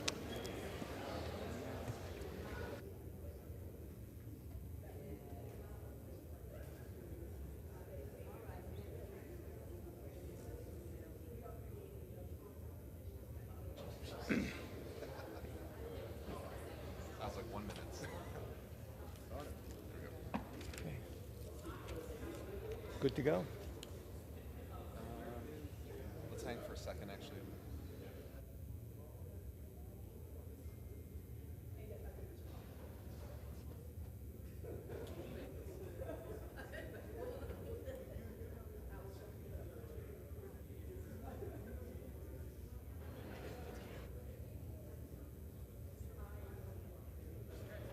He's coming down. Yep. I think you can start with that one. Clause 8 of Rule 20, the chair will postpone further proceedings today on motions to suspend the rules on which a recorded vote of the yeas and nays are ordered, or votes objected to under Clause 6 of Rule 20. The House will resume proceedings on postponed questions at a later time. For what purpose does the gentleman from the great state of New Jersey seek recognition? Thank you, Mr. Speaker. I move to suspend the rules and pass the bill S-870, the Fire Grants and Safety Act, as amended. The clerk will report the title of the bill. Senate 870, a bill to amend the Federal Fire Prevention and Control Act of 1974 to authorize appropriations for the United States Fire Administration and firefighter assistance grants programs. Pursuant to the rule, the gentleman from New Jersey, Mr. Kane, and the gentlewoman from California, Ms. Lofgren, each will control 20 minutes. The chair recognizes the gentleman from the great state of New Jersey. Thank you, Mr. Speaker. I ask unanimous consent that all members may have 5 legislative days to revise and extend their remarks and to include extraneous materials on S-870, the bill now under consideration. Without objection. Mr. Speaker, I yield myself as much time as I may consume. The gentleman is recognized. Thank you, Mr. Speaker. I rise in support of S-870, the Fire Grants and Safety Act. I'd like to thank my Senate Democrat colleague, Chairman Peters, for his leadership in advancing this legislation through the Senate. This bill incorporates language from H.R. 4090, the Fire Grants and Safety Act, a bill that I championed through the House Science Committee. It also includes the ADVANCE Act, legislation from the Energy and Commerce Committee and the Environment and Public Works Committee. And I would like to thank all of my colleagues for their work in making this a strong and comprehensive bill. Through bipartisan and bicameral collaboration, We have paved the way for advancing this bill in the House, and I anticipated smooth passage in the Senate. I was proud to lead the Fire Grants and Safety Act with my colleagues and original co-sponsors, the Congressional Fire Services Caucus co-chairs, Representatives Pascrell, Bost, Fitzpatrick, and Hoyer, Chairman Lucas, Ranking Member Lofgren, Subcommittee Chairman Collins, Subcommittee Ranking Member Stevens, and Representative Golden. I'd like to thank the many external stakeholders, including the local firefighters from the 7th Congressional District in New Jersey, for their critically important feedback as we develop this legislation. Firefighters and EMTs are frequently our first responders to danger. They are essential for keeping our communities safe. All across the country, firefighters and EMS personnel work through danger and uncertainty every day to protect their neighbors. As a former volunteer firefighter, I know the hardships and sacrifices that firefighters make daily to quickly respond to emergencies. So I am proud to lead the Fire Grants and Safety Act to ensure that our firefighters have the proper training and equipment to continue to protect our communities. The Fire Grants and Safety Act increases funding for the U.S. Fire Administration and reauthorizes 2 critical programs, the Assistance to Firefighters Grants and the Staffing Adequate Fire and Emergency Response Grant Program. AFG directly supports local firefighters by providing training, equipment, and even vehicles. The SAFER program provides training for local fire departments so that they are better able to respond to emergencies. Together, these programs ensure that we have capable, well-equipped fire departments to protect our communities. We must pass this legislation before the programs sunset at the end of this year. By advancing this multi-year reauthorization, we ensure the continuity and the stability of these programs, enabling the Fire Administration, AFG, and SAFER to continue equipping, training, and staffing our departments effectively. This bipartisan and bicameral piece of legislation demonstrates our firm commitment to the safety and the well-being of our firefighters, empowering them to overcome challenges and fulfill their mission of safeguarding our communities. I support the inclusion in this bill of the ADVANCE Act to ensure that America maintains its leadership in nuclear energy. To quote the Department of Energy's Office of Nuclear Energy, nuclear power is the most reliable source of energy. It's not even close. By harnessing its unparalleled reliability, low carbon emissions, and capacity for large-scale power generation, nuclear energy fosters energy security, technological innovation, and a cleaner environment for future generations. By empowering the Nuclear Regulatory Commission to lead in the international forums for the development of regulations for advanced nuclear reactors, this bill strengthens America's position as a global leader in nuclear technology. By requiring the NRC to develop a streamlined licensing process and allowing their hiring of specialized staff, the bill facilitates innovation and the adoption of advanced nuclear technologies. This reform not only accelerates the pace of technological advancement, but also fosters a more adaptive regulatory environment, encourages investment, and fosters economic growth in the nuclear sector. Once again, I would like to thank House and Senate leadership, my Science Committee colleagues, Congressional Fire Service Caucus co-chairs, and numerous external stakeholders for the critical feedback as we work to draft this reauthorization. I encourage all of my colleagues to join me in supporting this bill. I reserve the balance of my time. The gentleman reserves. The gentlewoman from California. Thank you, Mr. Speaker. I yield myself such time as I may consume. I rise in support of the Fire Grants and Safety Act of 2023. This amended version inserts into the Senate bill the text we passed out of the Science Committee unanimously. This bill also includes the text of the ADVANCE Act, and I want to thank Representatives Pascrell and Kane and our Senate colleagues, Mr. Peters and Ms. Collins, for their leadership and cooperation on this important bill. In our changing climate, we are experiencing more frequent and severe wildfires, not just in the western United States, but across the United States. From Maui in Hawaii to Smokehouse Creek, Texas, we have witnessed the ferocity and destruction of wildfires. With more than a third of the population living within the wildland-urban interface, our communities are more at risk from fire than ever before. In addition to wildfires, there were more than 500,000 structure fires in 2022, including 360,000 home fires. Tragically, this resulted in 2,790 civilian and 18 firefighter deaths. We will always honor our firefighters' commitment and sacrifice. We trust our firefighters to fulfill their role professionally, including those occasions when it may mean risking their own lives. But that trust goes both ways, and they must have from Congress the support and resources they need to keep themselves and their communities safe. S-860 reauthorizes the U.S. Fire Administration and two very special programs, the Assistance to Firefighter Grants, AFG, and the Staffing for Adequate Fire and Emergency Response, SAFER grants. The U.S. Fire Administration helps fire and emergency medical services prepare for, prevent, mitigate, and respond to all hazards. The USFA also leads federal work on public safety, education, fire research, and fire service training.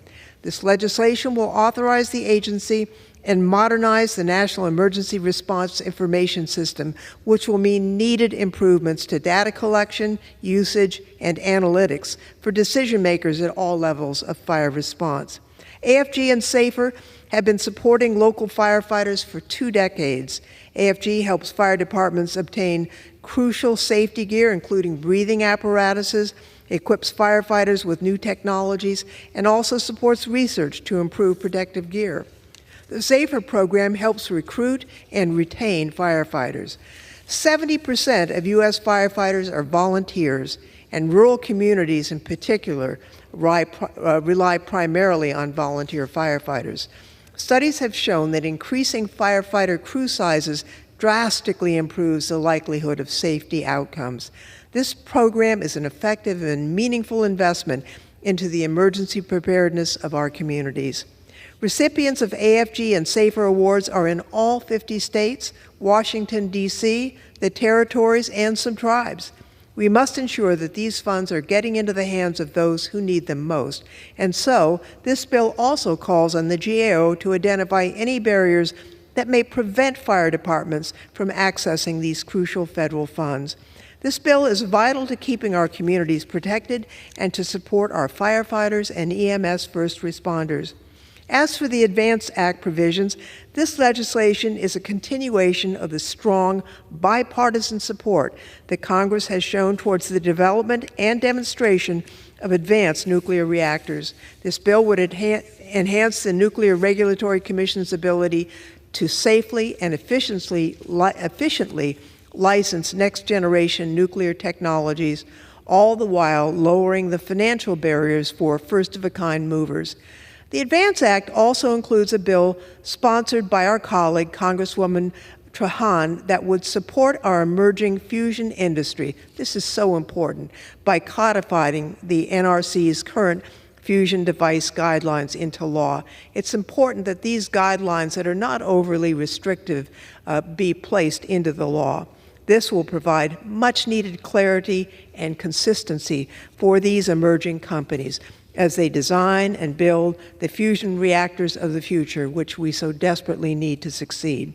I urge support for this legislation, and I reserve the balance of my time. The gentleman from California reserves. The gentleman from New Jersey is recognized. Mr. Speaker, I yield 3 minutes to the gentleman from South Carolina, Mr. Duncan, to speak on the bill. The gentleman is recognized. Thank you, Mr. Speaker. Thank you, the gentleman, for the time. And I rise in support of Senate Bill H-70, which includes a bipartisan and bicameral nuclear energy package.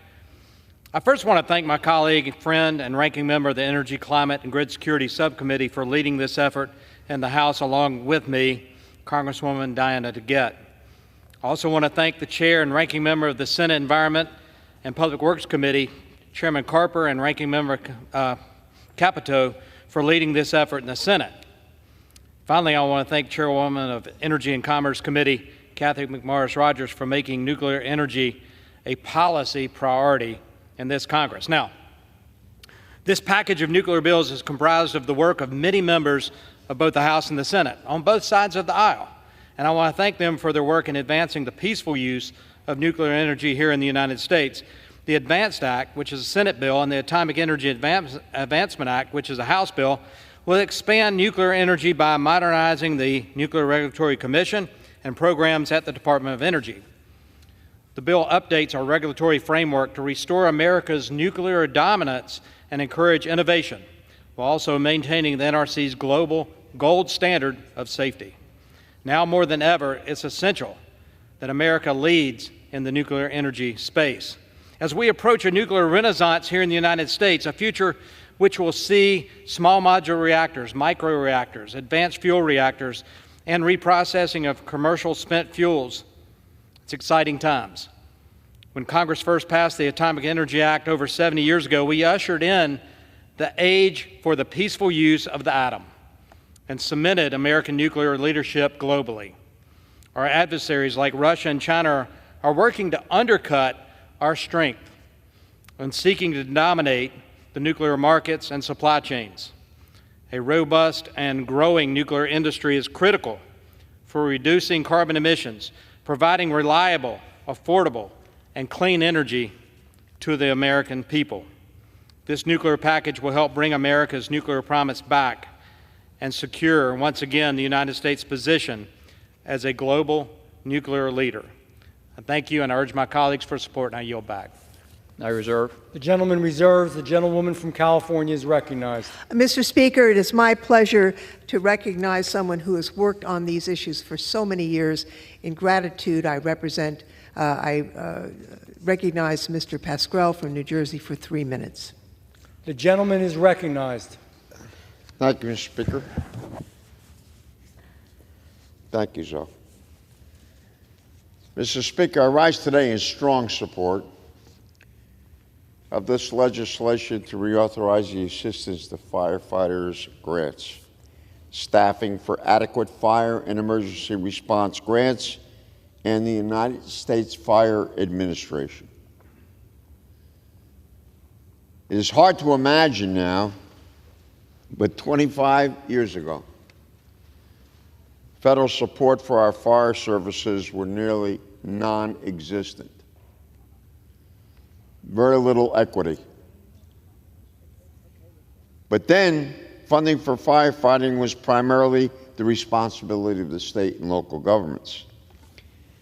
During budget shortfalls, fire departments were often the very first to get cut. And when a department needed equipment or personnel, they resorted to bake sales and pancake breakfast. Although there's nothing wrong with those, that's a heck of a way to bring responsibility of protecting the citizens to fore and happen. Working with local fire departments, national advocates, retirees, partners in Congress and the White House, we passed the Fire Act into law not after getting volunteers and career firefighters here to Washington to follow every congressman and get on their case. And that's what we did. So while we will take credit for this legislation, it's really the firefighters that did this. They came to Washington.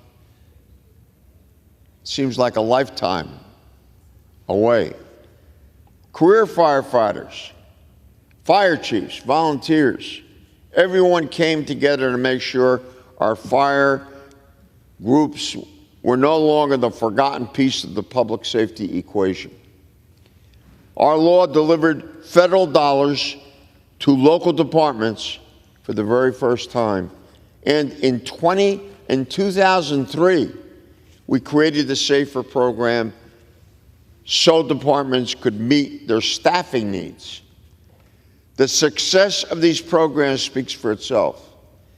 Since its inception, AFG has delivered more than $9 billion to equip and train firefighters.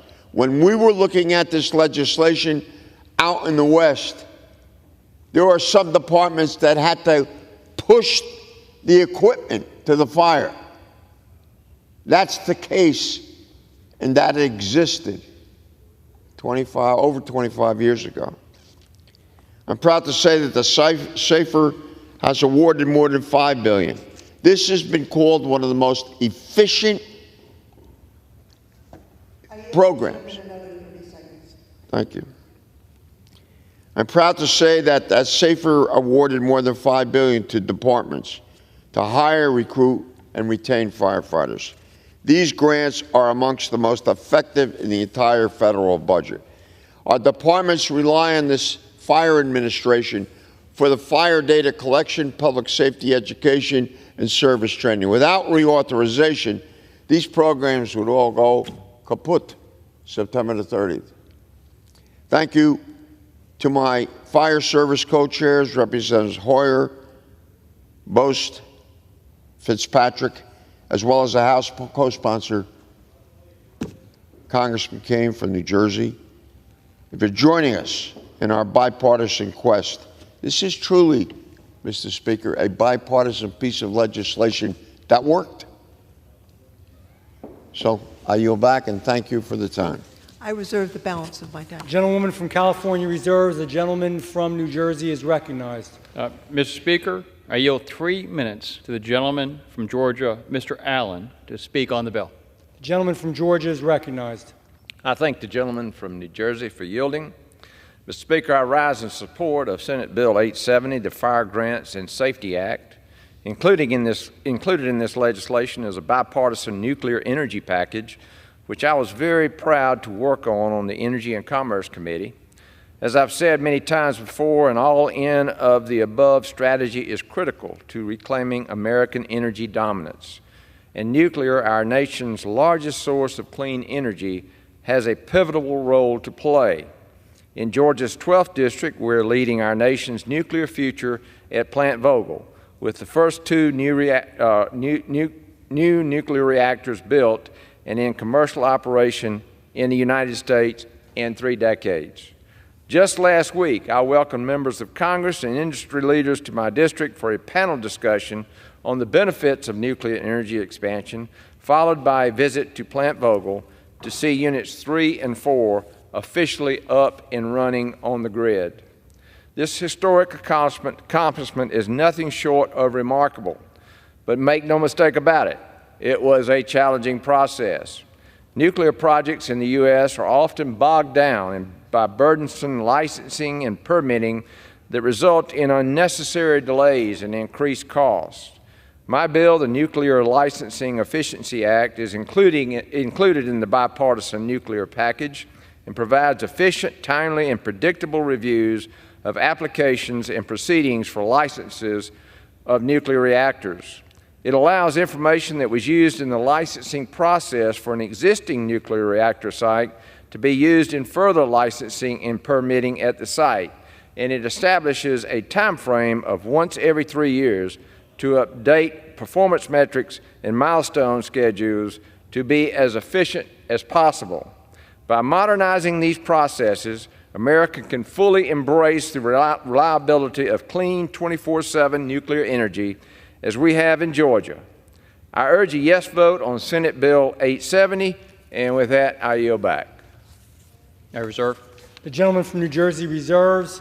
The gentlewoman from California. Thank you, Mr. Speaker. I'd now like to recognize a distinguished member of the Energy and Commerce Committee, the gentlelady from Colorado, Ms. DeGette, for 2 minutes. The gentlelady from Colorado is recognized. Thank you, Mr. Speaker, and thanks to all of the members here today who have worked on this legislation. I rise in strong support of S-870, legislation that includes the ADVANCE Act, which I co-lead with Energy Subcommittee Chairman Jeff Duncan, to modernize our nuclear energy policy and to maintain important safety provisions and environmental protections. Transitioning to clean energy needs to be an all-of-the-above approach that leverages every aspect of our energy production in the United States, including nuclear. Nuclear energy provides nearly 20% of the electricity in the United States. It's also our largest source of carbon-free energy, making up more than half our emissions-free electricity. We know that nuclear energy is not a silver bullet, but if we're going to get to 0% carbon emissions by 2050, it must be part of the equation. This bill helps ensure that our approach to nuclear energy is modernized, focusing on safety and environmental protections. I'm glad that my provisions to improve safety measures at nuclear energy facilities, recruit a highly trained and skilled workforce, and keep our nuclear regulations to date were included in the bill. These steps will help enhance our nuclear energy supply chain while protecting against failures that could negatively impact communities and the workforce. One of the provisions included in this legislation will strengthen the Nuclear Regulatory Commission's ability to attract and retain highly qualified and competent employees, ensuring the Commission is up to the challenge of licensing the advanced reactors that we anticipate will come in increasing numbers over the next decade. In 2022, the NRC reported it was 23% smaller than it was 6 years earlier, and a third of the Commission is currently eligible for retirement. We need to incentivize a strong nuclear energy workforce so we can ensure nuclear energy is safe and effective. This will be an important part of taking on the climate crisis. This bill is overwhelmingly bipartisan. It's supported by a variety of advocacy groups, and so I urge my colleague to support the bill, and I yield back. I reserve the balance of my time. Gentlelady from California reserves. The gentleman from New Jersey is recognized. I reserve. The gentleman from New Jersey reserves. The gentlelady from California is recognized. Mr. Speaker, I'm pleased to yield 2 minutes to a distinguished member of the Science Committee that did so much work on this, the gentlelady from Michigan, Representative Stevens. The gentlelady from Michigan is recognized. Thank you, Mr. Speaker, and thank you to Ranking Member Lofgren. I am standing before you here today in support of this incredible bicameral, bipartisan bill, the Fire Grant and Safety Act, which I'm so pleased to be an original co-sponsor of. And I certainly want to recognize the incredible work of our junior senator from Michigan, Senator Gary Peters, for moving this bill forward for our consideration, and certainly recognizing Mr. Kaine, who is the lead sponsor on the Republican side of this critical bill, and frankly to senior members of this body who've joined in debate as well.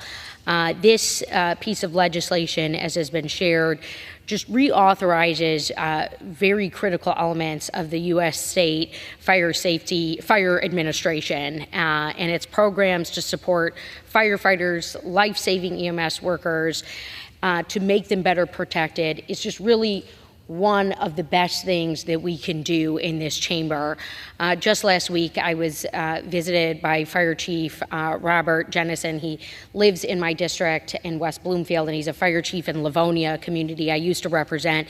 And he mentioned this bill and how important it is for his fire stations and for his activities. And so we should be really proud to be coming together in a bipartisan way to reauthorize our fire safety efforts here in the United States of America.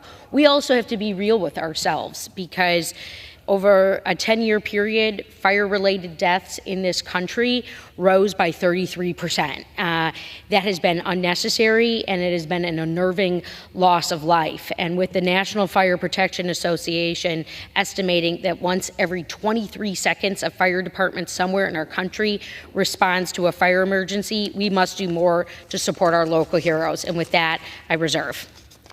Yield back. Yield and reserve. We do not have additional speakers. I don't know, Mr. Kaine, if you do. If not, I would be happy to make my closing comments. Mr. Speaker, I have no further requests for time, and I am prepared to close once the gentlewoman from California does. Thank you very much. I would just like The gentlelady from California is recognized. Thank you. I would just like to celebrate the Science Committee, which always operates on a bipartisan basis, and once again, we have worked together on the provisions in this bill. And I want to highlight something that I just mentioned in passing, which is the fusion energy program.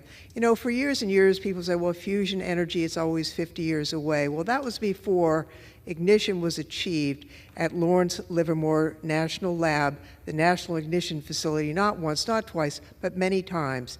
We now have a private sector fusion industry that is charging ahead, making tremendous progress.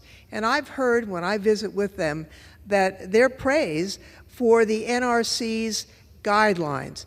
This is not fission. It doesn't have the challenge of nuclear energy, and so it doesn't need the same kind of regulatory scheme. It needs to be sensible, streamlined, solid, and certain. And that's what those standards are. So putting them into law is going to help private industry rush forward, and I think all of us hope that they will be as successful as they plan to be within the next 5 years. This act will help that happen. With that, let me just ask all of the House to vote for this bill, and I would yield back. Gentlelady yields. Recognize the gentleman from New Jersey. Thank you, Mr. Speaker. I would again like to thank my House and my Senate colleagues and Chairman Peters for co-leading this important reauthorization. As I previously mentioned, this legislation is a strong commitment to the safety and the well-being of our first responders, empowering them to overcome challenges and fulfill their mission of safeguarding our communities. That will help make all Americans safer. The ADVANCE Act, as we've heard in this chamber, is also critically important to pass today. I encourage my colleagues to vote yes on this bipartisan and bicameral legislation, and I yield back the balance of my time. The gentleman yields back. The question is, will the House suspend the rules and pass Senate 870 as amended? Those in favor say aye. Those opposed say no. In the opinion of the chair, 2/3 being in the affirmative. I ask for the yeas and nays. The yeas and nays are requested. All those in favor of taking this vote by the yeas and nays will rise and remain standing until counted. A sufficient number having risen, the yeas and nays are ordered. Pursuant to Clause 8 of Rule 20, further proceedings on this question will be postponed. For what purpose does the gentleman from New Jersey seek recognition? Mr. Speaker, I move to suspend the rules and pass the bill H.R.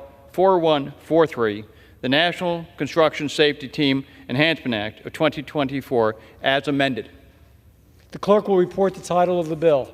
H.R. 4143, a bill to amend the National Construction Safety Team Act to enable the National Institute of Standards and Technology to investigate structures other than buildings, to inform the development of engineering standards, best practices, and building codes related to such structures and for other purposes. Pursuant to the rule, the gentleman from New Jersey, Mr. Kane, and the gentlewoman from California, Ms. Lofgren, will each control 20 minutes. The chair recognizes the gentleman from New Jersey. Mr. Speaker, I ask the unanimous consent that all members may have 5 legislative days to revise and to extend their remarks and to include extraneous material on H.R. 4143, the bill now under consideration. Without objection. Mr. Speaker, I yield myself as much time as I may consume. Thank you, Mr. Speaker. I rise in support of H.R. 4143, the National Construction Safety Team Enhancement Act of 2023, offered by the gentleman from California, Ranking Member Lofgren. The National Construction Safety Team, or NCST, is a program run by the National Institute of Standards and Technology to investigate major building disasters and failures so that we can develop better construction standards in the future. Following this investigation of the Twin Towers collapse after 9/11, they issued recommendations that have significantly impacted how we design and construct buildings, making them safer and more durable. Currently, NIST is investigating the 2021 collapse of the Surfside Towers in South Florida, which killed nearly 100 people. And while NIST does exceptional work in these investigations, their scope is limited to building failures. This bill will expand that authority to general infrastructure failures, which currently are not investigated in this way. This is a smart bill that will ensure that we can utilize NIST's unique expertise to better understand any failures in roads and bridges, dams, and other infrastructure, and most importantly, develop best practices and guidances so that we can avert future tragedies. This legislation builds off the authorities NIST received after 9/11 to conduct technical investigations of building failures and ensures these efforts do not impede upon criminal or other law enforcement investigations. I want to thank Ranking Member Lofgren for introducing this bill along with Chairman Lucas. I urge all of my colleagues to support this legislation, and I reserve the balance of my time. Gentleman from New Jersey reserves. The gentlewoman from California is recognized. Thank you, Mr. Speaker. I yield myself as much time as I may consume. I rise today in support of my bill, the National Construction Safety Team Enhancement Act of 2024. You know, last year there was massive flooding along California's central coast, which left communities really across the state vulnerable. In my district, the Paro River levees failed, forced over 1,500 people to evacuate and put thousands of homes at risk. Many of them were flooded. In May of 2023, I joined Representative Panetta, Senator Padilla, and the late Senator Feinstein in asking the Army Corps of Engineers to provide emergency assistance to help with the levee. And last August, the Biden-Harris administration heeded our call to action and committed $20 million to repair the levee and address erosion on the left bank of the Paro River. That has now been concluded, and these communities have been protected, at least with the emergency repairs. But as with this small rural community in my own district, the climate crisis continues to put massive strains on aging infrastructure across the United States. Now, while recovery and reconstruction efforts continue, we have to do more to understand the causes of destructive and life-threatening events, just like the Pajaro River levee failure, to make sure it doesn't happen again.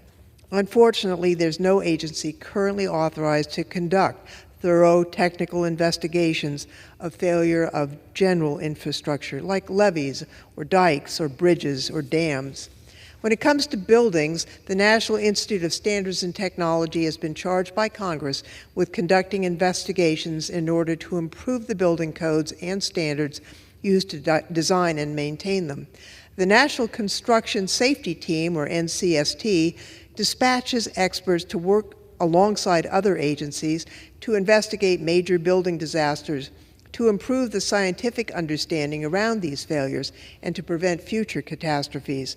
This bill expands NCST's existing authority to include investigations of general infrastructure failures.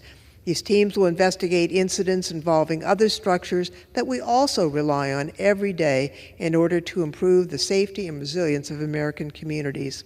The tragic destruction of the Francis Scott Key Bridge into the mouth of the Patapsco River in Baltimore underscores the immediate need for this legislation.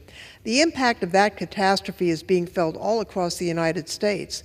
NIST needs the authority to investigate major infrastructure failures so that they may improve future engineering standards and building codes to guard against such failures in the future.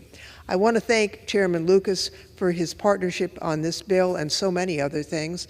I would urge my colleagues to support this timely and necessary legislation, and I reserve the balance of my time. Gentlelady from California reserves. The gentleman from New Jersey is recognized. I reserve the balance of my time. The gentleman from New Jersey reserves. The gentlelady from California is recognized. Mr. Speaker, I'm honored to yield 2 minutes to my colleague on the Science Committee, the gentlelady, Ms. Stevens. The gentlelady is recognized.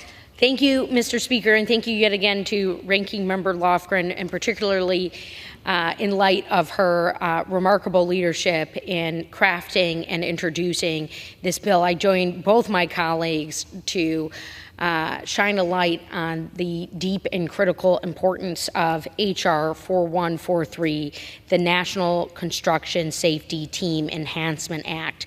We all know that NIST is the little engine that could within our federal government, doing so much with little resources, showing the true benefit of where and how we invest taxpayer dollars for the greater implications of society and safety.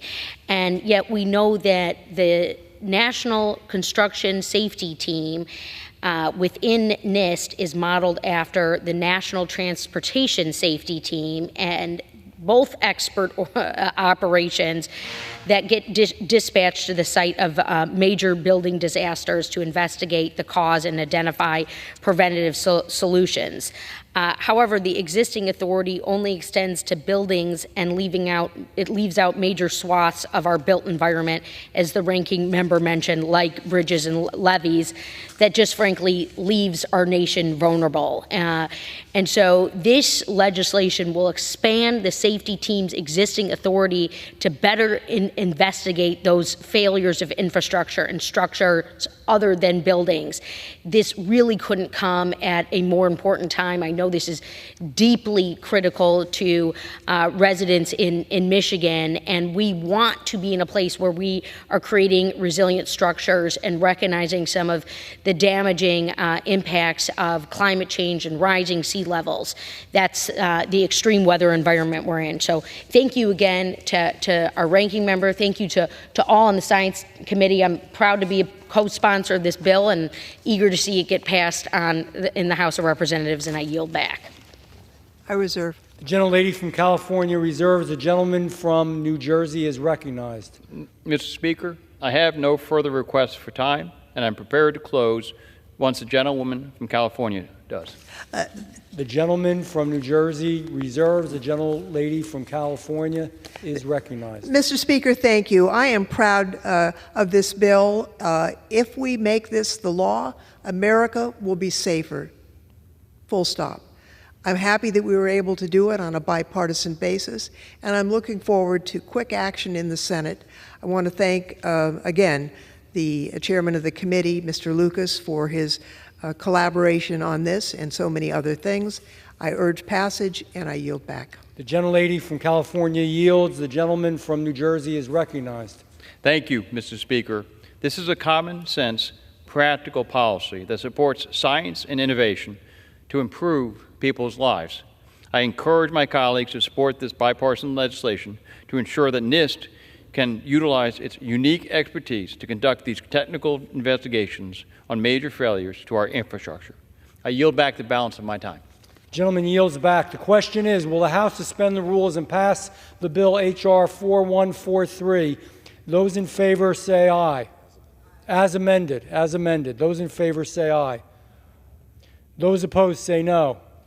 It's the opinion of the chair that two-thirds being... Mr. Speaker, I ask for the yeas and nays.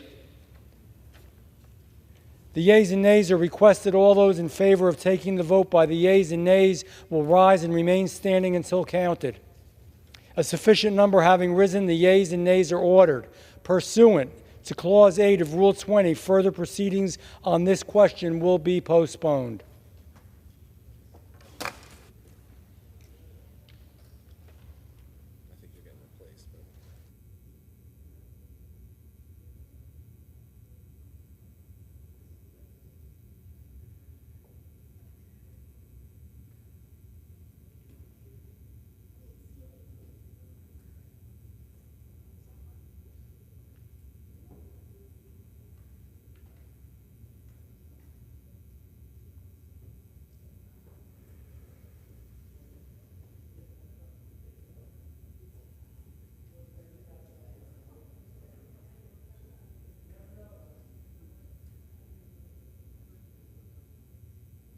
Now entertain requests for 1-minute speeches. For what purpose does the gentleman from California seek recognition? Remarks as necessary. Without objection, the gentleman is recognized for 1 minute. Mr. Speaker, it's with great sorrow that I rise today to pay tribute to a peacemaker of California's 27th Congressional District who was taken from us too soon.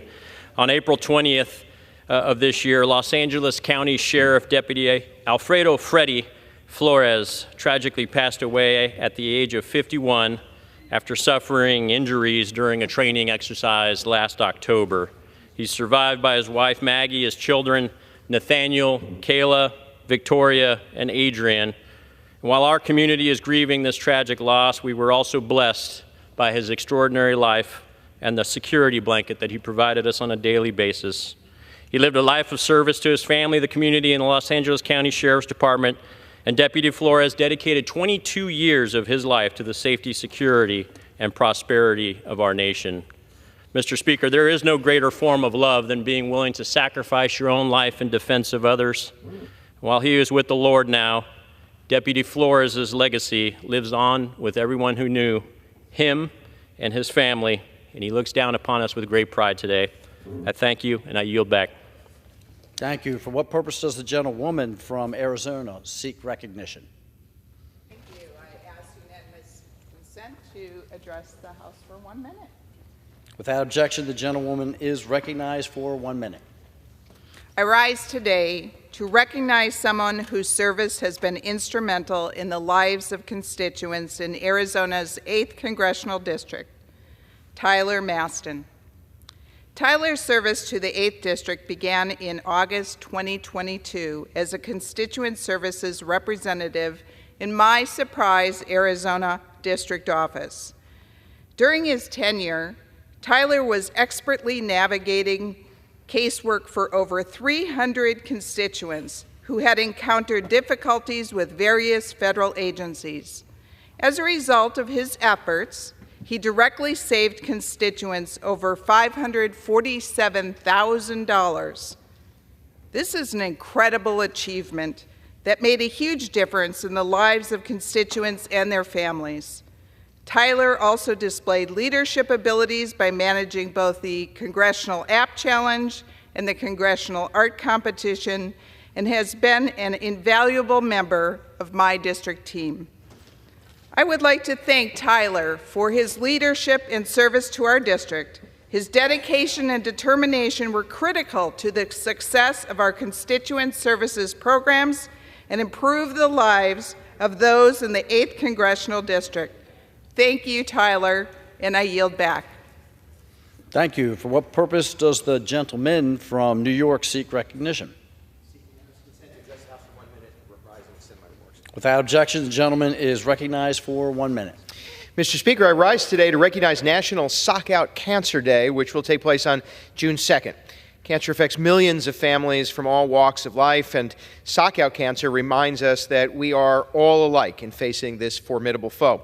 The Sock Out Cancer organization has captured this message by selling pairs of multicolored socks, which symbolize over 25 different forms of cancer.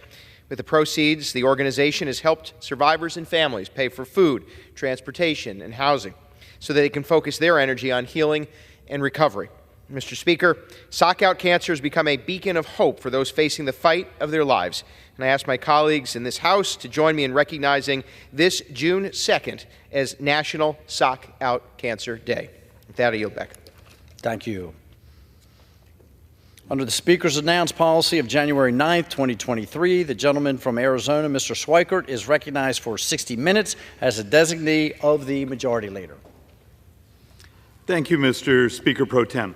We're going to do something this evening. Unless you want to sort of geek out a bit, I'm not sure you want to hang out for watching this, so maybe there's something good on Netflix.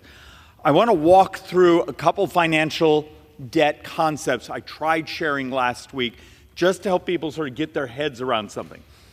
And then we're going to actually just go through a couple top lines on the Social Security actuary report. Now, I got to admit, I haven't finished it. We've only just gone some of the very top lines.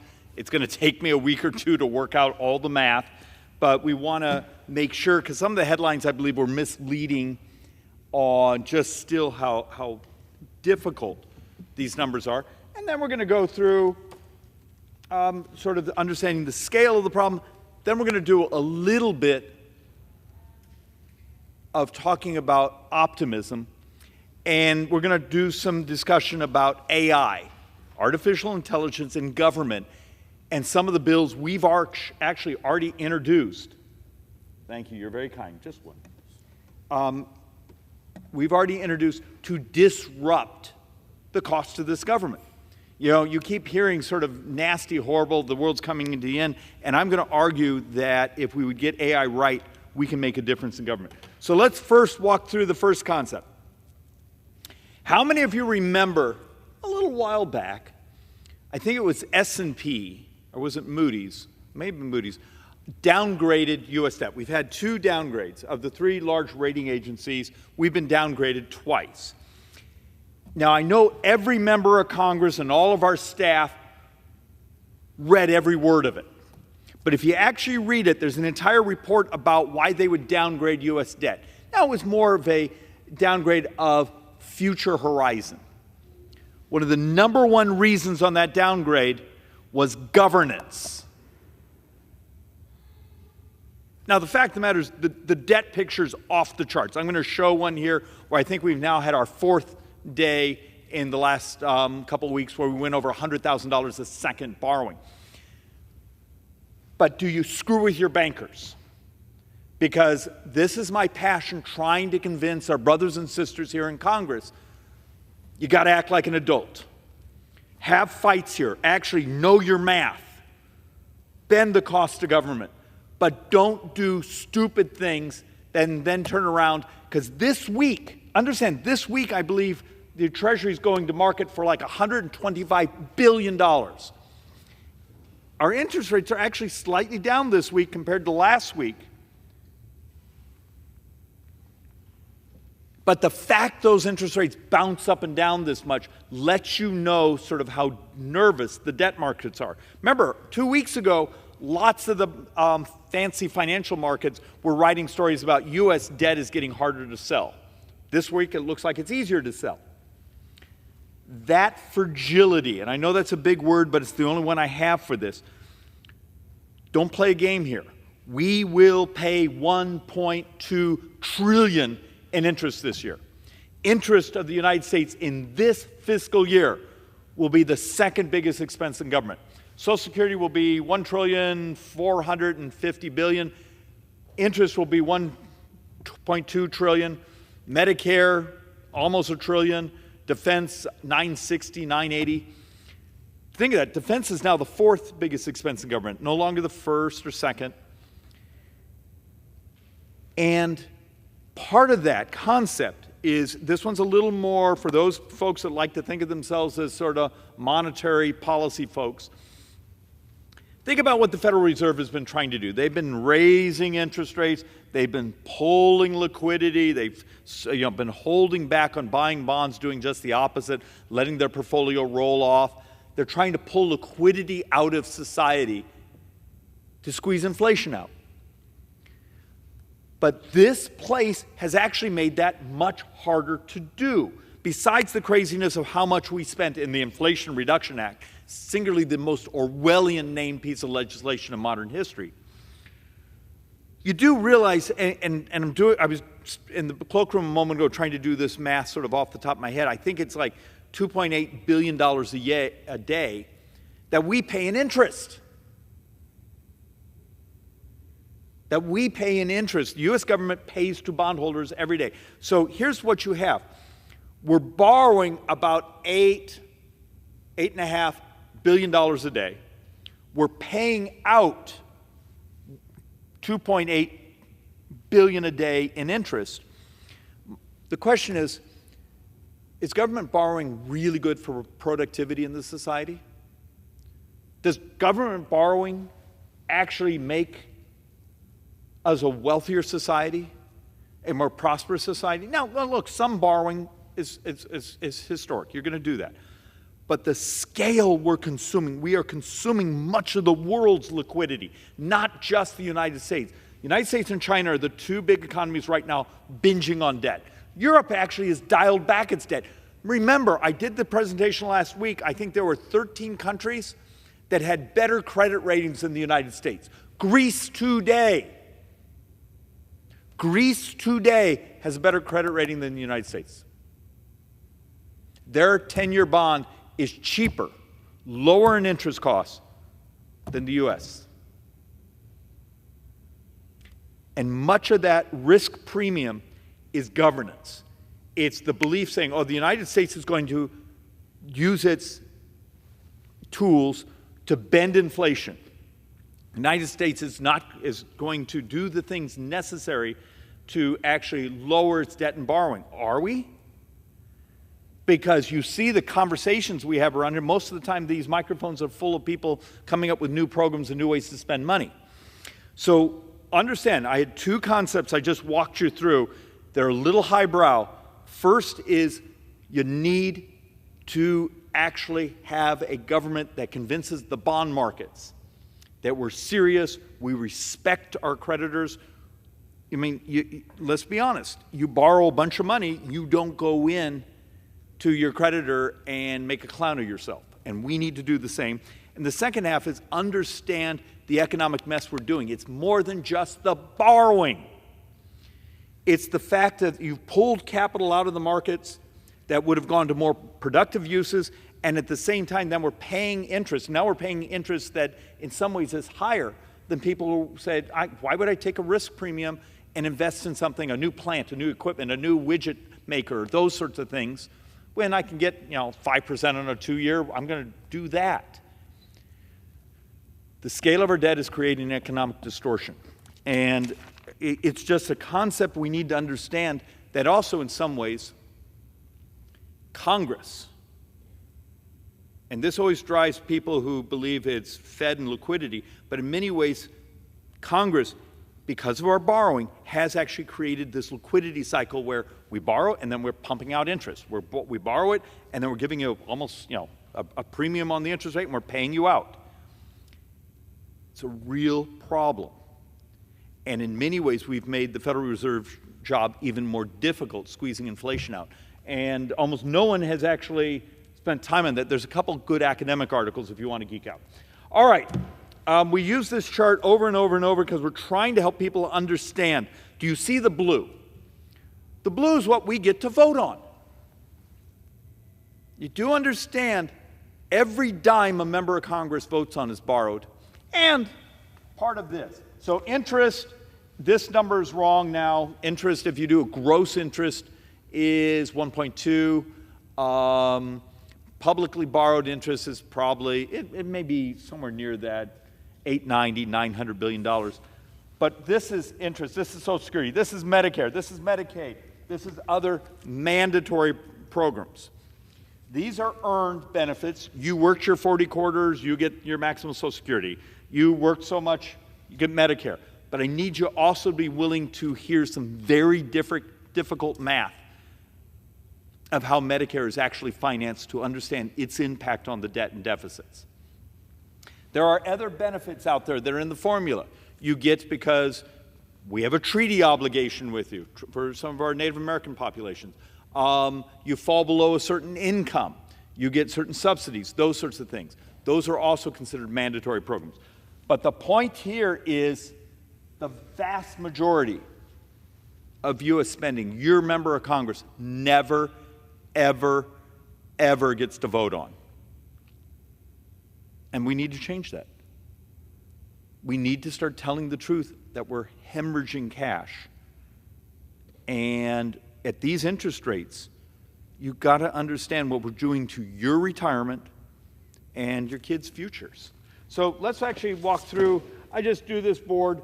You can actually go to my website and sign up. There's a little thing there you sign up for. Give us your phone number. We'll send you a text message every single day called the Daily Debt. We've been doing this for several months now. You get a little text that says, here's what we borrowed today. Here's what the gross borrowing is. We do the last 365 days, or this year 366 days because of leap year. And over here, we do the fiscal year. When you look here at the total gross, now remember, that's borrowing from the trust funds as well as publicly issued. We've now gone 4 days in the last couple of weeks where we went over $100,000 a second. A second. And for anyone there that has a relative who doesn't believe the debt's a big deal, sign them up. Send us their phone number. We'll send them a text message every day, and they can start to understand the scale of how much this U.S. economy now is in debt.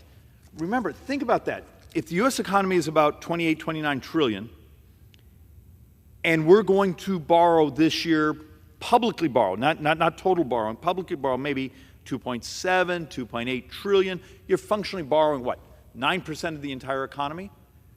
That's remarkable. I'm hoping I'm wrong. CBO thought we'd only be about 5.4%. But if you look at our current burn rate, the concept, and why that's important. Remember, I've come here and done the presentation of the left's version of, let's tax people over 400,000. You do it and you say, okay, there's this concept of tax maximization where I can tax your income to a certain point, but the next percent of tax on you, it rolls over. You actually say, screw it, I'm not going to work as much. It's basically a concept based off sort of the Laffer curve concept. But you can get the same thing in capital gains. How much of capital gains today is just inflation? It's not actually appreciation of your asset, it's inflation changes of your asset. Estate taxes, your pass-throughs, all those things. And the math came out to about 1.5, 1.6% of GDP you could get by taxing those, tax maximizing everything for those over $400,000. Play this math with me. If it's 1.5% of the economy, and you have a year, so far this year, we're borrowing over 9% of the economy. Does that give you an idea? And those of us who want to cut spending, you know, if you're not allowed to touch defense, and if you're not allowed to touch any of that mandatory I just showed you, you have the non-defense discretionary spending, that, what was it? Let's call it $900 billion. Can you get 1% of GDP? 1.5%? Yeah, you could cut all sorts of programs. Remember, the Bloomberg economists a year ago put out a report saying if you took $100 billion out of non-defense discretionary, you actually lower GDP about 0.5%. So everyone who says, we're going to cut and we're going to pretend the economy is going to grow at this rate, that's not how the math works. Now, in the long run, you have more capital stock, those things. But in the short run, you actually lower GDP with these cuts. You just got to deal with it. It's the reality of economics and math. So one of the things I wanted to go through is very few people here have ever paid much attention to Medicare and how we finance it. And where does the money come from? You had the president behind that podium that made it sound like, we're never going to touch Medicare, or you're not allowed to talk about Social Security, and we're going to actually raise these taxes for Medicare. Okay, you got to understand, you see this red area there? Think of that as Medicare Part A. That's the trust fund. That's when you pay your payroll tax, a little slice of that goes to this right here. That's the trust fund that bounces up and down. So one day it's 6 years away from running out. Now it's 2035 because of some changes and good employment in the economy. But it's really sensitive. This blue here, most folks don't understand. The majority here, the biggest single slice of the pie of Medicare comes right out of the general fund. So when we talk about healthcare costs going up, they're already up over 7% this year. Excuse me, 10% this year. Tax receipts are up 7%, but Medicare costs are up 10%.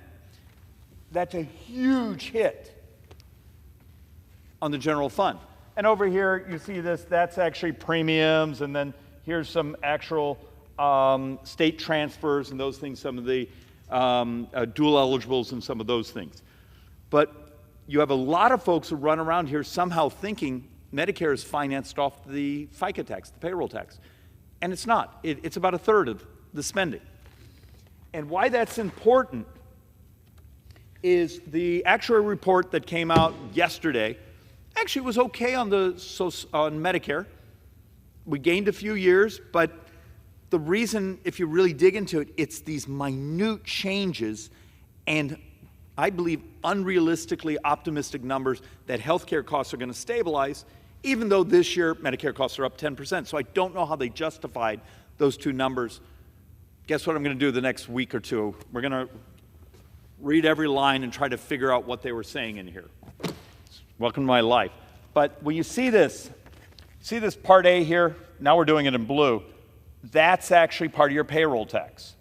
The Part B and Part D, those are substantially coming out of the general fund.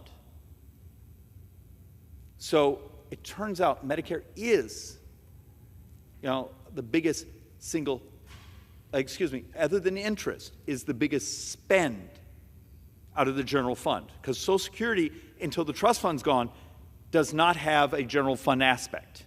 Social Security is self-financed right now. It's payroll tax and trust fund. But that's why so many of us are freaked out that is it 8 years, 9 years? Is it now 2035 or 2034? And we're going to get to that because I need you to understand they played a little game where they combined the disability trust fund number and the old age survivor fund number. So the old age survivor was still at 2033, but then you roll in disability actually because so many people are able to work in the new economy. Its number was better, so they combined the two, and that's where you really got some of the added time on the trust fund. Yay! All right, now let's go to the place that gets a lot of people really cranky. But we're going to tell you the truth.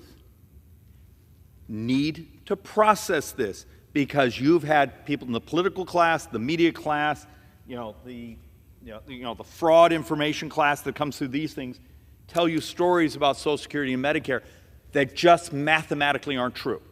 So let's get ready for the truth.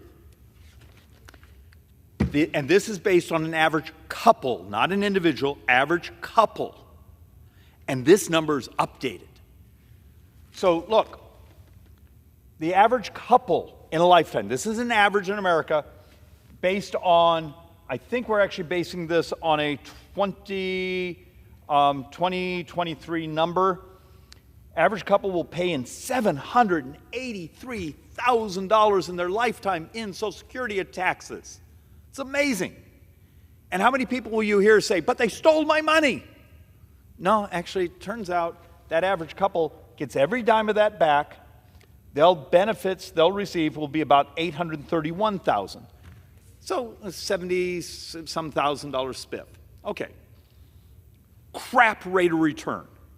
You got to understand, George Bush wrote 20-some years ago when they talked about taking just a tiny slice of your money and allowing you to control it and put it into other types of accounts, you would have had stunning more money. The left beat the crap out of Republicans over that. They're trying to privatize. That wasn't the deal. We can look back now. You got lied to. You got played for fools. But we got what we want. So the average American actually gets every dime back of their Social Security plus a little spiff. Horrible rate of return, but you get it all back. That isn't where the crisis is. What crushes the future federal debt and deficit is the Medicare portion. That same average couple in that lifetime will pay in $214,000 into that Medicare Part A trust fund. Now remember, I already showed you the majority of Medicare doesn't actually come from the trust fund. It covers about 35% of spending. The rest comes in from your premiums, from the general fund, from some state transfers, other things. So that average couple is going to pay $214,000 in taxes into Medicare. They're going to get $635,000 in benefits. That difference there is the number one driver of U.S. debt. Political class, it's so dangerous to tell you the truth because it makes our core voters cranky. It's not your fault. We as a society, we made a deal with all of us. These are earned benefits. You made a deal. You worked your 40 quarters for Social Security. You worked your time. You paid your taxes. You got 65. That was the societal deal. But what this place didn't do is think about the cost of health care. We were so terrified to force, to incentivize, to require, to encourage, to prod innovation, disruptions in cost. So we committed a fraud here, and this fraud has gone on here for decades. We tell you, Obamacare, we're doing something on health care. Obamacare was a finance bill. It's who had to pay taxes and who got subsidized. Our Republican bill. It was better, it fixed part of the actuarial curve problem, but it was still a finance bill. It's who had to pay and who got subsidized. See the difference? And Medicare for All is a financing bill because we don't talk about what health care actually costs. And that's what we're going to end on, is how we could just, I'm going to give you some of the basic ideas of what we could do, the morality of disrupting the cost of healthcare. But this is uncomfortable because I've done this at public meetings and I get booed by my friends because a lot of people don't want to be told every dime of U.S. borrowing from today through the next 30 years, every dime that's according to CBO and a bunch of the outside groups, every dime, interest, Medicare, and if in let's use the actuary, 2035, it's actually just the very beginning of 2035, and one economic bump, it comes back down to 2033. Instead of the 25% cut you're heading towards getting in Social Security, if that gets paid out of the general fund, those three things are calculated to be 100% of the borrowing. And here is the 2024 CBO long-term debt report that I know every member of Congress here read, every line. When I started doing this presentation a few years ago, the long-term debt was $116 trillion. Remember, I just told you it's interest and healthcare. And then if we backfill Social Security, now it's $141 trillion. So as of March, when CBO did their long-term number, it's no longer $116 trillion, it's $141. And if these interest rates stick around, which our economists say they're going to, because we're still not at the historic norm. How many members of Congress have gotten in front of you and told you the truth that 100% of borrowing from today through the next 30 years, the growth of it, the growth, interest, healthcare, if we backfill Social Security in 10 years, and now it's $141 trillion. There's a way to make this work. Are you willing to adopt technology? And some of it's incredibly simple stuff. I'm going to do a slight non sequitur here, but I've done it over time because it's so easy to understand. We calculate, and there's multiple studies saying this, 16% of all U.S. healthcare is people that get sick or have a stroke or a heart attack or these things because they didn't stay on. Someone like me, can you imagine me with someone who drinks 7-8 cups of coffee a day? I have hypertension. And as long as I take my calcium inhibitor, I'm not likely to have a stroke. If you are diabetic, if you follow your regime, you should be fine. 16% of U.S. healthcare is people that don't follow their regimen. That's $600 billion this year in healthcare costs. You care about U.S. debt? Think about something crazy. You could actually just do a pill bottle that beeps at the cap for 99 cents, beeps at you, say, hey, did you take your statin? Did you take your hypertension medicine? 99 cents. And you'd be amazed, this place, I've had that piece of legislation for years around here. I could no more get a hearing here because, well, that's creative. Maybe the outside world likes having sick people because they make money off them. And that's incredibly cynical for me to say it.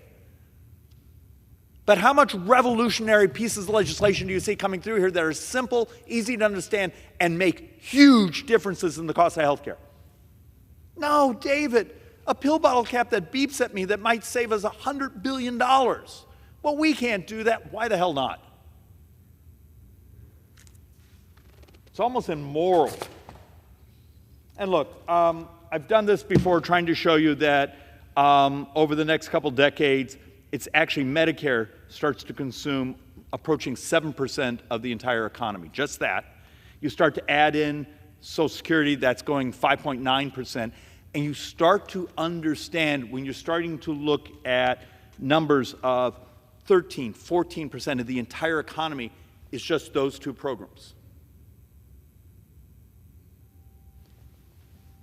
You're probably not going to change Social Security. That's an earned benefit.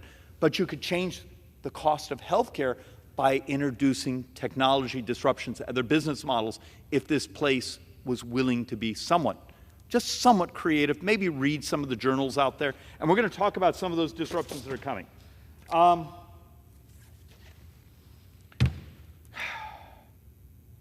Should I make you actually understand that in 2034, the deficits how much is the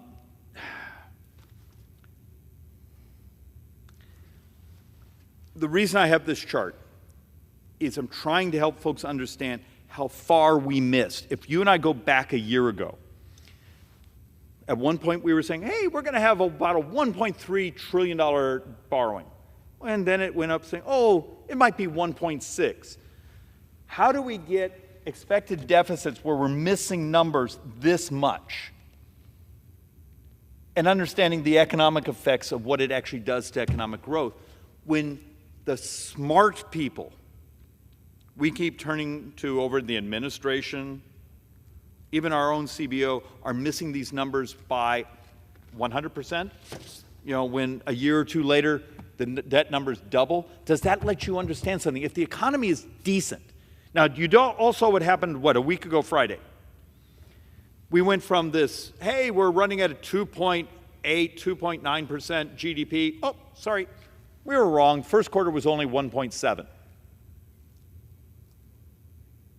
There's something wrong in our data collection. And I don't know if it's the continued impacts of inflation making your life feel much heavier, much more stressed. But this stuff doesn't have to be terrifying. There are ways to attack it if you're willing to read, willing to be part of action. So let's say this chart's been around forever, and it just keeps getting uglier every time it gets updated. But trying to help you understand current baseline debt, and then with some of the policy changes and the higher interest rates, just the baseline debt. And remember, we're running substantially higher than this year. But long-term baseline, they're saying, hey, you're just going to start being just the borrowing. Will be 5, 6, 7% of the entire economy. And long run, debt, if you go the 30-year window, debt starts to approach 32% of entire GDP. Now, do you think the bond markets are ever going to let us get anywhere near that? So you tell me, where in this line here do we blow up? And it's not a crash. What it is you got to turn on the printing presses. You start to inflate your way out. All your savings gets devalued. Remember, okay, a concept. I've done 2 or 3 presentations on this here. What's the biggest tax hike in modern history? You're living it. Understand, you are living it. The last 3 years of the Biden administration, the higher inflation. So in my district, unless you right now make about 24% more today than you did the day the president took office. You got to understand, during that time, if you're not making about 24%, you are poor if you live in the Phoenix, Scottsdale area. If you're not making the 24%, you have the right to be cranky. Because that was a transfer of your wealth to the U.S. debt. Because we lowered the value of your purchasing power, but we now pay it back. We pay back the U.S. debt because the United States is the largest debtor in the world. We now pay it back with inflated dollars. It's a tax. Whether you understand it or not, inflation is a tax. Welcome to the biggest tax in modern history, and you just lived it. And have you wondered ever why so many of our brothers and sisters on the left despise it when we talk about inflation? Because it worked for them. It turns out when you have that inflation, the size of the debt as a percentage of GDP sort of flatlines a bit until the new higher interest rates come slamming into you. And that's where we're at now. So, look, let's do some optimistic stuff, or semi-optimistic. I want us to think about how disruptive we can be if we actually read and if we think.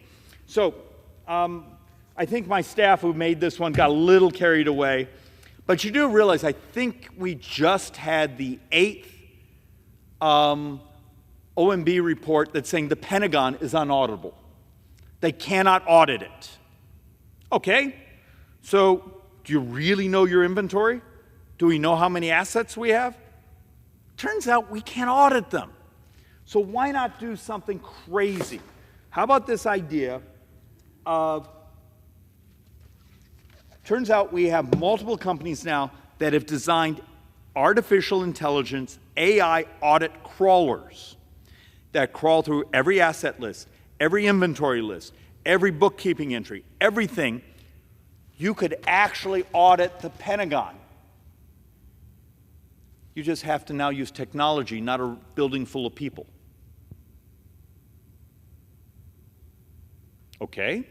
We have this as a piece of legislation. If it works, you could then unleash this type of technology on the fraudsters in Medicare, the durable medical equipment fraudsters, the billing fraudsters. How about all up and down government to find the waste and fraud? The technology can do it because we and our army of auditors can't seem to do it. Shocking. Can you believe I can't get a hearing on this? AI audited the Pentagon. You would think this would be a no-brainer. But this place is terrified of the very technology that can save us. So let's actually walk through a couple other ideas. How about if I came to you and said we could fast-track a drug, a vaccine, and for anyone that's actually watching and curious, I want you right now to grab your favorite search engine on your phone and look up a fentanyl vaccine. There's also one for cocaine, a cocaine vaccine. Turns out it's in trials right now where they figured out how to block the receptor. The cocaine one's because it's not a synthetic, it's actually a protein. I think the vaccine actually attaches to the protein. What is the morality in a society when you're approaching 100,000 of our brothers and sisters who die every year of a synthetic opioid? What happens when law enforcement pulls over someone coming out of southern Arizona and they have fentanyl tablets or powder shoved in their glove box, and that law enforcement officer is exposed to it and is having to slam Narcan into his system? I'm told in the Phoenix area we have one dead homeless person a day, almost always from fentanyl. Why isn't this moral? Why isn't the morality of, if they're really heading towards this technology, let's fast track it. Let's do an X Prize. Let's find some way to get it in our community and try it. Maybe it doesn't work. There's all sorts of other ethical, moral applications to, does someone have to be in their right mind? Do they have to have sobered up to be able to make the decision to take something that keeps them from being able to have receptors for the synthetic opioid? But embrace these things. How many more people have to die? You think I'm ever going to get a hearing on this? These are moral. They're also great for the economy. How many people could come back into society, into the labor force, actually mitigate their addiction? These are moral, and they're also great economics. So let's actually walk through some of the other things going on that are wonderful. But we have to figure out here, are we going to do things to help finance it because it doesn't work right now? Today, the very first patient here in actually D.C. began the process of having their sickle cell cured. Now, it's a rigorous process, but it's a cure of one of the most expensive diseases in this country. I once again argue, my team argues, the morality is in the cure, and also it's great economics. When you have a population that suffers a painful, painful disease, and there's a path to cure them now, because this has been FDA approved, and it's going into the first patient right now outside the trials. Let's actually walk through this. Right now there's a revolution happening in really smart labs all over America where they're using AI to design the next generation of drugs. There's a great story for last week, I think it was Wired magazine if you want to geek out, saying that AI produced a small molecule drug that no one had ever thought of. And at least on the computer simulator, it has amazing efficacy. Why wouldn't we work with the FDA that's saying we have the ability to do the data sets much faster, bring these things to market faster, cure people faster? Or is a 1930s, 1940s FDA model what we're still going to stand behind? A cancer vaccine, particularly one we've already had the conversation for one on melanoma. This one is for brain cancer. is actually going into trials. How do we help these things come to market faster? Because it's moral. It also saves boatloads of cash. I showed you healthcare costs are our primary driver. Do you do what the troglodytes around here say? Well, we'll just cut reimbursements. You can stand and sit in the waiting line longer. Or do this, cure people. Look, we have about a half a dozen AI bills just for healthcare. The concept of bringing technology faster, using AI to find fraudsters, using AI for back office. So you're a doctor's office or medical clinic using AI saying, hey, look, if it's called AI clean claims. Instead of going through the rigmarole, boom, you just match up the insurance companies or the Medicares or the rules, and if they match, boom, it's paid. You just cut the staffing. Yes, it does remove some people. It also removes a hell of a lot of costs. I talked to you about using AI to audit the Pentagon. The fact of the matter is, this is the MedPAC report from 3 weeks ago. And I know every member of Congress read it. But there's one thing in here, when you go through it, that explodes at you. And that basically says, sorry, it's falling apart, we've been using it so much. That basically says, into this decade, Medicare will be about 23% of every corporate tax dollar and personal tax dollar we collect. That's from 13% to 23%, and that's coming in just a few more years. There's this term called a black swan. That's when something sneaks up on you, blows you up, and you weren't expecting it. This is called a white swan. You know it's coming for you, and you choose to do nothing about it.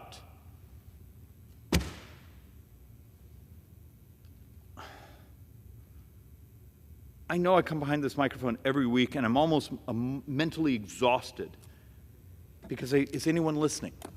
There are solutions. Our problem is the clock is ticking. The on-ramp to bring those solutions to market to actually have an effect on our debt and borrowing and economic growth. I think we only have 3, 4, 5 more years. But you've got to deal with the real numbers. When this place borrows $8.5 billion a day, and we will lose our minds over things that mathematically are rounding errors, when we've done things in this body that have made the bond markets nervous, when a single basis point, so 1% of interest has 100 basis points. A single basis point just this year costs us about $800 million. And I've watched us say, I'm sorry, I'm not supposed to curse on the floor. I've watched us have debates where we say absolutely insane things, and you can almost watch parts of the market saying, nope, I think U.S. debt just got riskier because these people aren't serious about economic growth and stability.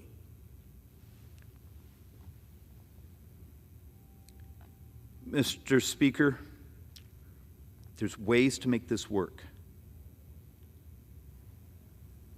Is anyone listening? With that, I yield back.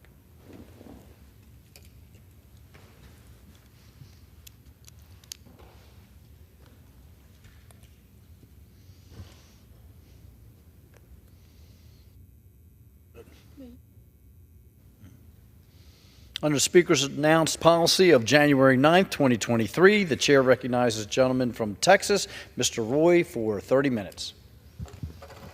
I appreciate the Speaker, and as usual, I appreciate my friend from Arizona who is, if nothing else, dogged in his determination and consistent in making clear to the American people the problem that we face in our overall spending, including mandatory, and specifically mandatory as we refer to it, this broad basket of things that we have committed to do that is consuming our budget ever more every single year.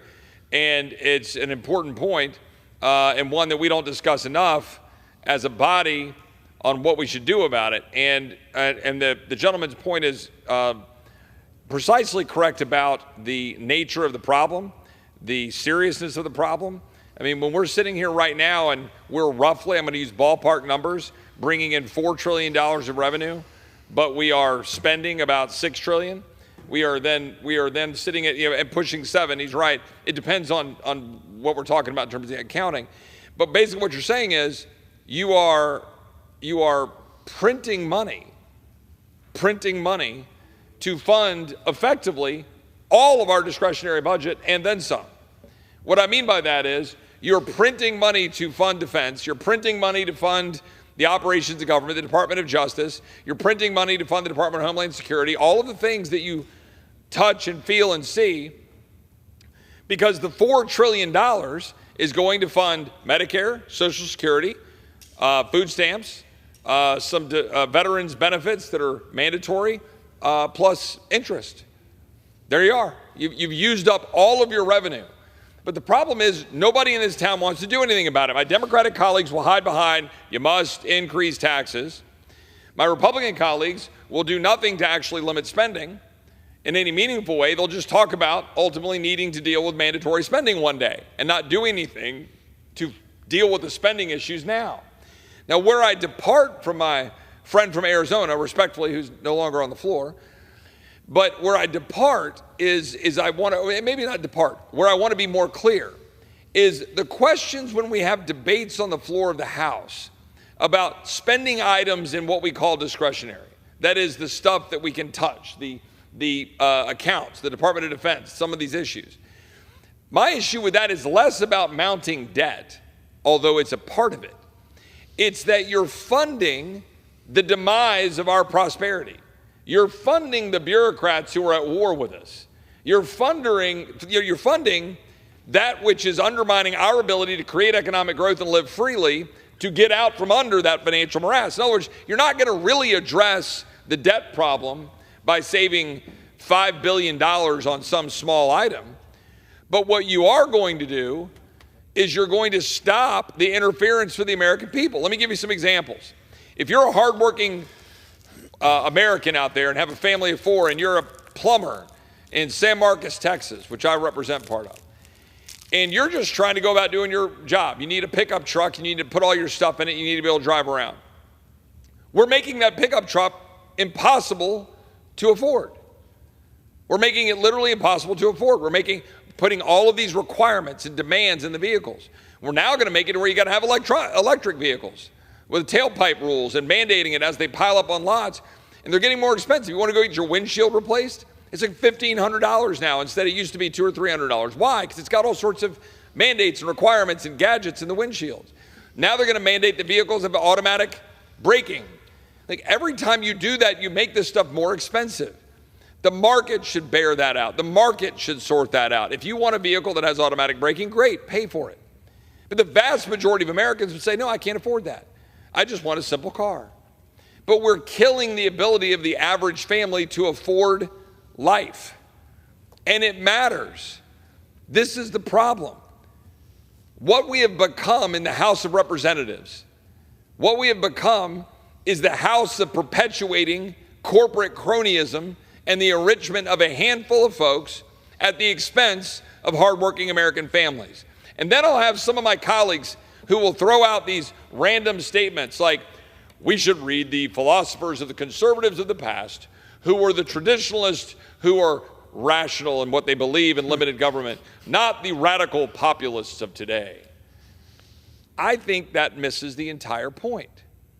It is not populist to believe we should stop spending money we don't have, driving up inflation, driving down the value of the dollar, and putting a tax on the hardworking American family. It's not populist to say that we shouldn't regulate our entire lives out of existence with expensive vehicles and all sorts of demands on what you can and can't do, which makes things more expensive, or all of the green climate agenda that is empowering China, undermining our ability to have affordable energy. That's not populism. It's not populism to say that maybe, just maybe, if you're going to send $95 billion overseas to fund war, maybe you should have to pay for that. That's not populist, it's rational. You can question the war. You could say that we should be focusing on America first, securing our borders first. Maybe you could say that's populist. I think it's rational. It's sovereignty. The founders, and importantly, the conservative thought leaders of the 20th century, like Russell Kirk, believed that you actually do have to have institutions, yes, but you believe in sovereignty. You believe in the rule of law, right? You believe that there are supposed to be limits to what you do in, feeding your appetite. But what are our limits? I'm sitting here in an empty chamber, but my friend who's serving as the speaker at the moment, what are our limits? What limits are we placing on this place? So to my friends who voted for, in continuing wars around the world, $95 billion, who paid for it? Your grandkids, your kids, you paid for it by printing money. We did not pay for it. We printed money to give it away. Same thing with the first $113 billion for Ukraine. Same thing for virtually everything we're doing. And I ask my colleagues, I've had some supporters, particularly ones of financial means, who have called and said, Chip, why could you abandon the people of Ukraine? We must stop Putin. I say, great. Are you interested in having a 70% marginal tax rate next year to pay for it? Crickets on the other end of the phone. We've lost perspective on what we're supposed to do here responsibly in this chamber. That's the truth. And while we sit here, and while we move a few bills across the floor, and while we've just passed a massive foreign aid package, unpaid for, that funds both sides of the war in Israel, gives $9 billion used by Hamas, used to have refugees, the Palestinian refugees moving to the United States, funding both sides of that conflict, while we fund Ukraine, where we have no clear mission, no evidence that we can produce enough ammo fast enough to be able to help them when they're getting outshelled no matter what and they're running out of men. Okay, even if you accept that all of that might result in some improvement, we're funding all of that. We just voted on all of that. We just voted on an anti-Semitism resolution which codifies thought speech so we can pat ourselves on the back and say, look at what we did. Look what we did. People feel good about it. But you didn't do a damn thing, and in fact, you made things worse because you just empowered the federal government to go after thought speech. So we do all of that. Right after, what did we do? Passed a massive omnibus spending bill, $1.7 trillion in 2 omnibus packages. Funded a $200 million for a new FBI headquarters, an FBI which is out of control. We do all those things. What is happening in the meantime? What is happening right now? What is happening right now is our borders are wide open. The people in Texas are still feeling it every single day. We're dealing with the reality of roughly 1,000 to 1,600 people a day, 1,000 to 1,600 people a day being paroled into the United States. What that means is, nobody out there in the real world knows what that means. It means that there's a provision in the law, supposedly there for a case-by-case basis to help a few people. The Biden administration is blatantly, unlawfully, illegally using that provision to expand it and dump literally 1,000 to 1,600 people a day. We believe 400,000 over the last year, according to the reports that we have, being dumped into the United States under what is called parole. And guess what? How did Laken Riley's killer get into the United States? Parole. There have been dozens of examples of individuals who are paroled into the United States under the Biden administration's policies who have gone on to kill, assault, and harm and undermine the security of Americans. Think about that. That's what's happening right now, allegedly on our watch. And the fact is, we could have done something about it. A year ago this Saturday, Republicans passed what we call H.R. 2, which is the bill number for border security. It was a strong bill that would have closed the ability of the Biden administration to abuse parole. It would have closed their ability to abuse asylum. It would have ended the abuse of the unaccompanied alien children to use them as essentially a hall pass to get into the United States. It would have fundamentally ended the Biden administration's abuse of law to dump people into the United States to the tune of something like 4.5 million people who have been released into the United States under the Biden administration.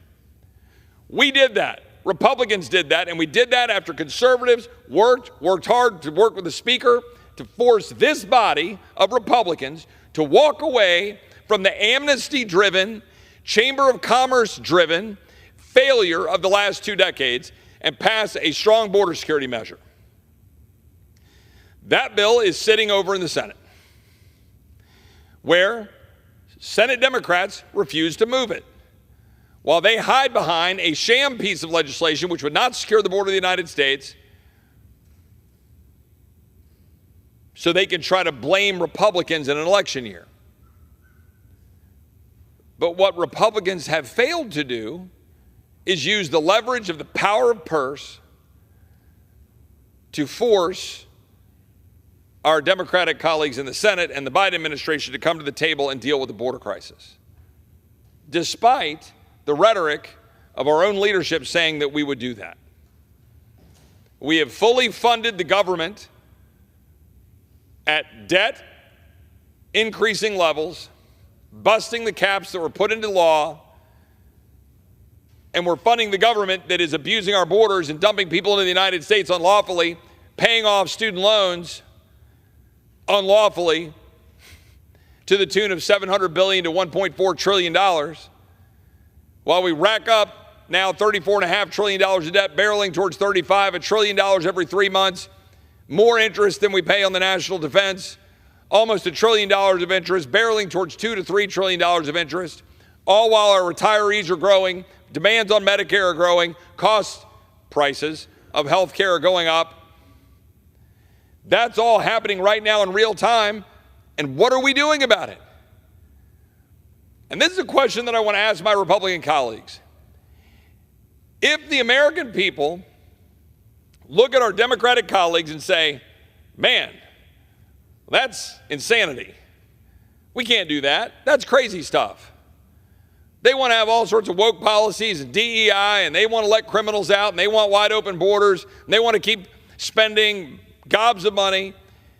They want to undermine our Western civilization, our way of life. Go down every issue and say, man, that's crazy. I don't want that. So they say, well, we got to turn to Republicans, so let's vote for Republicans. Let's say that happens. Let's say we're fortunate enough for that to happen with large enough numbers that we have the majority of the House, the majority of the Senate, and the White House. What are we going to do? I will bet you a significant amount that you will hear excuses out of this chamber by Republicans in January with a newly minted majority here in the Senate and in the White House. They will say the following: Chip, we don't have 60 votes in the Senate. What you want can't be done. Chip, we have divisions in our own caucus, our own Republican majority. We can't pass everything you want to pass and then get it through the Senate and send it to the president. So we're going to have to send over this compromise. It's been happening for decades. The reason our borders are wide open, it didn't just materialize one day that Joe Biden just woke up and decided to open them up. It's been decades in the making with support from Republicans because they were too much in the pocket of Chamber of Commerce. And they were sitting down on the Rio Grande with a no trespassing sign and then over here with a sign saying, wink, wink, help wanted. Come on in. We don't care about the border. That was happening. I know because I saw it. I saw it as a Texan. I saw it as an American. I saw it as a staffer on the Senate Judiciary Committee. As a chief of staff to Ted Cruz. I saw the amnesty bills. I saw the desire to have cheap labor at the expense of sovereignty. But let's talk for a minute about that cheap labor. I keep hearing from all my colleagues on both sides of the aisle, frankly, how important it is for us to continue to have a flow of people across our border, legal or illegal, because, quote, we need the workers. Have you looked at what's happening to jobs? The jobs for Americans, American-born workers, post-COVID is flat or down. The actual engagement in the workforce, flat or down. Yes, there's growth from migrants to try to catch up on the number, but what we are doing is we're paying people not to work. We're paying kids to sit in their room, basement, whatever, playing Fortnite. Kids, they're in their 20s. We have low workforce participation from American citizens and workers, while we try to then bring people in who, by the way, then use the social welfare state, who then have massive demands on the education system. How do I know that? I live in Texas. I see the schools. I see the roles. Tomorrow in the Budget Committee, we're going to have a hearing on the cost, the impact of illegal immigration. Kinney County, Texas, just a little bit southwest of San Antonio, which I represent. We're going to have a witness here tomorrow from Kinney County walking us through roughly these numbers. The crime that they were dealing with in 2021, pre-Biden, was about 140-something crimes a year that they had to deal with. They're now at 15,000. Now, that's a lot of criminal trespass that the Operation Lone Star and the State Department of Public Safety are trying to work to manage, but that's what they're dealing with. That's what they're dealing with in their court systems. And I can sit here and walk you through. We'll have a hearing tomorrow. I won't do it here. Walk you through the impact on the schools, the hospitals, all of the social services. And anybody who does a legitimate analysis of all of those costs compared to the taxes, sales taxes, which so many of my colleagues hang their hat on and say, this is causing economic activity and they're paying taxes. And yes, there is some of that. But we have created the welfare state, which Milton Friedman famously said, I'm all for open borders if you get rid of the welfare state. Now that's pre-9/11, so let's say you have security. You vet everybody, you know who's coming here, do they want to harm us? There's hardworking people, they want to achieve the American dream. If you have a zero welfare state, I'd say come on. I don't care where you're from, I don't care what you look like, come on. Because if you're coming to America and you're making your way, and you're going to work hard, then you're going to follow our values and our principles, regardless of your background, regardless of your religion, because you're going to believe in the rule of law. You're going to believe in economic prosperity. You're going to believe in free enterprise and capitalism. You're most likely going to believe in God and everything that made this country great because you're coming here seeking the American dream. But we are turning the American dream upside down. We are destroying that which migrants come to this country to achieve when they come here to believe in this country, believe in the rule of law, because that's what the American dream is built around. And we're completely destroying it. That's the truth. And it's happening right now while we sit here and fiddle while America burns. I'm going to say it over and over and over again until at least my Republican colleagues who try to pretend to give a crap about the border actually do something about it.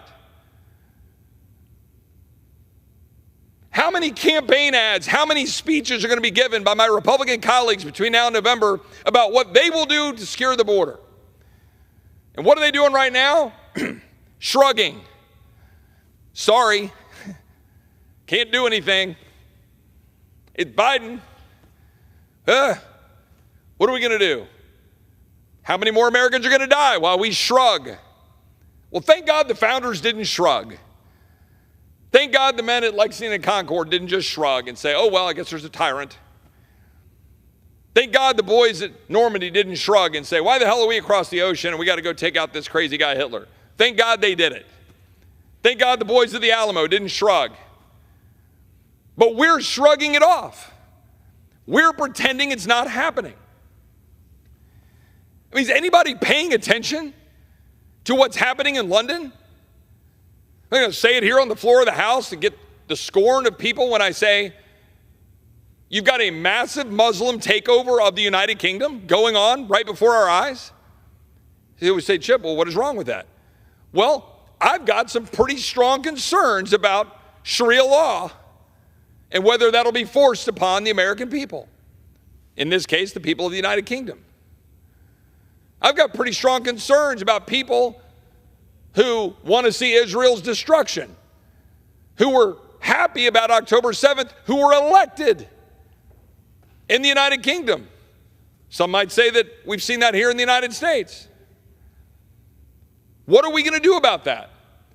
We have 51.5 million people who are foreign born in the United States. They have about 20 to 25 million kids. That puts that well over 20-something% of our population. It's the highest such number in the history of our country.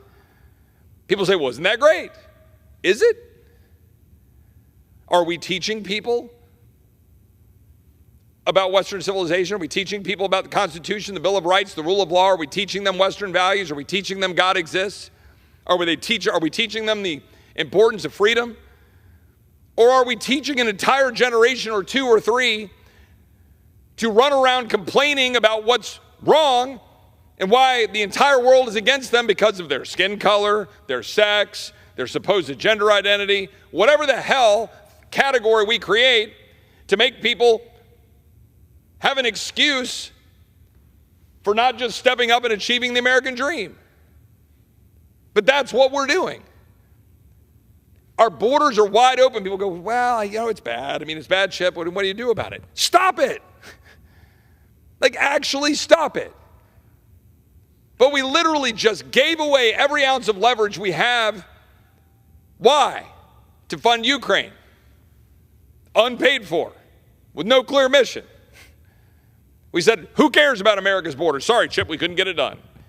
So I got to go back to the people of Texas and say, well, sorry, we'll get them next time. Look, nobody I know, conservative, moderate, Democrat, nobody comes here expecting to get everything you want. It is a body of representatives. It's the worst form of government except for all the others. I get it.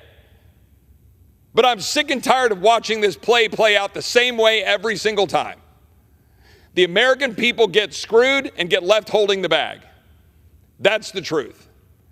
Every single hardworking family across this country right now who can't afford groceries, can't afford electricity, can't afford to buy a car, can't send their kid to a school that they can believe will teach them the right thing, teach them God exists, teach them their country's great, even just teach them that there's man and woman. No, none of that. We're funding this radical climate agenda that's destroying our ability to have energy. Right now, you're not going to have an internal combustion engine in 10 years because these radical nuts are killing your ability to do it, and Republicans are sitting back and shrugging. Patting ourselves on the back for increasing mining for rare earth minerals in Minnesota or around this country, rather than fully opening up American oil and gas, building American nuclear power. It's absurd. It's ridiculous. The average American right now is wondering whether or not they can actually achieve the American dream. And I want to know whether my colleagues in this chamber, Democrat or Republican, would come to the microphone and give a rip-roaring speech right now about why every American should believe they're going to be able to achieve the American dream.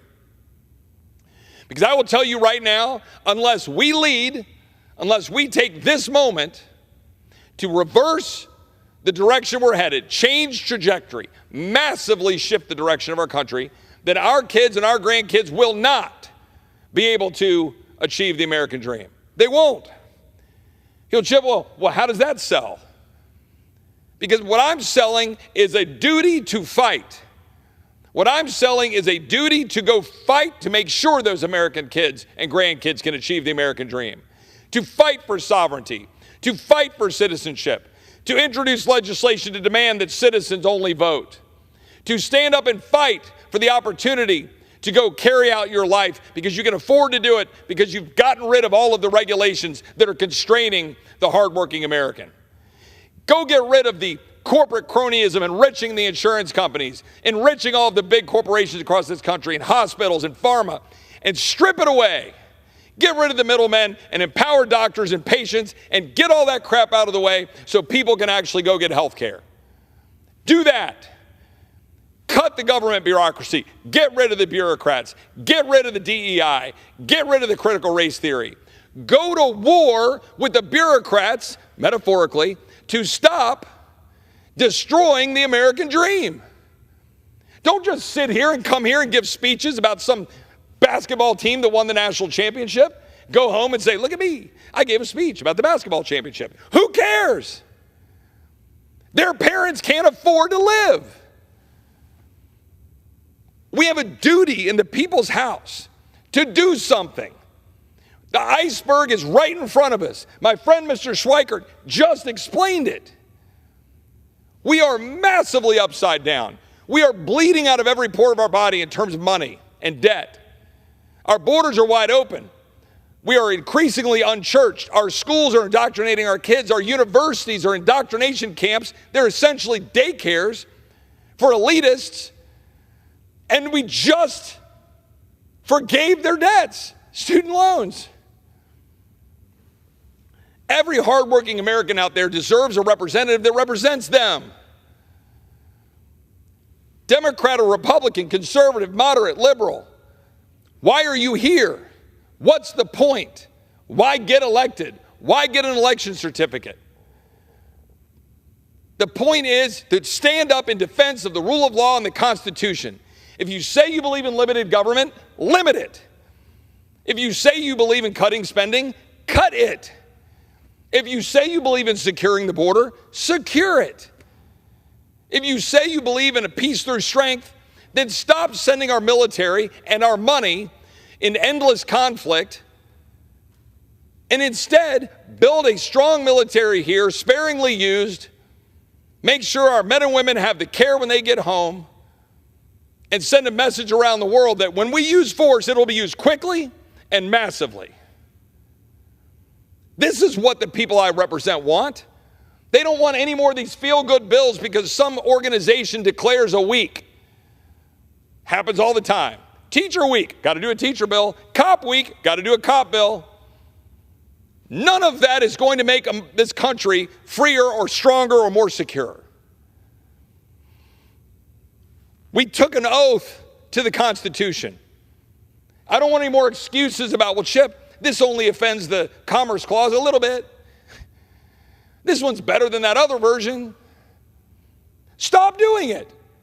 Go the other direction. Stop selling watered down Democrat light and go inspire the American people with something better so that the kids of this generation can get their lives out of these phones and get their lives out of the despair of wondering whether they're going to be able to have the American dream, and give them hope that if they go out and they work hard and they save money, they're going to be able to get a house, have a family, they're going to get health care because they worked hard and they were able to do it. That's why migrants come here. Stop paying people not to work. Stop the endless nonsense and drivel that comes out of this body in the name of doing something. And instead, stand up and fight for the American people. Don't give lip service on June 6th because it's the 80th anniversary about what those boys did when they walked into a wall of bullets. Stand up and do a fraction of what they did by having the nerve to vote no on something, even though somebody might tweet something mean about it. I yield back. Thank you. The Speaker's announced policy of January 9th, 2023. The chair recognizes the gentleman from California, Mr. Kiley, for 30 minutes.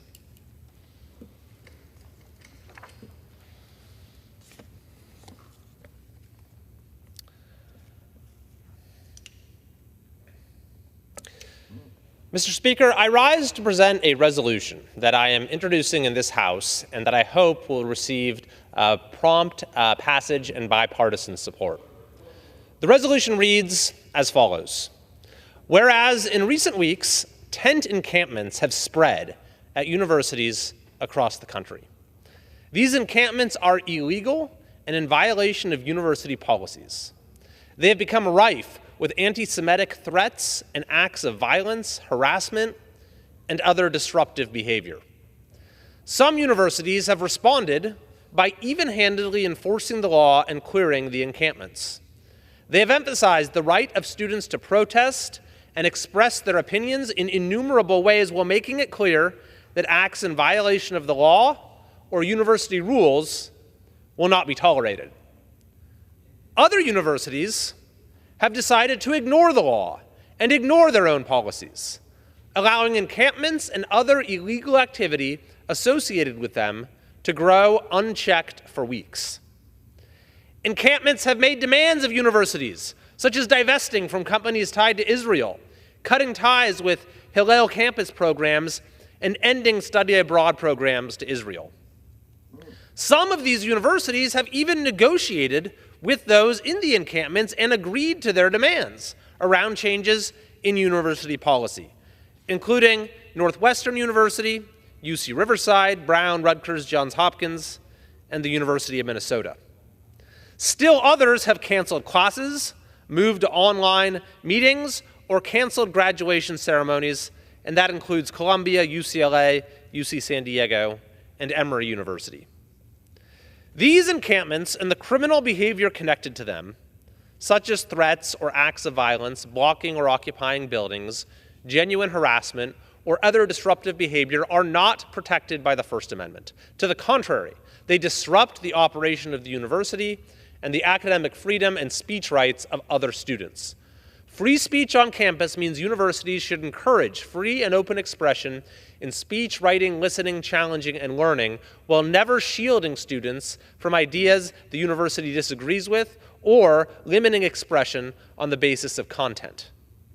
It does not mean universities should tolerate the promotion of violence, the destruction of property, the obstruction of students' freedom of movement, harassment, vandalism, or other unlawful acts.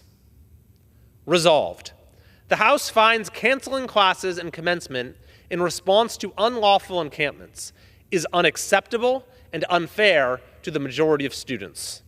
The House condemns any negotiation where a university changes its policy in response to the demands of those engaged in unlawful activity on campus. The House condemns any concessions made by universities based on demands from those participating in unlawful encampments, including ending study abroad programs to Israel, cutting ties with Hillel, and divesting from companies associated with Israel. The House calls on universities across the country to work with local law enforcement to immediately clear tent encampments from university property and restore safe learning environments on their campuses, and further resolves that non-compliant student, faculty, or staff be subject to appropriate consequences. Mr. Speaker, I am hopeful that we can come together and pass this resolution and it can set the right tone for universities across the country. Because by this point, it is clear as day that the wrong approach is to allow illegal encampments to exist on campus and then to keep growing, and growing, as we've seen at UCLA, at USC, at Columbia. That only makes the problem more unmanageable. It only causes things to spiral out of control. The universities that have taken the right approach have said, you as a student are fully protected under the First Amendment to express yourself on any topic with any opinion you'd like in countless different ways.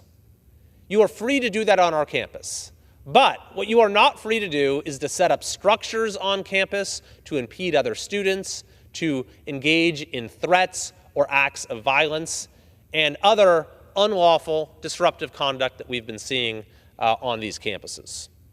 So I'm hoping that this resolution will point in the right direction those universities who who have been approaching this problem in the wrong way to the detriment of their students.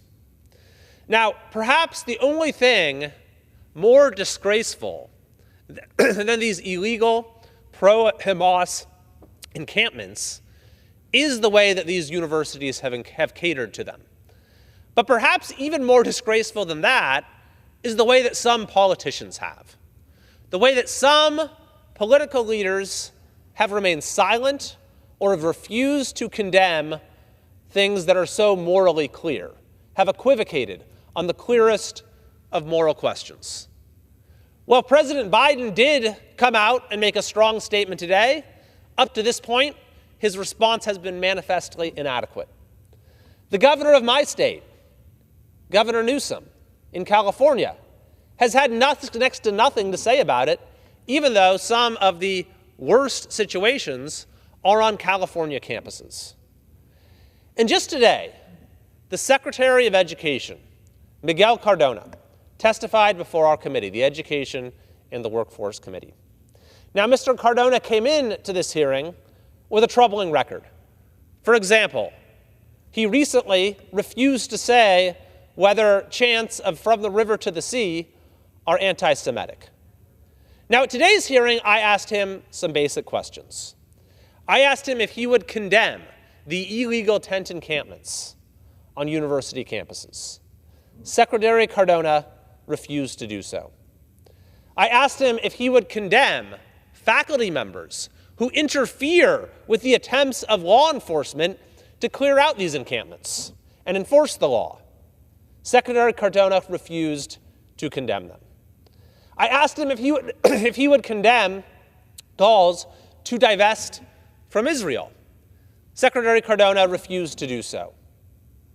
Perhaps most incredibly, I asked the Secretary several times, Secretary Cardona, will you condemn calls for universities to cut ties with Hillel, as, for example, the organization Students for Justice in Palestine recently did at UC Santa Cruz.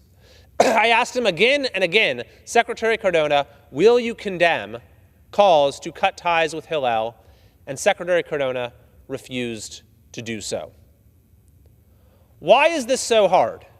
Hillel is a center for Jewish community and campus life on campuses all across the country. And Secretary Cardona is unwilling to condemn those who say universities should cut ties with these organizations. Secretary Cardona is unwilling to condemn these overtly anti-Semitic statements.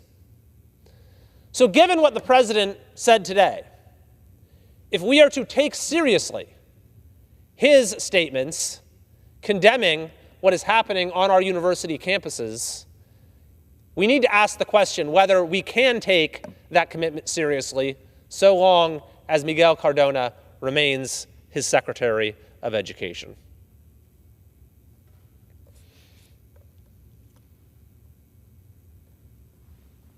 Mr. Speaker, I rise today in strong opposition to this administration's proposal to cut funding for the charter school program. This is an incredibly important program for many charter schools across the country in allowing them to start up and offer an option to students in communities across the United States. Now, prior to this year, this administration's support for charter schools has been tepid at best. Funding for the charter school program has remained flat as funding for various other parts of the education budget have increased substantially. And yet this year, the administration went a step further. Its proposed budget for the Department of Education proposes a $40 million cut to the charter school program, from $440 million to $400 million. Now, Secretary Cardona was asked about this at today's hearing. And he explained, well, the Fiscal Responsibility Act requires us to make budget cuts, and so he decided to go after charter schools. Mr. Speaker, that makes no sense whatsoever. The department is asking for a significant increase in its budget this year, a $3.7 billion increase so that its overall discretionary budget is $82.5 billion. So they're asking for a $3.7 billion funding increase while cutting funding for the charter school program by $40 million. Mr. Speaker, I am in strong opposition to these cuts, and I hope that this House will push back on them in a bipartisan manner.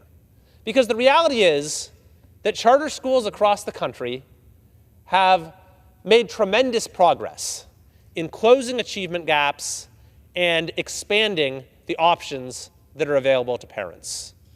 In fact, a recent study out of Stanford validated the work that charter schools have done, the results that they have gotten in closing achievement gaps that have persisted in other parts of our public education system.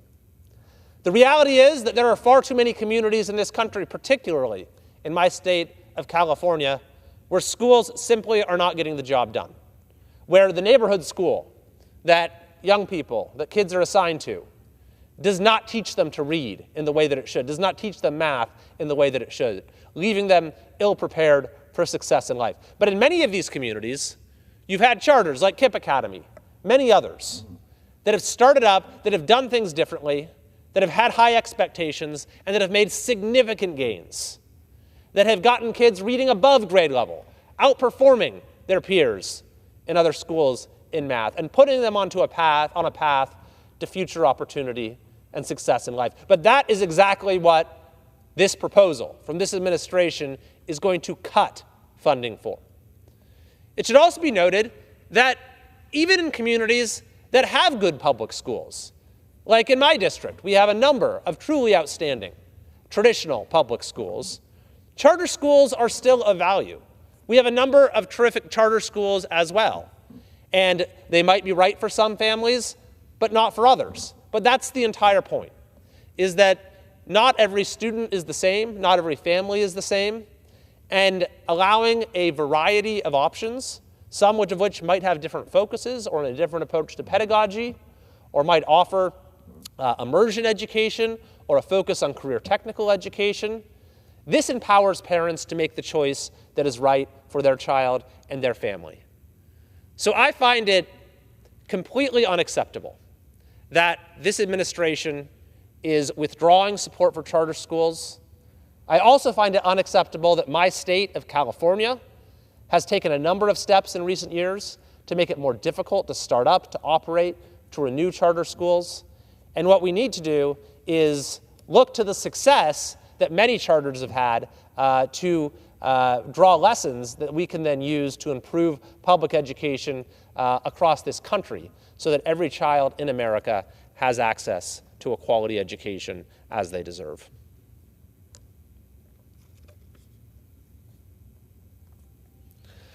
Mr. Speaker, I rise in strong opposition to a forthcoming increase in the gas tax in California. It almost defies belief, but California's gas tax is about to increase yet again, reaching 60 cents per gallon. Now, the state already has the highest gas tax in the country and by far the highest gas prices. As of today, Californians pay $1.70 more per gallon for gas than the national average and 53 cents more per gallon than the next closest state.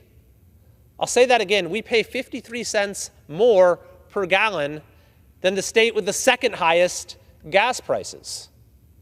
Even if you were actually to eliminate the entire gas tax in California, 60 cents per gallon, we would still have the second highest gas prices in the entire country. So I am calling on Governor Newsom and the legislature to act to make sure that this gas tax increase does not go into effect. Californians are already suffering under inflation and the price of groceries and the price of electricity as well, which is second highest of any state in the country. The last thing they need is another increase to the gas tax. So I am calling on state lawmakers to stop this gas tax increase, and as a matter of fact, what they should really do is suspend the gas tax entirely. It wouldn't bring prices down to a reasonable level, but would provide folks throughout our state with relief that they very much need.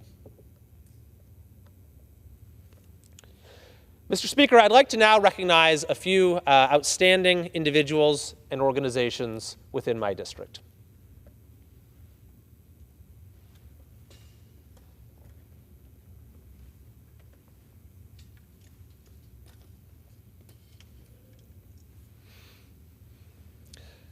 Mr. Speaker, I rise to recognize retiring Sergeant Major Douglas Power for his distinguished service with the United States Marine Corps. Most recently as the Government and External Affairs Officer for the Marine Corps Mountain Warfare Training Center in Bridgeport, California. Doug entered the Marine Corps Reserve in August of 1980 and went on to graduate from boot camp and transfer to active duty in 1985. After first transferring overseas in 1987, his deployments to various locations, including Korea, Kuwait, and Iraq, underscored his commitment to defending our country. Throughout his more than 3 decades of military service, Sergeant Major Power displayed an unwavering dedication to service and leadership.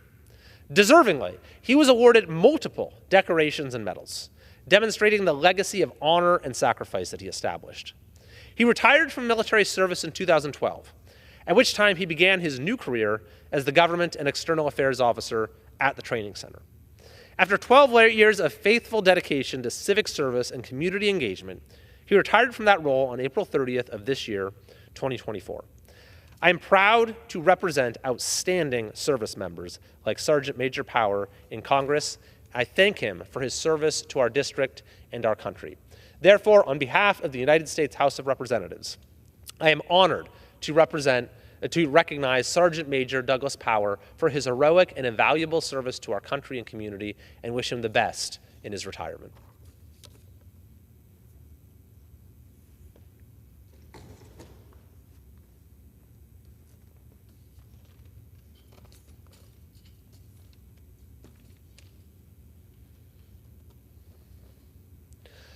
Mr. Speaker, I wish to recognize retiring County Counsel Stacy Simon for her 25 years of service to Mono County. Stacy has served the people of Mono County for more than 2 decades, most recently as County Counsel, and never wavered from her goal of making the county a better place. Throughout Stacy's tenure, she not only skillfully handled the routine business of the county, but also guided Mono through various complex problems and challenges, including the uncertainties of COVID-19. Additionally, she played an instrumental role in many local projects, most notably the construction of the Lee Vining Community Center and preschool program, the county's solid waste franchise system, implementation of HIPAA housing developments, and much more. Looks like we had an issue with our graphics, so I think I'm going to start over, Mr. Speaker. Mr. Speaker, I wish to recognize retiring County Counsel Stacy Simon for her 25 years of service to Mono County. Stacy has served the people of Mono County for more than 2 decades, most recently as County Counsel, and never wavered from her goal of making the county a better place. Throughout Stacy's tenure, she not only skillfully handled the routine business of the county, but also guided the county through various complex problems and challenges, including the uncertainties of COVID-19. Additionally, she played an instrumental role in many local projects, most notably the construction of the Lee Vining Community Center and preschool program, the county's solid waste franchise system, implementation of HIPAA, housing developments, and much more. No matter the obstacle, Stacy has been a model of positive leadership as she's helped the county weather every crisis, hardship, or transition it faced. Stacy is known for her incredible depth of knowledge, curiosity, and tenacity, as well as for demonstrating the utmost care and concern for her clients and county staff. Therefore, on behalf of the United States House of Representatives, I am honored to recognize Stacy Simon for the dedicated leadership and years of service she provided to the people of Mono County, and I proudly join Mono County in wishing her the very best in her retirement.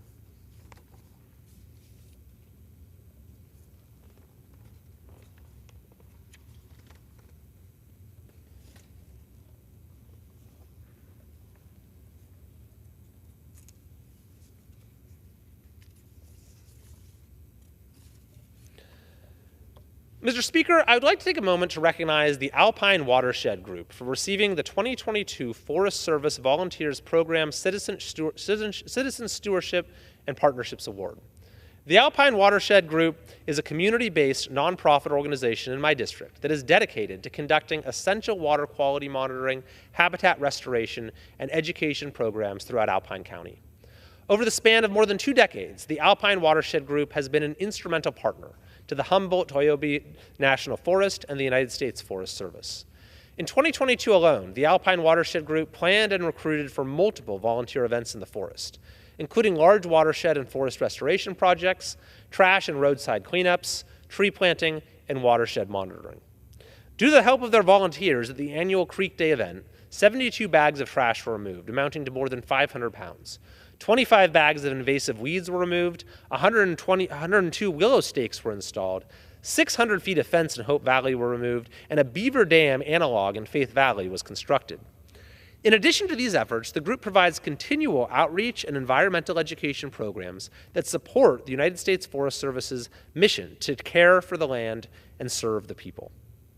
Their devoted efforts have made an indelible impact on our national forests, local watersheds, and on the Alpine County community. Therefore, on behalf of the United States House of Representatives, I am honored to recognize the Alpine Watershed Group for this outstanding accomplishment and commend them for their significant contributions and dedication to promoting the sustainability of our nation's natural resources.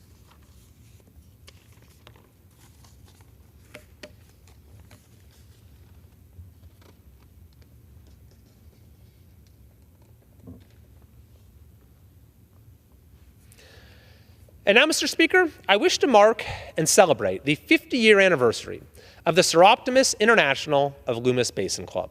Over the span of 5 decades, they have made a significant contribution in the Loomis community and Sacramento region by investing in the development of women of all ages and fostering a passion to make both our local and international communities a better place. The Loomis chapter of Soroptimist International was founded in 1974 with the mission to provide women and girls with the access to education and training they need to achieve economic empowerment. In addition to hosting and participating in many local events, they provide scholarships and grants for women to improve their economic status while honing valuable skills to further their education and help with employment opportunities. Their dedicated efforts have made a meaningful difference in the lives of women and girls, and it is an honor to represent exemplary organizations like the Soroptimist International of Loomis Basin here in Congress. Therefore, on behalf of the United States House of Representatives, I am honored to recognize the Loomis Basin Soroptimists and their 50 years of dedication to the women of our community.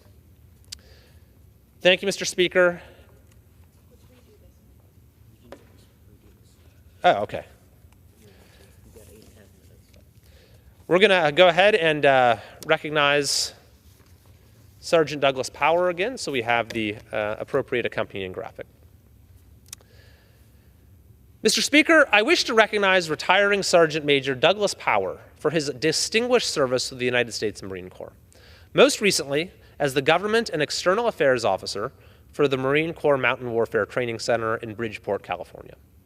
Doug entered the Marine Corps Reserve in August of 1980 and went on to graduate from boot camp and transfer to active duty in 1985. After first transferring overseas in 1987, his deployments to various locations, including Korea, Kuwait, and Iraq, underscored his commitment to defending our country. Throughout his more than 3 decades of military service, Sergeant Major Power displayed an unwavering dedication to service and leadership. Deservingly, he was awarded multiple decorations and medals, demonstrating the legacy of honor and sacrifice he established. He retired from military service in 2012, at which time he began his new career as the Government and External Affairs Officer at the Training Center. After 12 years of faithful dedication to civic service and community engagement, he retired from that role on April 30th of this year, 2024. I am proud to represent outstanding service members like Sergeant Major Power here in Congress. And on behalf of the United States House of Representatives, it is my honor to recognize him for his distinguished service to our community and our country. Thank you, Mr. Speaker, and I yield back. Would the gentleman care to make a motion to adjourn? Mr. Speaker, yes, I move that the House do now adjourn. The question is now on the motion to adjourn. Those in favor say aye. Those opposed, no. The ayes have it. The motion is adopted. Accordingly, the House stands adjourned until 10 a.m. tomorrow for morning hour debate.